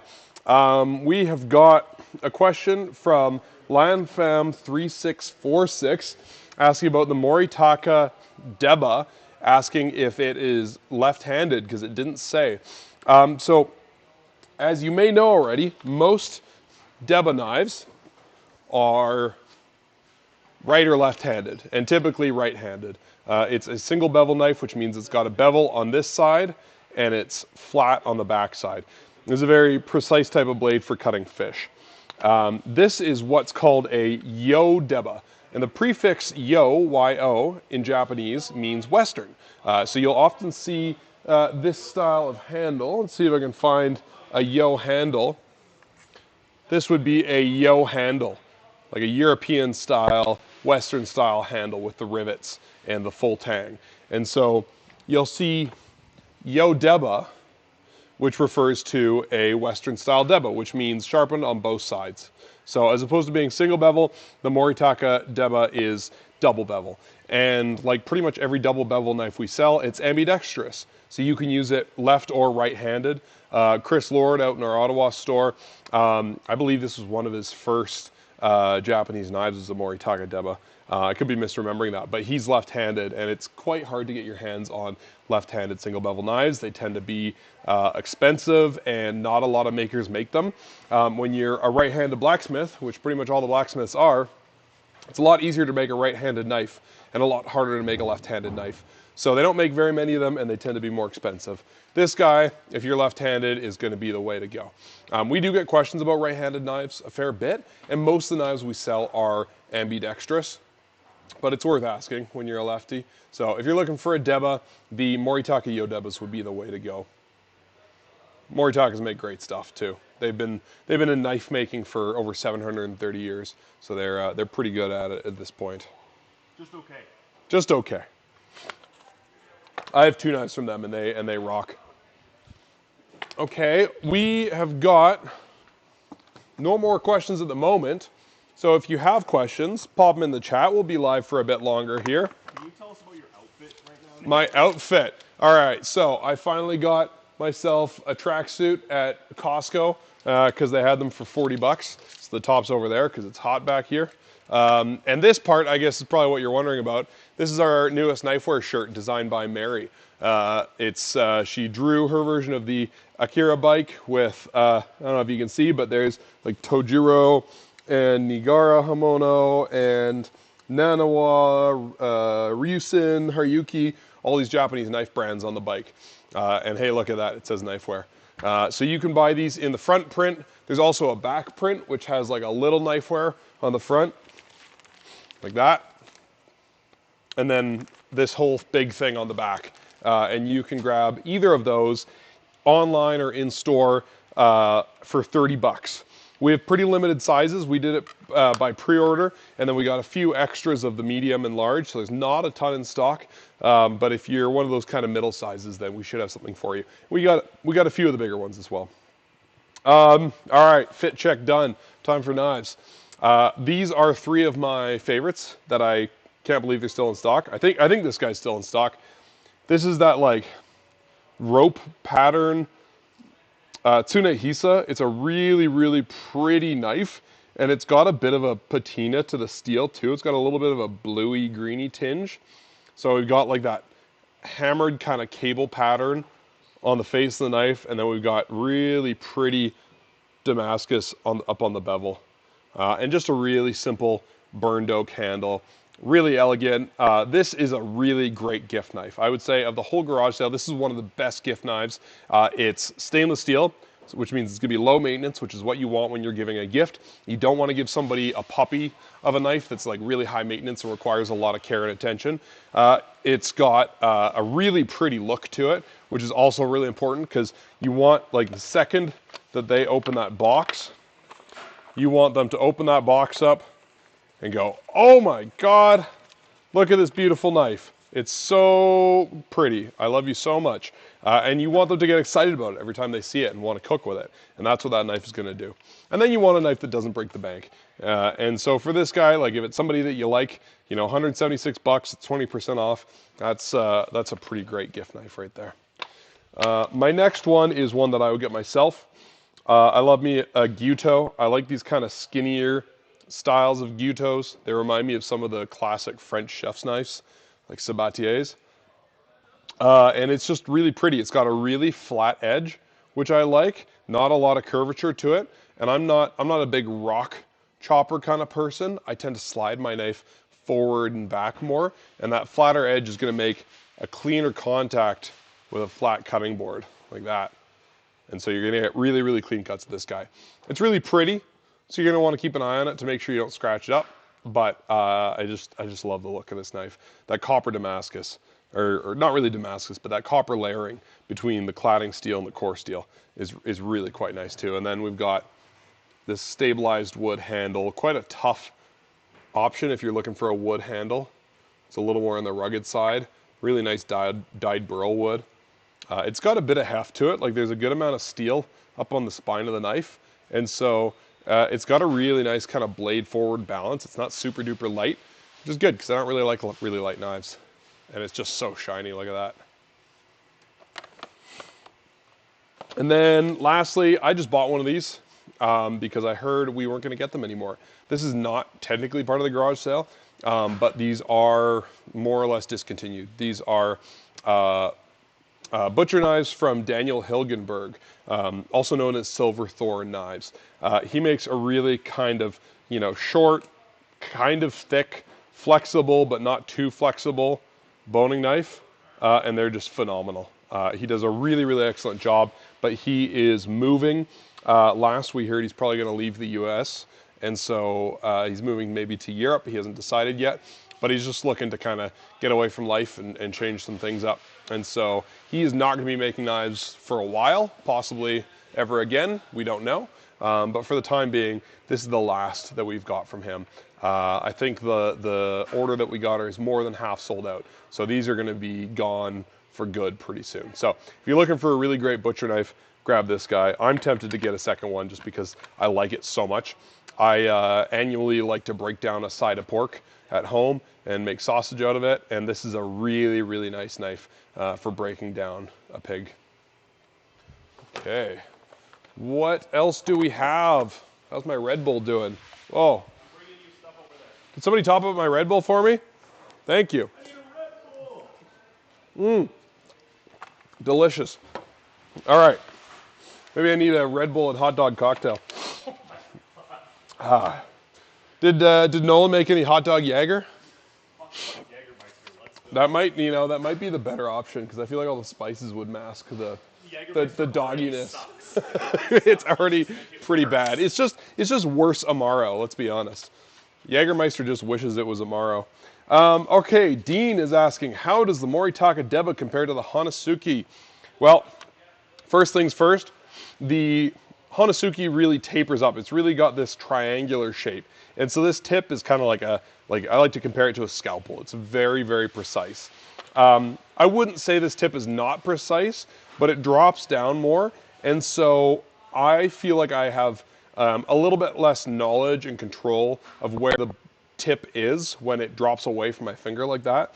I prefer a tip if I'm doing like deboning, I prefer a tip that's more in line with my finger, because then it's almost like an extension of my hand. It's like I just have a really sharp finger that I'm dissecting the bird with. So that's the main difference as far as between these two. The thickness is pretty similar. They're both meant to work around bones, and so both blades are pretty thick. The Housekeeping might be a little bit, come on, focus. Might be a little bit thicker behind the blade. Let's see if I can get this camera to focus. No, I sure can't. That's okay. The Housekeeping, if anything, is a little bit thicker behind the blade, behind the edge. The Deba tapers a tiny bit more. I wouldn't say that you're going to see a massive trade-off in terms of durability, although I think the bevel on the Housekeeping is a little bit tougher. Chicken bones, I find, tend to be tougher than fish bones, and so you don't need quite as much durability, and you're typically not going to cut through many bones with the Deba when you're doing fish. If I was looking for, you know, the most multi-purpose option, I'd probably go for the Deba. The Deba is really great for poultry still, and is designed to work with fish. So if you're going to be doing a fair bit of fish and poultry, I'd probably go Deba. If you're going to primarily do poultry, then I would go for the Housekeeping. And if you're going to do the occasional fish, it'll work fine. Like I've done trout with a Housekeeping, and it works okay. It's not the right tool for the job, but it is good enough in a pinch. Whereas the Deba, if you're doing a lot of fish, I prefer a little bit of curvature to the blade as opposed to the really straight edge of the Housekeeping. Both great knives. Can't go wrong. Okay. What are we talking about now, Jacob? We've got, Devin is asking, when will we get more Mizaki knives? We will get more when we do. Hopefully soon. Sometimes it's a year or two between orders. We got a bunch last year, and then they sold out pretty quick. And this is the last order we got since then. So I doubt we'll get more this year. It's more than likely going to be the next garage sale, the spring garage sale in May at the earliest. But stay tuned on the website and keep your eye on our social media. We do announce stuff like this when it happens, especially with somebody like Mizaki-san, who has such a cult following and is really quite popular in the world of knife enthusiasts and collectors and knife nerds. He's really gained a lot of recognition, well deserved, in recent years, and so keep your eyes peeled. If there's any left in our stores, they will get added to the website tonight. But I don't know if that's the case. I don't know if we have any left in our stores. If you're just tuning in, we are Knifewear. I am Nathan. Mike and Naoto are on pizza break. I'm going to talk with my hands here. We are Knifewear. We're based out of Calgary and Alberta, but we have stores in Toronto, Ottawa, Vancouver, Calgary, and Edmonton. We primarily import Japanese kitchen knives and cookware. We have them online on our website, knifewear.com, and in all of our stores. Today, we are celebrating the first day of the Knifewear Fall Garage Sale. My colleagues Naoto and Ellie went to Japan back in September, visited a lot of the folks that make our knives, and while they're there talking business and stuff and eating and drinking too much, they buy a bunch of knives. They do a lot of shopping, and they get the makers to send them back to us here in Canada. And so they buy like new knife lines that haven't been seen yet. They get some prototypes and some really, really rare stuff, like that Mizaki that I just showed is like a one-of-a-kind, super rare knife. We also have a lot of smoking deals. We put some stuff on discount. We have some stuff like the Sadamasas that are just really phenomenal hand-forged blades for a smoking price. This guy's $245 Canadian for this little petty knife, made again by hand by an incredibly talented blacksmith. So a lot of good stuff to be had all week. If you missed out on something fancy this morning, as I said earlier, we're going to have all of our in-store stock added to the website this evening, and so there will be some really cool stuff that goes up then, so stay tuned. In the meantime, we have got some more questions. If you have questions about knives, about steel, about knife makers, if you need help shopping and finding the right knife, pop us a comment down below, and we will be live until you run out of questions. or we get tired and decide to have a beer. Okay, we've got 4 knives here. Someone's asking, what's the best knife for cheese? So we actually did test this in a video a while ago. We had our buddy Isaac, who is a cheesemonger, owns a really nice cheese shop here in Calgary, test a bunch of knives, and what we found was that the best knife for cheese is this guy, this Suzuki Uchi Himono, I think it's Konakiri, or it's a Kawamuki. Kawamuki is the knife shape, and that's because it's got a really distinct bevel. The steel tapers down really aggressively to the edge, and the backside is flat. And so when you're cutting like a hard or semi-soft cheese, I think we were testing it largely on Comte. This knife is really good because it doesn't stick. That bevel helps the cheese fall away from the face of the knife really cleanly. So if you go back a couple years on our YouTube channel, we actually have the video where we test this knife out, and it's really, really good. If you are cutting cheese, you could just go for something smaller like this. Really, any smaller size knife that's manageable is going to be a good choice for cheese. Jacob's grabbed me some pretty fancy options here. If you want like some super shiny mirror finished cheese knives, we've got the, which one is that? The Kurotori Tanzo. Why'd you pick these ones, Jacob? I picked these ones because I like it when they have a pretty strong bevel for a cheese knife. Yeah. Now, there's one out of these that doesn't have a pretty strong bevel, which is this guy, the Grand Chef, the old Wi-Fi signal Wi-Fi Damascus. There you go, Wi-Fi Damascus. I chose this one because I think like the really tall bit on this one is really going to be good for like softer cheese. Like you just like pull that straight through because it's super thin. Yeah. And it doesn't really like, if you feel it, it doesn't have like a Damascus texture on it. It's like really, really smooth. Yeah, it's quite smooth. And so I think like if you want like a good everyday kind of everything knife included in cheese, you could make lunch, breakfast, lunch, dinner with that knife. Yeah. It's got that height where it's going to have that clearance on the cutting board for your knuckles. It lives on your cutting board. Lives on your cutting board, make a sandwich with it, cut the cheese with it, cut the tomato with it, cut everything with it. That's why I chose that one. But yeah, like really strong bevels on those guys. Yeah, it comes up, the bevel comes up, and there's this really hard line there where the cheese can kind of break away from the knife. And it's a bit of a thicker knife too, so it's not going to be, come on, it's fucking camera. It's not going to be too delicate cutting through something with a little bit of a rind on it. Yeah. That's kind of like the all-inclusive. You can do any kind of cheese or any kind of task with these. Cause, totally. You want the cheese to not stick to your knife. Really, the Child Santoku from Tojiro, that's the best cheese That's knife. a great cheese knife. That's the best cheese knife. Functionally, this is the best cheese knife. Yeah. Yeah, if you want one that really kicks ass, if you're a real cheese nerd, get yourself this guy, and you won't be disappointed. Not even a Cheesemonger approved. Cheesemonger approved indeed. All right, what's next? Land Fam asking about the Sukinari Aidachi Deba. Oh, that's the Aidachi Deba. Okay. That's the Sukinari. Oh, yeah, cool. Yeah, I don't know anything about this knife. It's pretty. It's a Hanyaki. Yeah. Sure is. So if you look closely, it's real hard to see on camera, but there's a kind of wavy line along the top there. And so, we've been talking all day about knives that are made from layers of steel, and this isn't. This is one single piece of steel, just one really hard piece, but to give it that kind of slight ruggedness that you want, to make it less delicate, they painted clay onto the knife in progressive layers as they before they harden the steel, and they painted more clay up along the spine of the knife. So when they quench the blade to cool it off and harden it, the spine cools more slowly, and so that steel remains soft, whereas the edge remains hard, and you get this wavy line called a hamon. And it's a very difficult type of knife to make, but it's very, very pretty and very, very special. And if you are a knife collector, you need to have at least one Hanyaki in your collection. It's true. I have a Hanyaki Bowie knife, and that's my Hanyaki.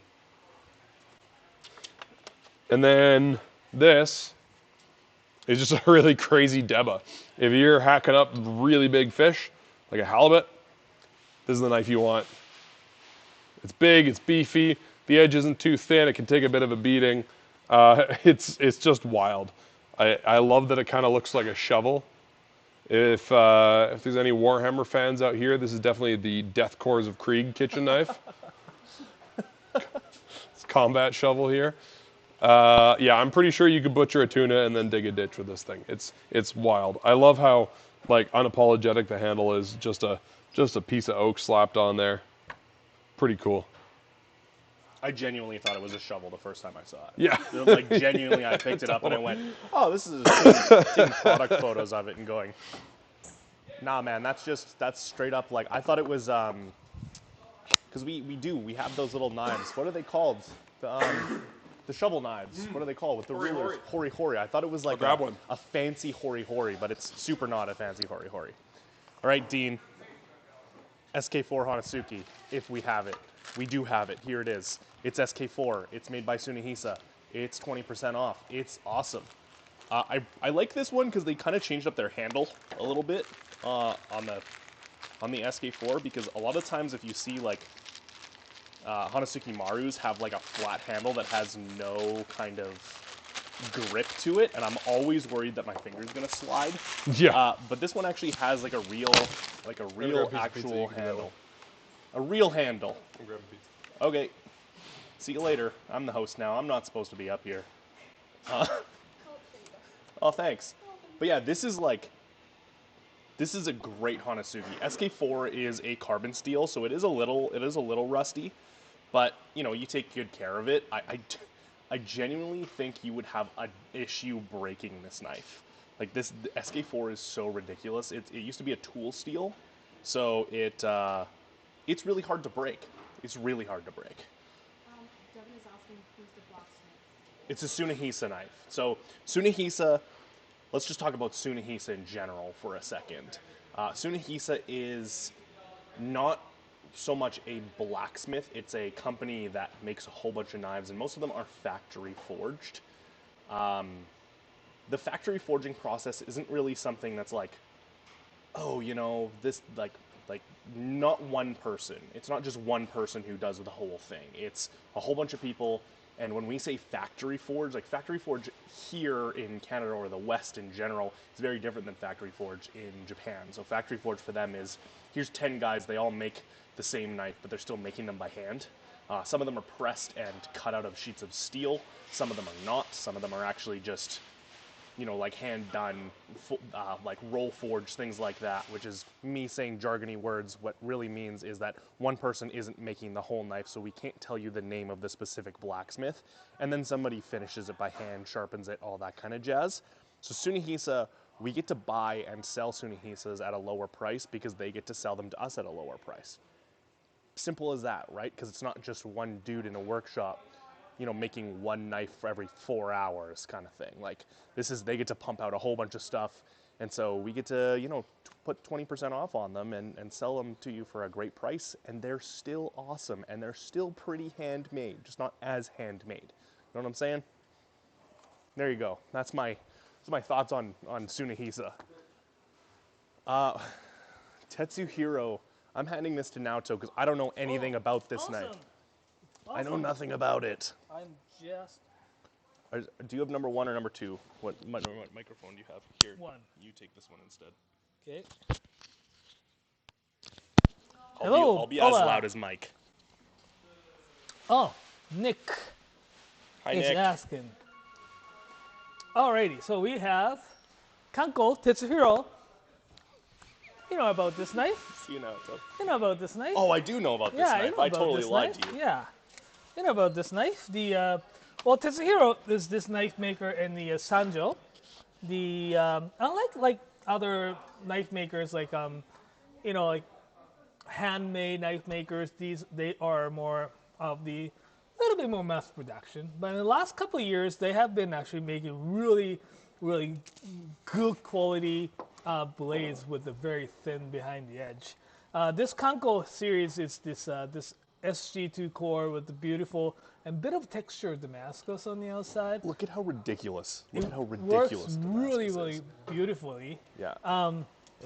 We had probably one batch came and we're still waiting on the second and third batch the order to come in, but it's great. It cuts really beautifully, and it has a bit, because it's got a little bit of texture here, it has a bit more like food separation and stuff. So it is great. Tetsuhiro-san, the Tetsuhiro is the owned by Kiryu Hamono, made by Kiryu Hamono, and Kiryu-san's knowledge and he's a nerd.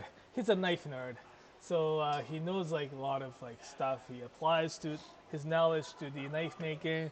So yeah, it's a great knife. On a scale of Tsunehisa to Moritaka, or actually Tsunehisa to Mizaki, how handmade is it?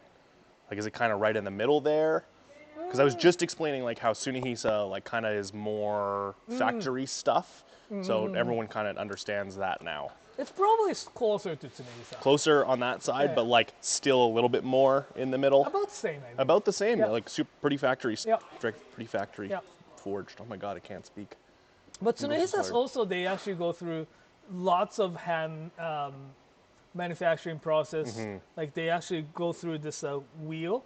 Yeah. They actually go through the manual grinding. Yeah, I was saying process. like they're thinned and finished by hand, everything yeah. like that. So, yeah, they're great. They're great. I think if you get to get one of these in your hands and actually feel the Damascus texture on the side of it, that's like a really important part of it. Because I was shocked the first time I picked one up. I was like, oh, it's going to be pretty smooth. Like most kind of Suminagashi Damascus knives are like pretty smooth, but this has like a really nice, not enough to like off-put me to using the knife, but enough that it's like, oh, this might actually feel really, really good to cut with. Yeah. This is not a question, but there's some hori-horis here. Oh. I like this one. I like this one a lot. This knife maker, well, not knife maker, the tool maker is really good. This is one piece of steel, right? And forged into, and there's only grinding it's done is here and here. Little bit of here, I think, to shape it a little bit. Yeah, but it's like... mostly it's only forged into the shape. One of the crazy part that I like is right here. Right? He hammers this part into flat and make it almost like the shovel, right? Yep. Where this part he flips it and makes it this. It's almost like forged in two opposite ways. Yeah, and if you've seen somebody like use a spring hammer, which I imagine most of you watching the live watch our YouTube. If you don't, go check out like any kind of maker highlight that we have. You'll see like it is really difficult. It's really difficult to do, to forge opposite directions. And like also that. having that, like this goes It's tapers crazy it down taper.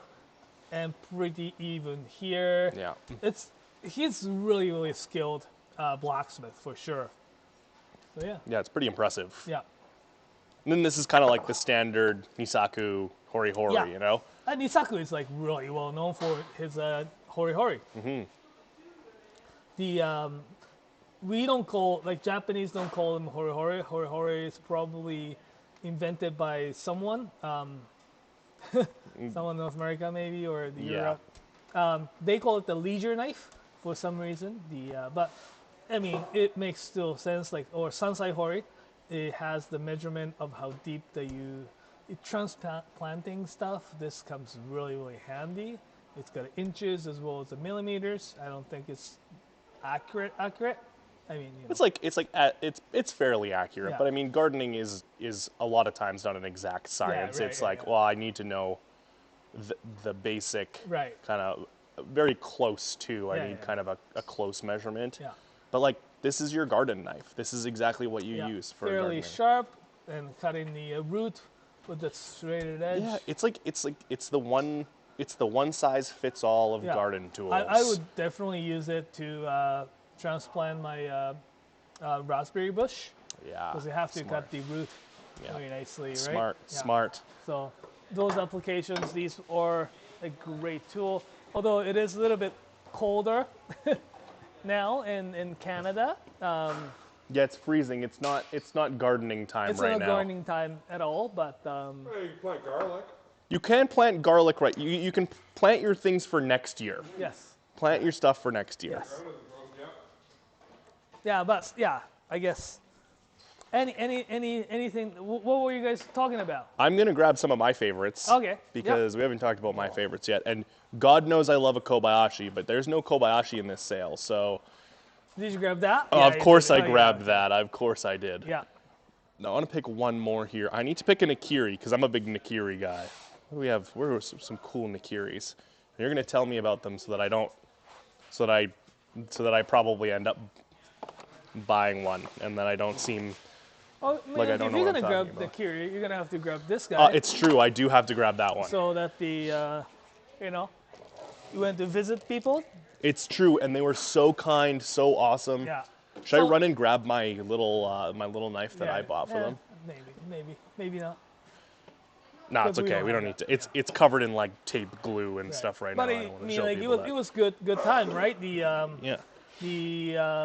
I don't know if you, for those of you who's watching, checked out the latest video from our playlist about Minomo Kajiya. But they are 8th, 9th, and 10th generation blacksmith family. 8th generation's been 91-year-old. 90-year-old when we went, and like he was like, oh, it's gonna be a 91 this year. I'm like, that's crazy. And it's still like actually forging. I This is the know. craziest part. Is like we can say, oh, he's like the head of the business, Yeah, whatever. yeah. No, he No. actually gets in the pit and still Yeah. like, he's using a spring hammer and Yeah. makes it look like it's no trouble at I all. know, right? And I'm like, wow, it actually like really humbled me a lot because earlier in the trip I had used a spring hammer and it bounced me around like like a rubber ball in a sealed Yep. cube. Yep. Like I was all over the place. And then watching, a almost 91-year-old just like absolutely put me to shame it's a very humbling experience. I mean, he's only been doing it for 75 years. yeah, so. yeah, exactly. Yeah. Yeah. So that's a really awesome Nakiri. Yeah. So it's the double name of the Sakai Kikumori and the Minomo Kajiya. Yep. It's the blue carbon steel with the no stainless, but it's blue carbon steel one piece. Well, it's clad with the softer steel. It's really nice tall blade. Done really, really great job. Now, I have to say in the video, I said American Civil War, and what I meant to say was American Revolution. They started forging during the American Revolution, not the American Civil War, which is even longer ago, which is even crazy. I had written it down American Revolution, and then for some reason my brain said American Civil War, and I didn't catch that in the edit. So somebody in the comments noticed that.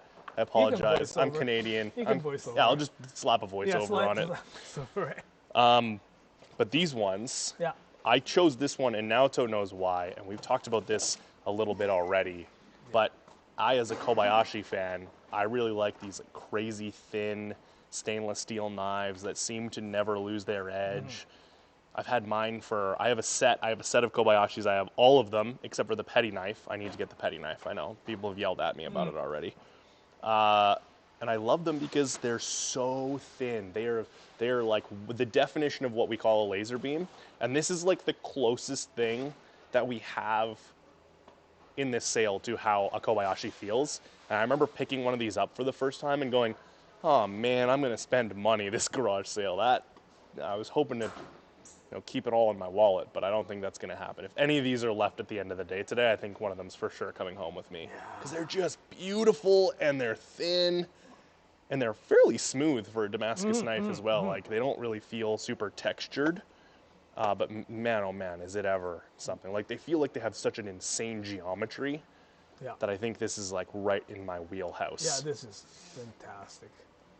And it's SG2, right? Yeah. Yeah, and it's SG2, which is my favorite steel by far. Yeah, this is so well made. You and me both were like a little bit. We're like awestruck by this thing. Yeah. We both want one of these really bad, Yeah, I think. yeah. Yeah. Then of course, I couldn't not mention the satamasa because my roommate actually picked one of these up in the last garage sale. So I have one in my house, and I've used it a few times. And it's not my knife, but I really wish that it was my knife.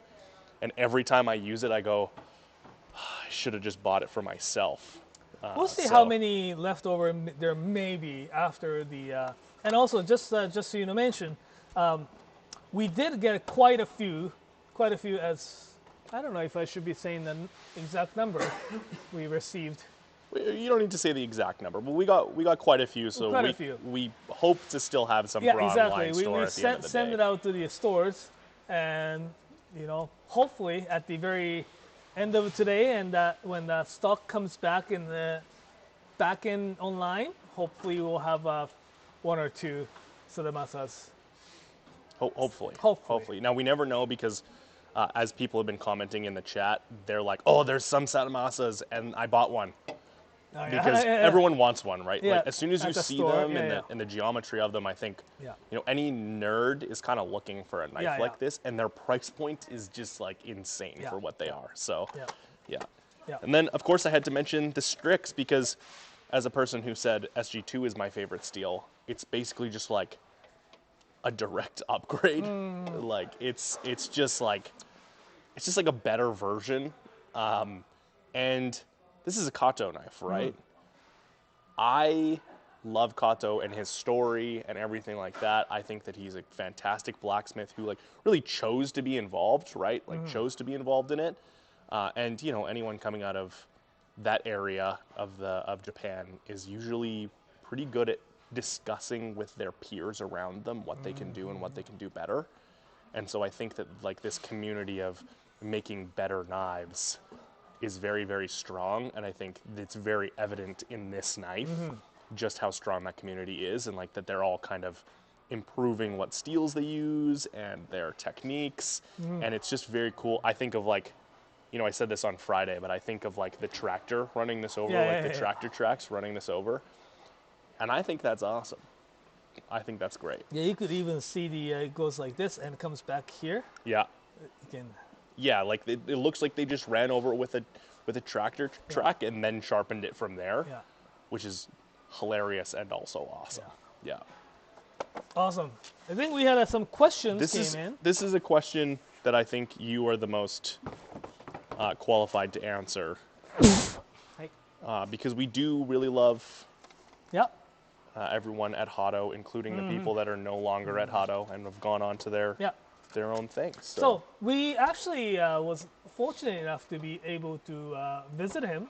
Right, before he left. No, after. When he started the Enjiki knife. Oh, you went to visit him at Enjiki. Oh man, I'm so jealous. That's awesome. We did. So it was part of the trip, and on the way from Nagoya to the Osaka. We know that the Maruyama-san started his own workshop or the shop in Nara, so we're like, let's stop by. So we did. Yeah, we spent a little bit of time there. We had a great chat because it's still probably in the future, not like super close future maybe, because it's like all by himself and haven't been able to produce as many knives. Hopefully in the future, kind of thing. Hopefully in the future, but he's been doing really interesting stuff lately. So I'm pretty stoked to be able to work with him again. He's so great. Yeah, but it was good. We actually did we went to Nara. We took taxi. All the way to Nara? No. Okay, I was gonna say. I was like, what? We took train. We took train to Nara and taxi to his shop. Yeah, that's awesome. So we were not the first, but we were one of the first ones to visit his workshop. Yeah. I think fun story about Maruyama-san is he actually fed me my first raw chicken in Japan. We were with him when I ate the first ever raw chicken that I've ever eaten. It was like, I think it was liver. Was it chicken? Like chicken sashimi, was it a liver? Liver. With like green onion, sesame oil. It was really tasty. It was really tasty. So don't be afraid. Well, don't be afraid.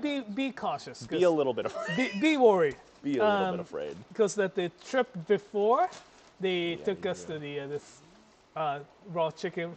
Basically, it was like fully raw chicken, and some of the workers had a really bad experience before, so they weren't eating, and I get to eat a lot of them. And at the very end of my trip, I don't feel so that good. was the only good thing that happened was it happened while I was at home, my hometown home. Yeah. Rather than on the airplane, it would have been terrible. Yeah, were you like visiting family at yeah, that I was point? visiting Yeah, family okay, at so the you were end sick of the in trip. the family yeah. in the family home it was kind fine, of thing. right? Like yeah, you know, but yeah, I was so happy that it's not happening on my. They're literally just unpacking a knife right next to us right now. What? Like from a FedEx package just Oh, arrived, yeah, it looks yeah. like. It's just and we're unpacking. This is what happens during garage sale. We just kind of yeah. It's an idea kind of just that like we try our best to get everything before and get it priced and get photos of it and everything like that. Yeah, and sometimes you know, it shows up smack dab in the middle of garage sale. it's the idea of having that brisket knife, right? It's not. There's a brisket knife. It's not the. Not sure. Oh, it's a little. Can I see? As a brisket guy. It's a sample. Yeah. Bigger. Bigger for sure. Yeah. It needs to be bigger. Thickness. Yeah, thickness is okay. It's okay, but if it's bigger, longer though, it can. It needs to be a little thicker. Yeah, a little thicker. But yeah, it's pretty cool. So this is just a sample. So yeah, it's a sample. Yeah. We screw sometimes you, get a audience. sample like these. Nothing for you. Maybe next one. Yeah, maybe next time. Yeah. But that's not for you, 'Cause suckers. we have to. Alrighty. So what do we have? I don't know. Have we talked about single bevels much? I mean, we did talk about these guys, the We should. Torok Sakai, We should.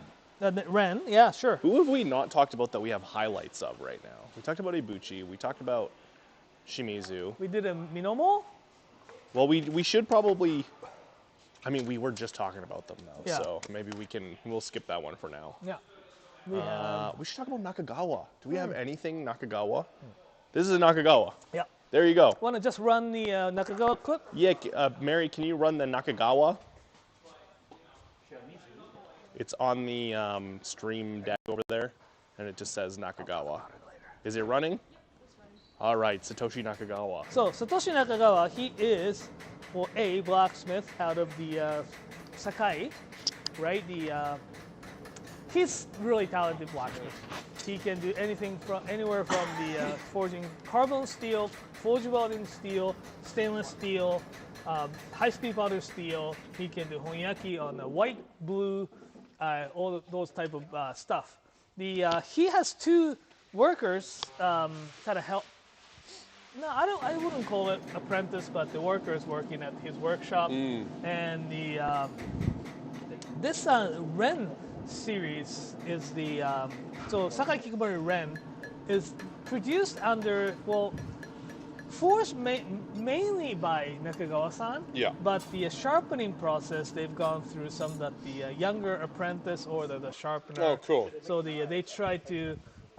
Yeah, they're really working hard to give the future generation some training, right? Yeah, exactly. Yeah, it's cool to see some of these areas, especially in Sakai, they're really focused on kind of assuring the future generation of knife makers and giving them a lot of hands-on work experience so that they can level up their skills quickly. Why is there a mosquito in here? It's winter. And being able to for those younger, I guess sharpening apprentices, be able to work on the blade that actually forged by Nakagawa-san is actually good experience, right? I bet, yeah. Not cheap. Usually they get to work on a little bit less expensive blades, right? Right, but being able to work on the good blades that helps.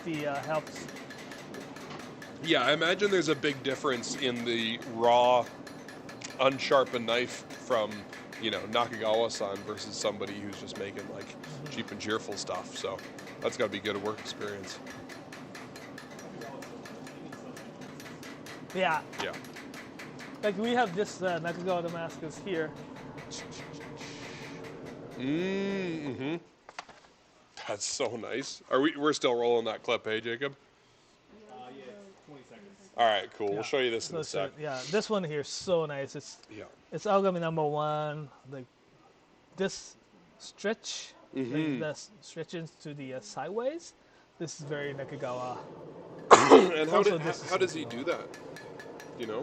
I don't know. I mean, like he can probably use the little, Kind of one of his signature techniques. Yeah. So it's this one, right? This is very Nakagawa. Oh, there we go. All right, we're top down now. Oh, here. Yeah, look at that. So this one here, I think it is sold under a Yamawaki Hamono, Aogami #1 Aoichi Sakimaru. Like the back is very, very Nakagawa here. Very distinct kind of style. Yeah. Here, I'm gonna show them a little closer when you talk about this guy. So this is there we go. That's a Sakimaru Yanagiba, right? Yeah. Oh, yeah. Ooh, look at that. Yeah. Yeah, you were saying he's like very multi-talented, right? Like he'll work with kind of every type of steel. Almost. Absolutely, right? Like he does a lot of makers just kind of stick to what they like. Yeah. Well, like say Tanaka-san, he only likes the carbon steel. Yeah. He's starting to kind of, started to make knives with the carbon core stainless clad. Yeah. But he still just does do the carbon steel and the carbon steel from the they call it the Hitachi. Mm-hmm. They changed the yeah. name So of from it. a specific steel maker and everything. Yeah. Yeah. Where the Nakagawa-san, he does VG10. He does all the Hitachi carbon steels. He does VG10, and SG2, Honyaki, Ginsan, all that stuff. So cool. Yeah, it's so pretty. Yeah. Yeah, and those, I mean, for being sharpened by like one of the younger craftspeople, they did a really nice job. Mm-hmm. Yeah, really nice. Consistent bevel. Cool. So yeah, the Kikumori Ren is this series. So we do have a few Nakagawa blade.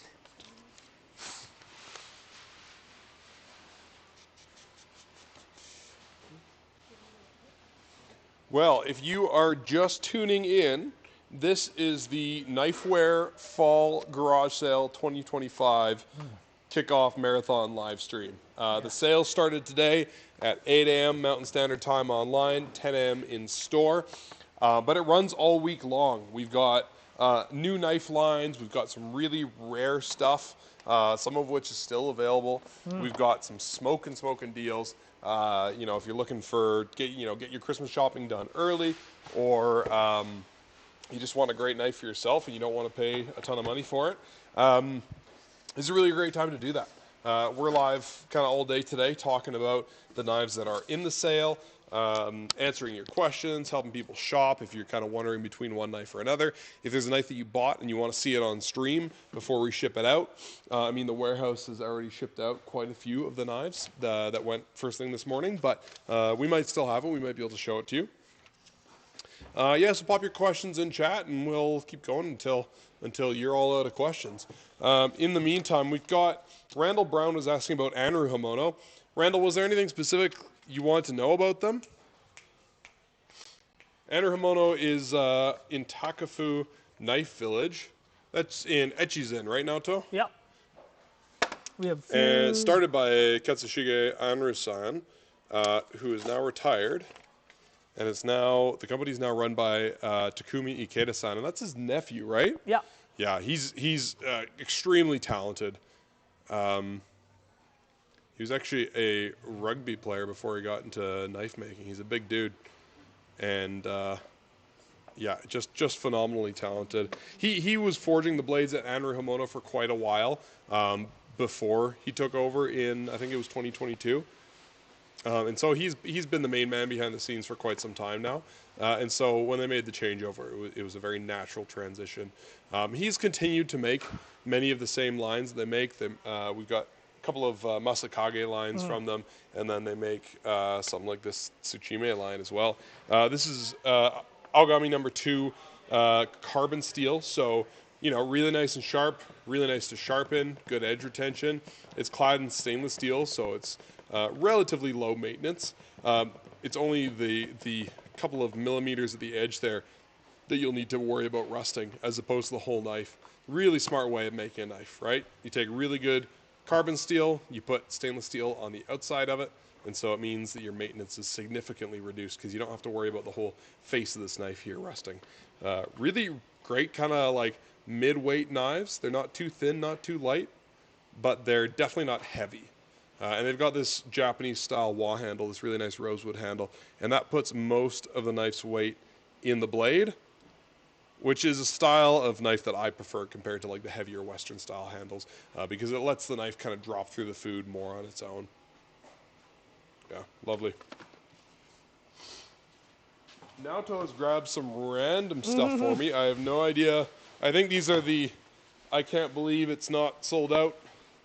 I guess selection. I just found them there. I want this spear. This thing's awesome. We haven't been able to like speak about them. I thought this was a bayonet at first, but now to inform me that it's a spear for boar hunting. You can use it for anything. You could use it just like this as a bring champagne. Regular hunting knives, and they did like this is traditional way of making a little bit of hunting knives because they add a little hole there so you can put the stick on. And if you want to have a little bit of distance with your game, you don't want to get up close and personal with the boar, right? Like so, those ones you can have them a little bit longer. Then it's sharp enough blade that you can do a lot of things with it. The trick is one person goes and pisses off the boar and then runs away, so it chases them, and then the other guy stands there with this knife on the end of a stick, with his feet planted very firmly in the ground, and they try to make the boar run into the spear. I imagine they do so with mixed success. It's so solid, though. Hey, it's a substantial thick piece of steel. Yeah. I think I would buy it and use it as a champagne saber, just because I don't find myself spear fighting boars very often. So I think that would be a good kind of secondary use for it. Canadians, you don't? It's right? It's mostly moose. I mean, I was gonna say. I mean, boar are an invasive species, so give it a couple years. Yeah. Thanks, Texas. We have a lot of wolves, though, so they might not. Yeah, hopefully. Yeah. We have another super cool lacquered handle like these guys here. It is a Skinari SG2 blade with this. What's Sukinari? Tell me about that. Skinari is another knife maker in a Toyama prefecture. They also are very talented and also likes to use the little bit more high-tech steels like SG2. They use the knife. They have knives with ZEP 189. They have make knives with the HAP 40. But the this here, I love the handle. Like this is a traditional Japanese lacquering technique, and almost looks like a kintsugi kind of like line. Yeah, like when a ceramic breaks and you like fix it with gold. Yeah. So it looks like it, but it's not. But they are hand painted, hand done. So it's like really cool piece. How many layers of lacquer do you think went into that thing? I don't know. They do like one layer and. They do one layer and dry them for overnight, and they do it over and over again. Yeah, because they're trying to create a really durable coating. Yeah, exactly. So they usually paint on quite a few layers. Yeah. So yeah, they've done so many layers, right? Yeah, but it's great. The knife itself is good too. The Skinari is really known for its quality, fit and finish. The skills as well, because they can do a they can do honyaki as well. So nice. like we do have still one honyaki from the Skinari. So cool. Skinari is a good knife maker. Okay, somebody was asking about Corey. What's the name? Corey was asking about the Sakai Takayuki Homura Gurin 225mm Gyuto. This one here is really good. It's it's forged by Itsuo Doi. Doi-san is very good at forging the blades like a Aogami number 2 is his game, right? That's what they have been using. That's what his father has been using for blading. Right? Keijiro Doi. Yeah. That's legendary his game as maker. well. So he knows how to deal with the blue number 2 carbon steel. This generation, the Itsuo Doi started forging a double beveled knives like these guys, and in even last few batches, his knives have gone really nice and thin. It was they were quite thick when he first started. Yeah, So having the this still, like here, it's a little bit thicker, but it's very thin at the very end, sharpened by the Yamatsuka family. They know how to sharpen that, I guess, those family's knife for quite some times. It is a little bit robust. It's not the laser that some people may be looking for. Yeah, this is not going to be the thinnest, lightest knife. No. This is like, if you like a robust knife, or you're like me, you like a little extra weight to help it kind of drop through the food on its own. That's where this guy's a good choice. Yeah, there's a little more steel up there, see? Pretty thick behind the edge, but I find that to be a good thing. I don't like a knife that feels flimsy when it hits a cutting board. If I can feel the steel kind of like torquing when I hit a cutting board, I know I'm going to chip the knife. A lot of people wouldn't, but if you're a heavy-handed chopper, then that's the one you want.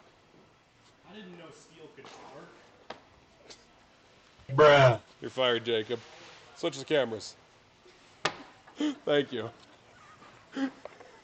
Get out of here.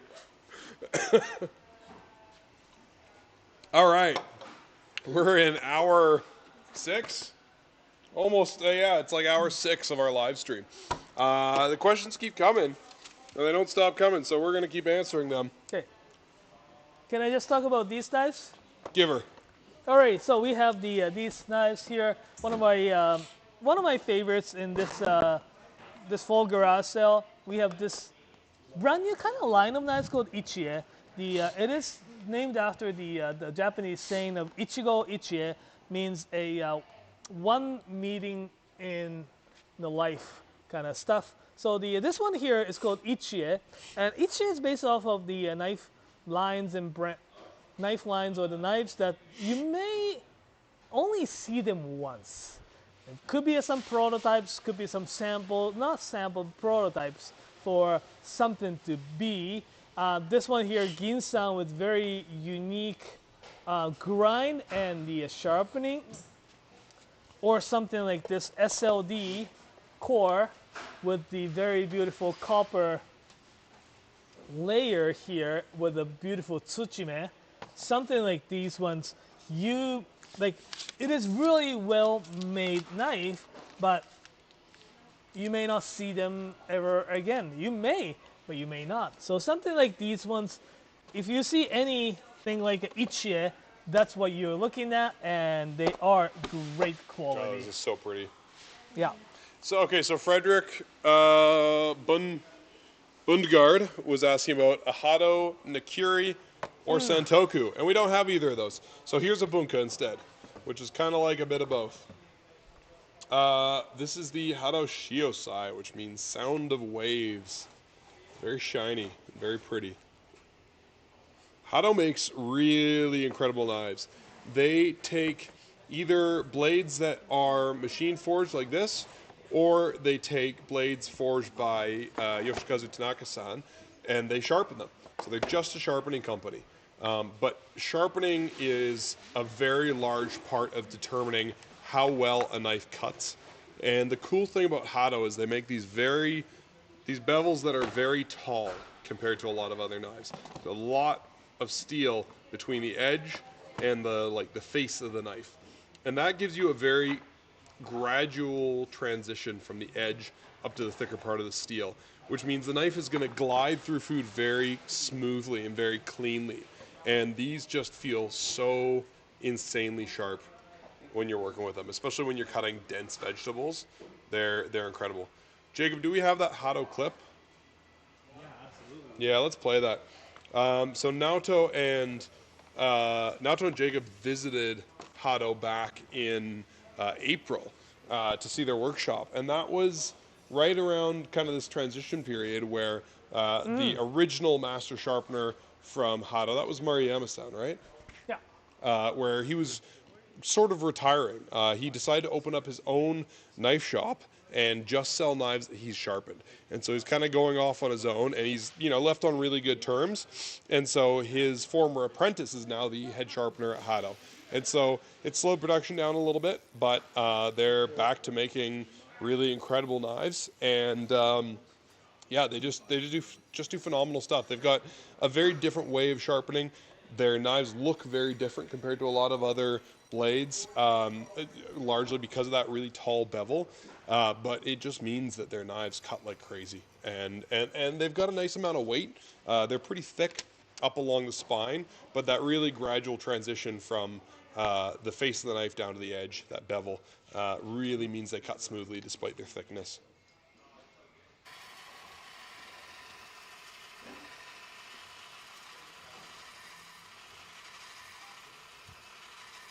Jacob, what was your favorite thing about visiting Hado this year?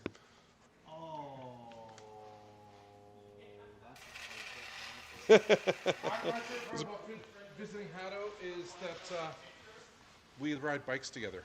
You rode bikes to the Hado team? Oh, that's right. Yeah, they're all into cycling, aren't they? Yeah, we rode bikes together, and we might have been drinking.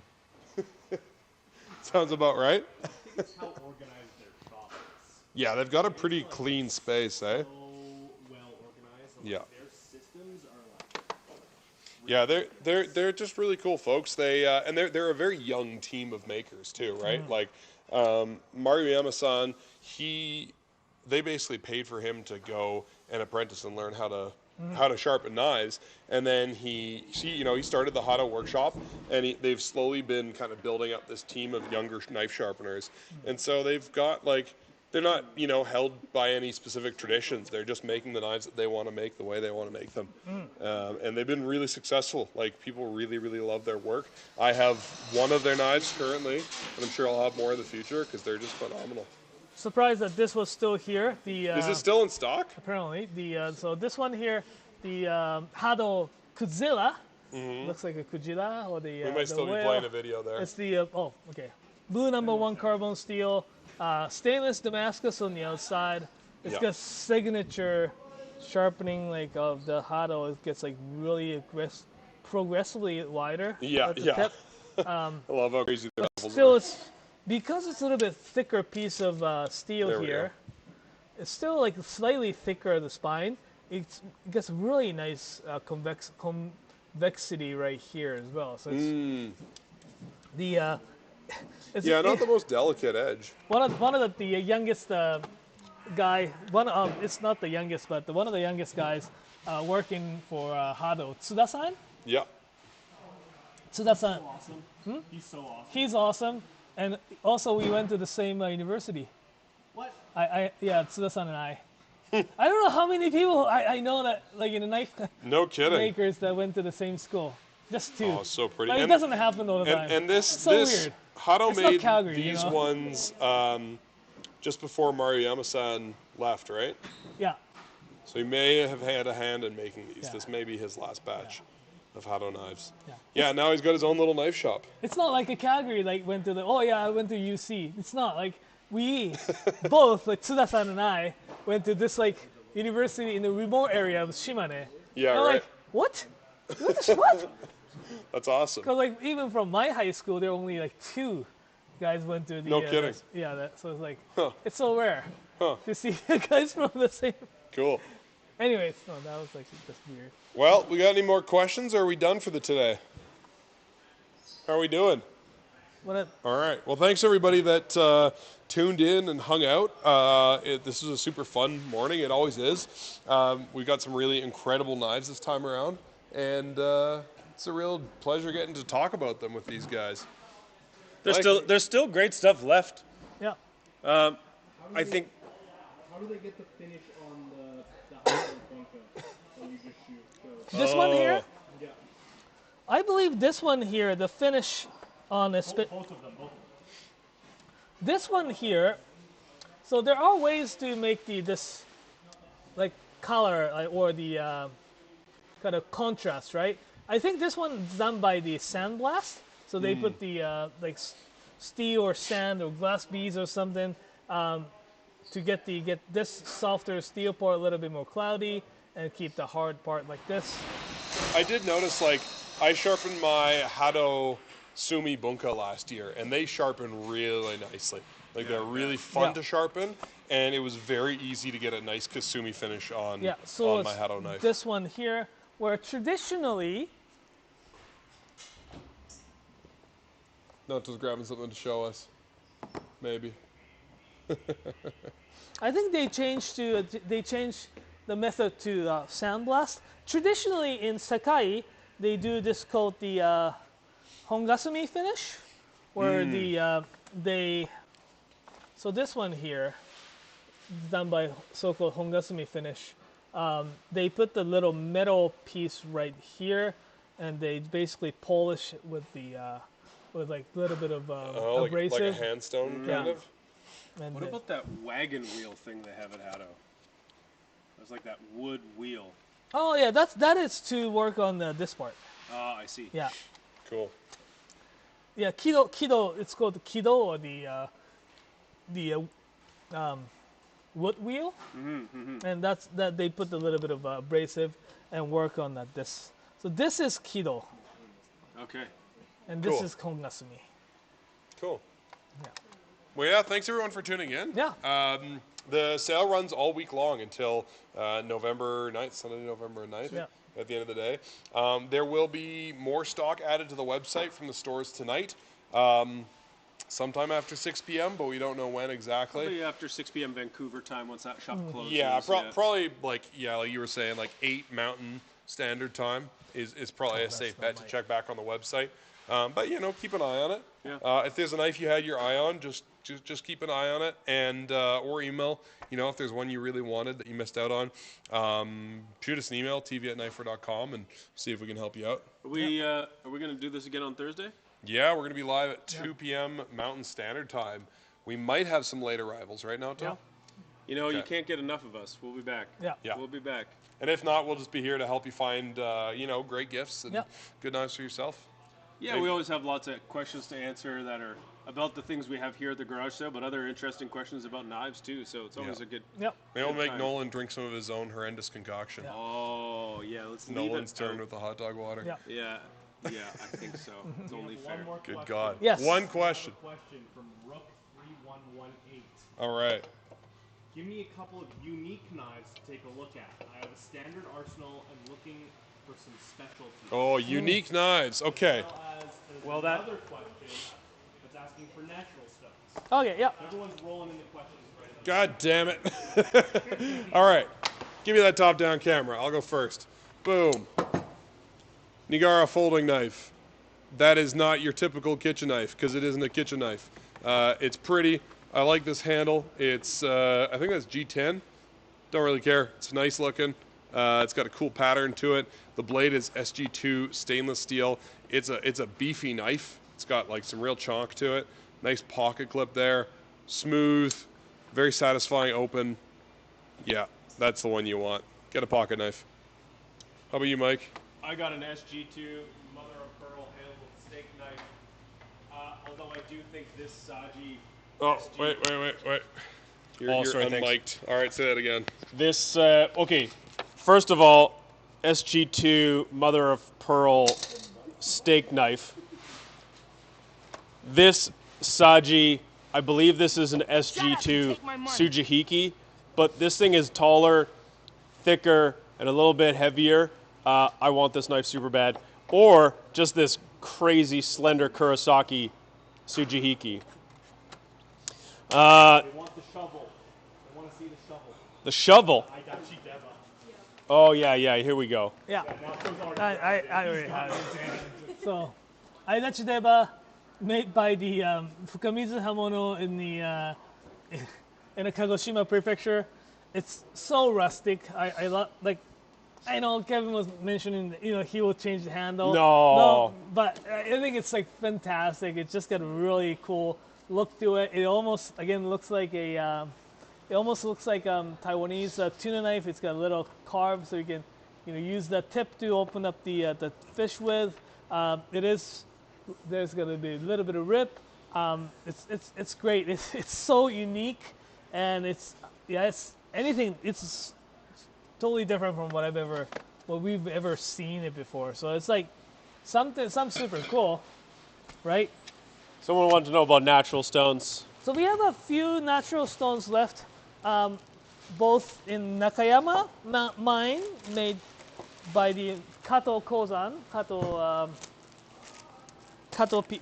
is the last name who owned the Nakayama.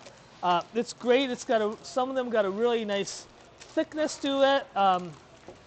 It really, this one here, still good. Those two are great options are here. Nakayama, those like relatively softer stone, that's great to make the kasumi finish with.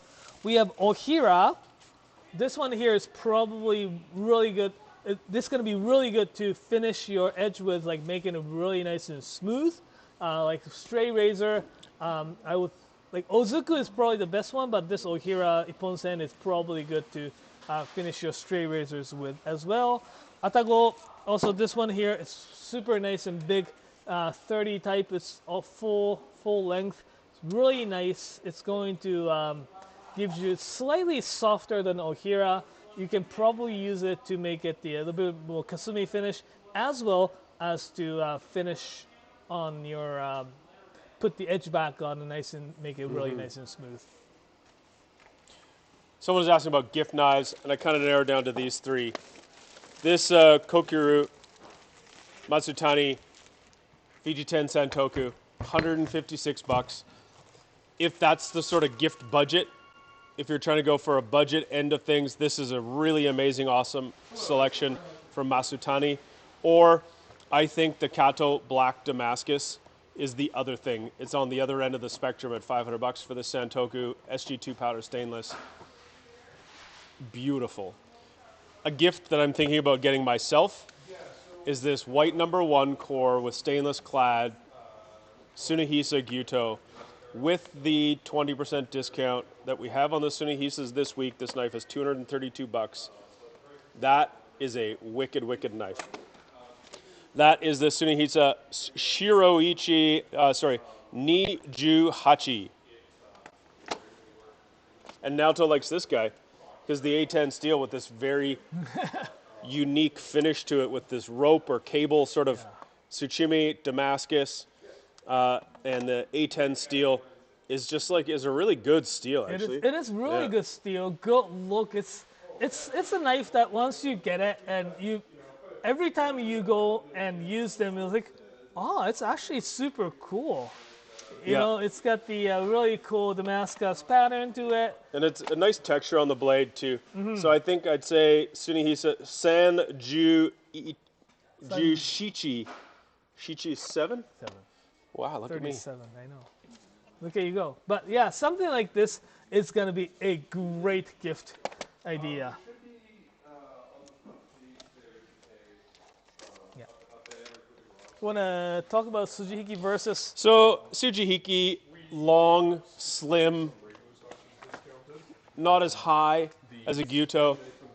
That's going to let you slide the knife through something and make a nice, clean, smooth cut. But it doesn't give you the knuckle clearance to be able to do much chopping. So, less versatile in some regard. The Masakagi style of Gyuto or some of the Kato Gyuto, Tsujihikis you see are a little bit taller, so you can do that with them. The nice thing, like something I'll say about if you're cutting steaks, like something big, like from a rib or a strip, sometimes the Gyuto, which means cow sword, works really well because having a bit more of that weight to fall through the meat as you're cutting it helps to do the job better. Tsujihiki is long and slender. Gyuto is a little bit taller, more all-purpose. The slice ability with something like fish or a piece of cooked meat, go with the Tsujihiki. Okay. Oh, and these were here for something else. Dean is asking about the gardening tools. You guys still live? Hatchets and what's the talk about use. Alright, so we actually do have quite a few gardening tools. Not everything is under our garage sale category, but we have these. Like we did talk about these hori-horis, handmade and the more of the mass-produced. Hori-horis are a great tool to.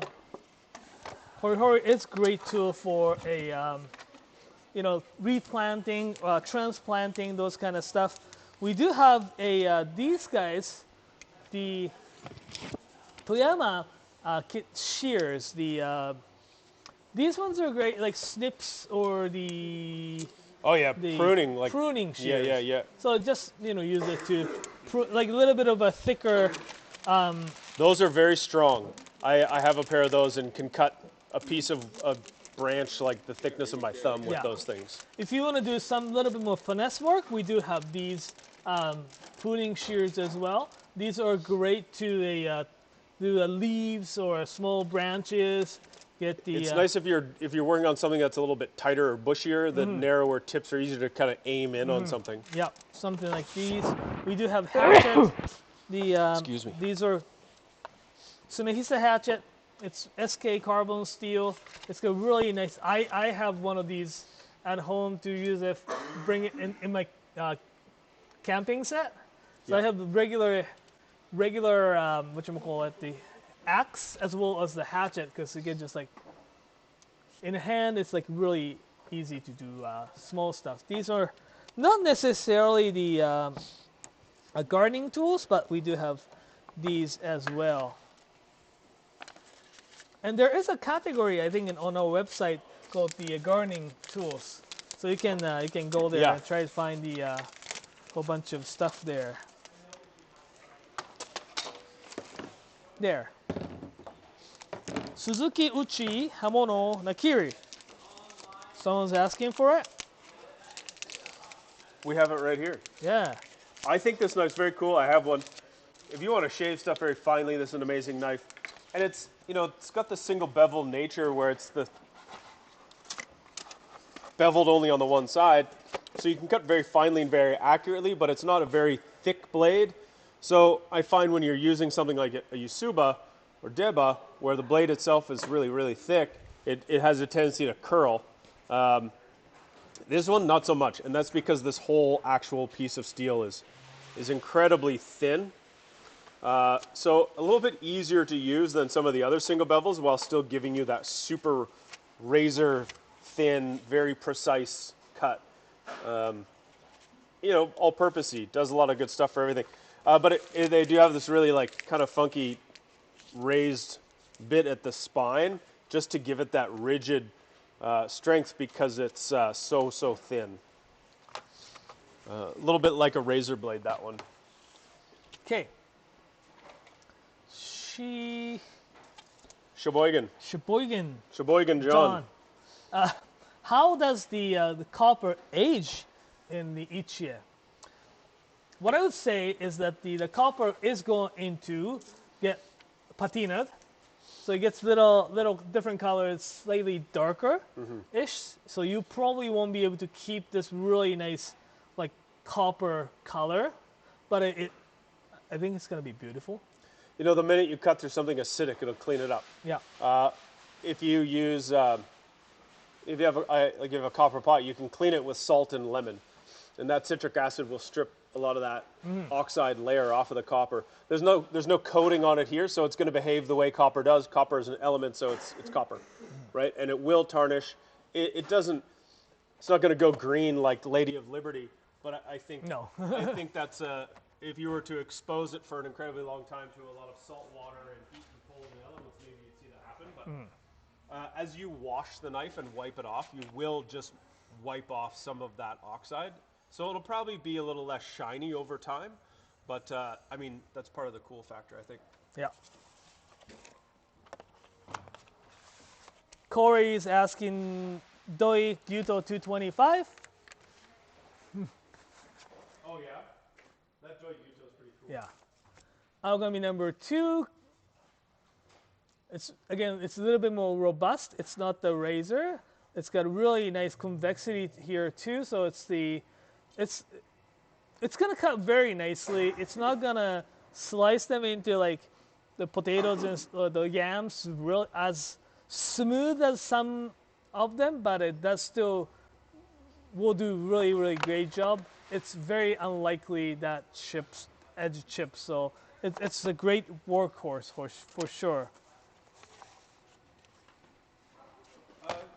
The question I'm pulling knives for is the Gyuto's around 200. Oh, nice. We have quite a few. I mean, any of the Gyuto's around 200. We have quite a few.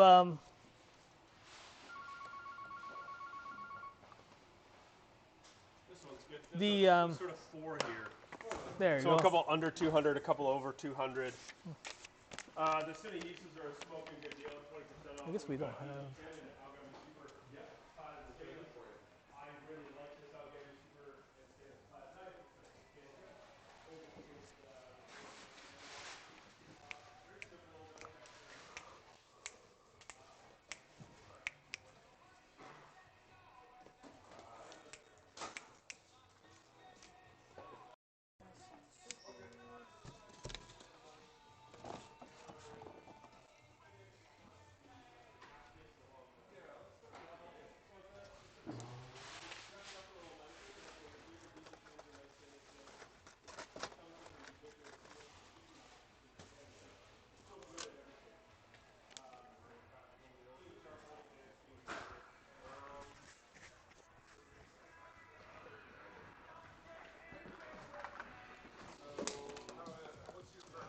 Where can I find the Magoroku shears?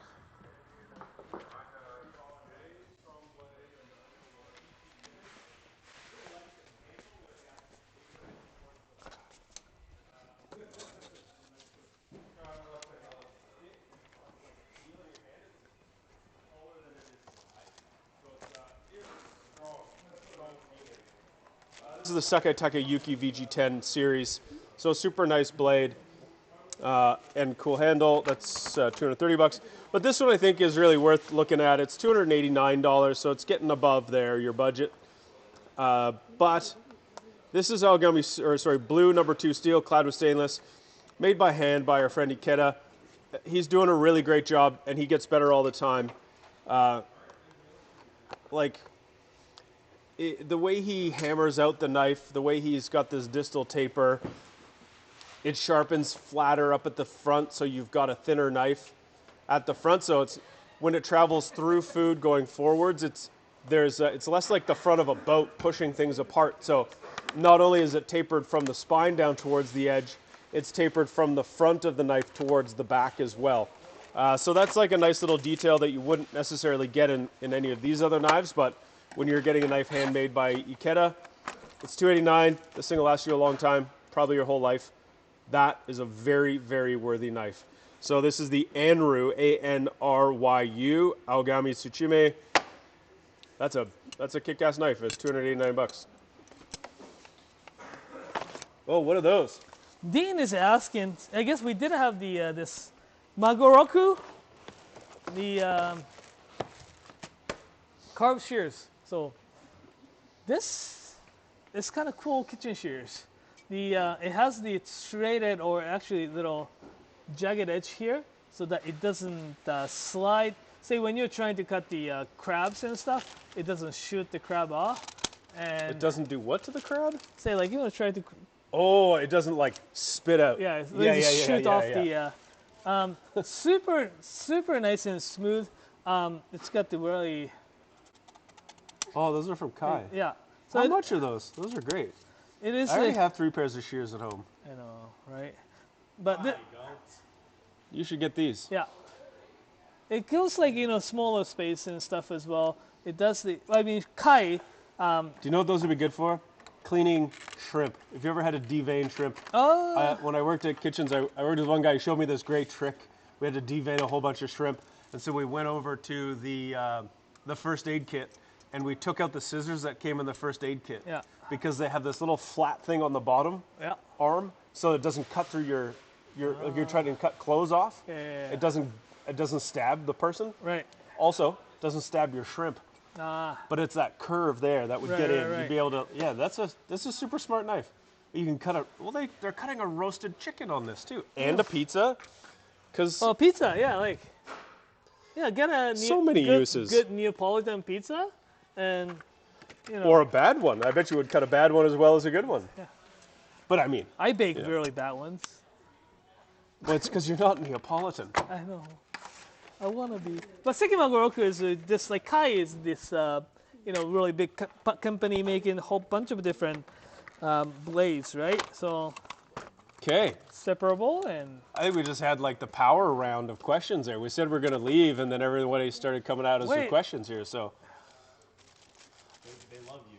How about more? Do we have more questions? Awesome. Well, I'm throwing licorice at people if they're gonna keep making me do stuff. I'm gonna keep throwing licorice at them. just a reminder, we're this is Knifewear, specialized in Japanese kitchen knives. This is our first day fall 2025 garage sale, marathon live stream. Goes the whole week. We've been Not this video, the sale. Yes. We do run it until November 9th. It will be, and we'll come back on the live stream on this coming Thursday at 2 p.m. in Mountain Time to talk about some leftovers, some cool stuff that we may actually get them in late arrivals and such. So just keep knives peeled.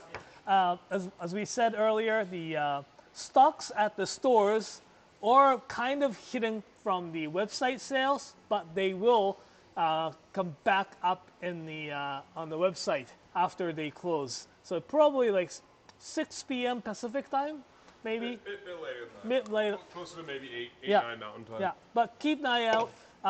May have something back in. We will have like some cool stuff back in the back online. So keep an eyes out, and yeah. Okay. If you good. Are we gonna go now? Okay. We're good? Quick, before they ask more questions. You have to wave and say goodbye. Okay, thank you so much for joining us. We'll see you on Thursday again in the afternoon. Thanks for joining us today. Have a great day. Rest of the day.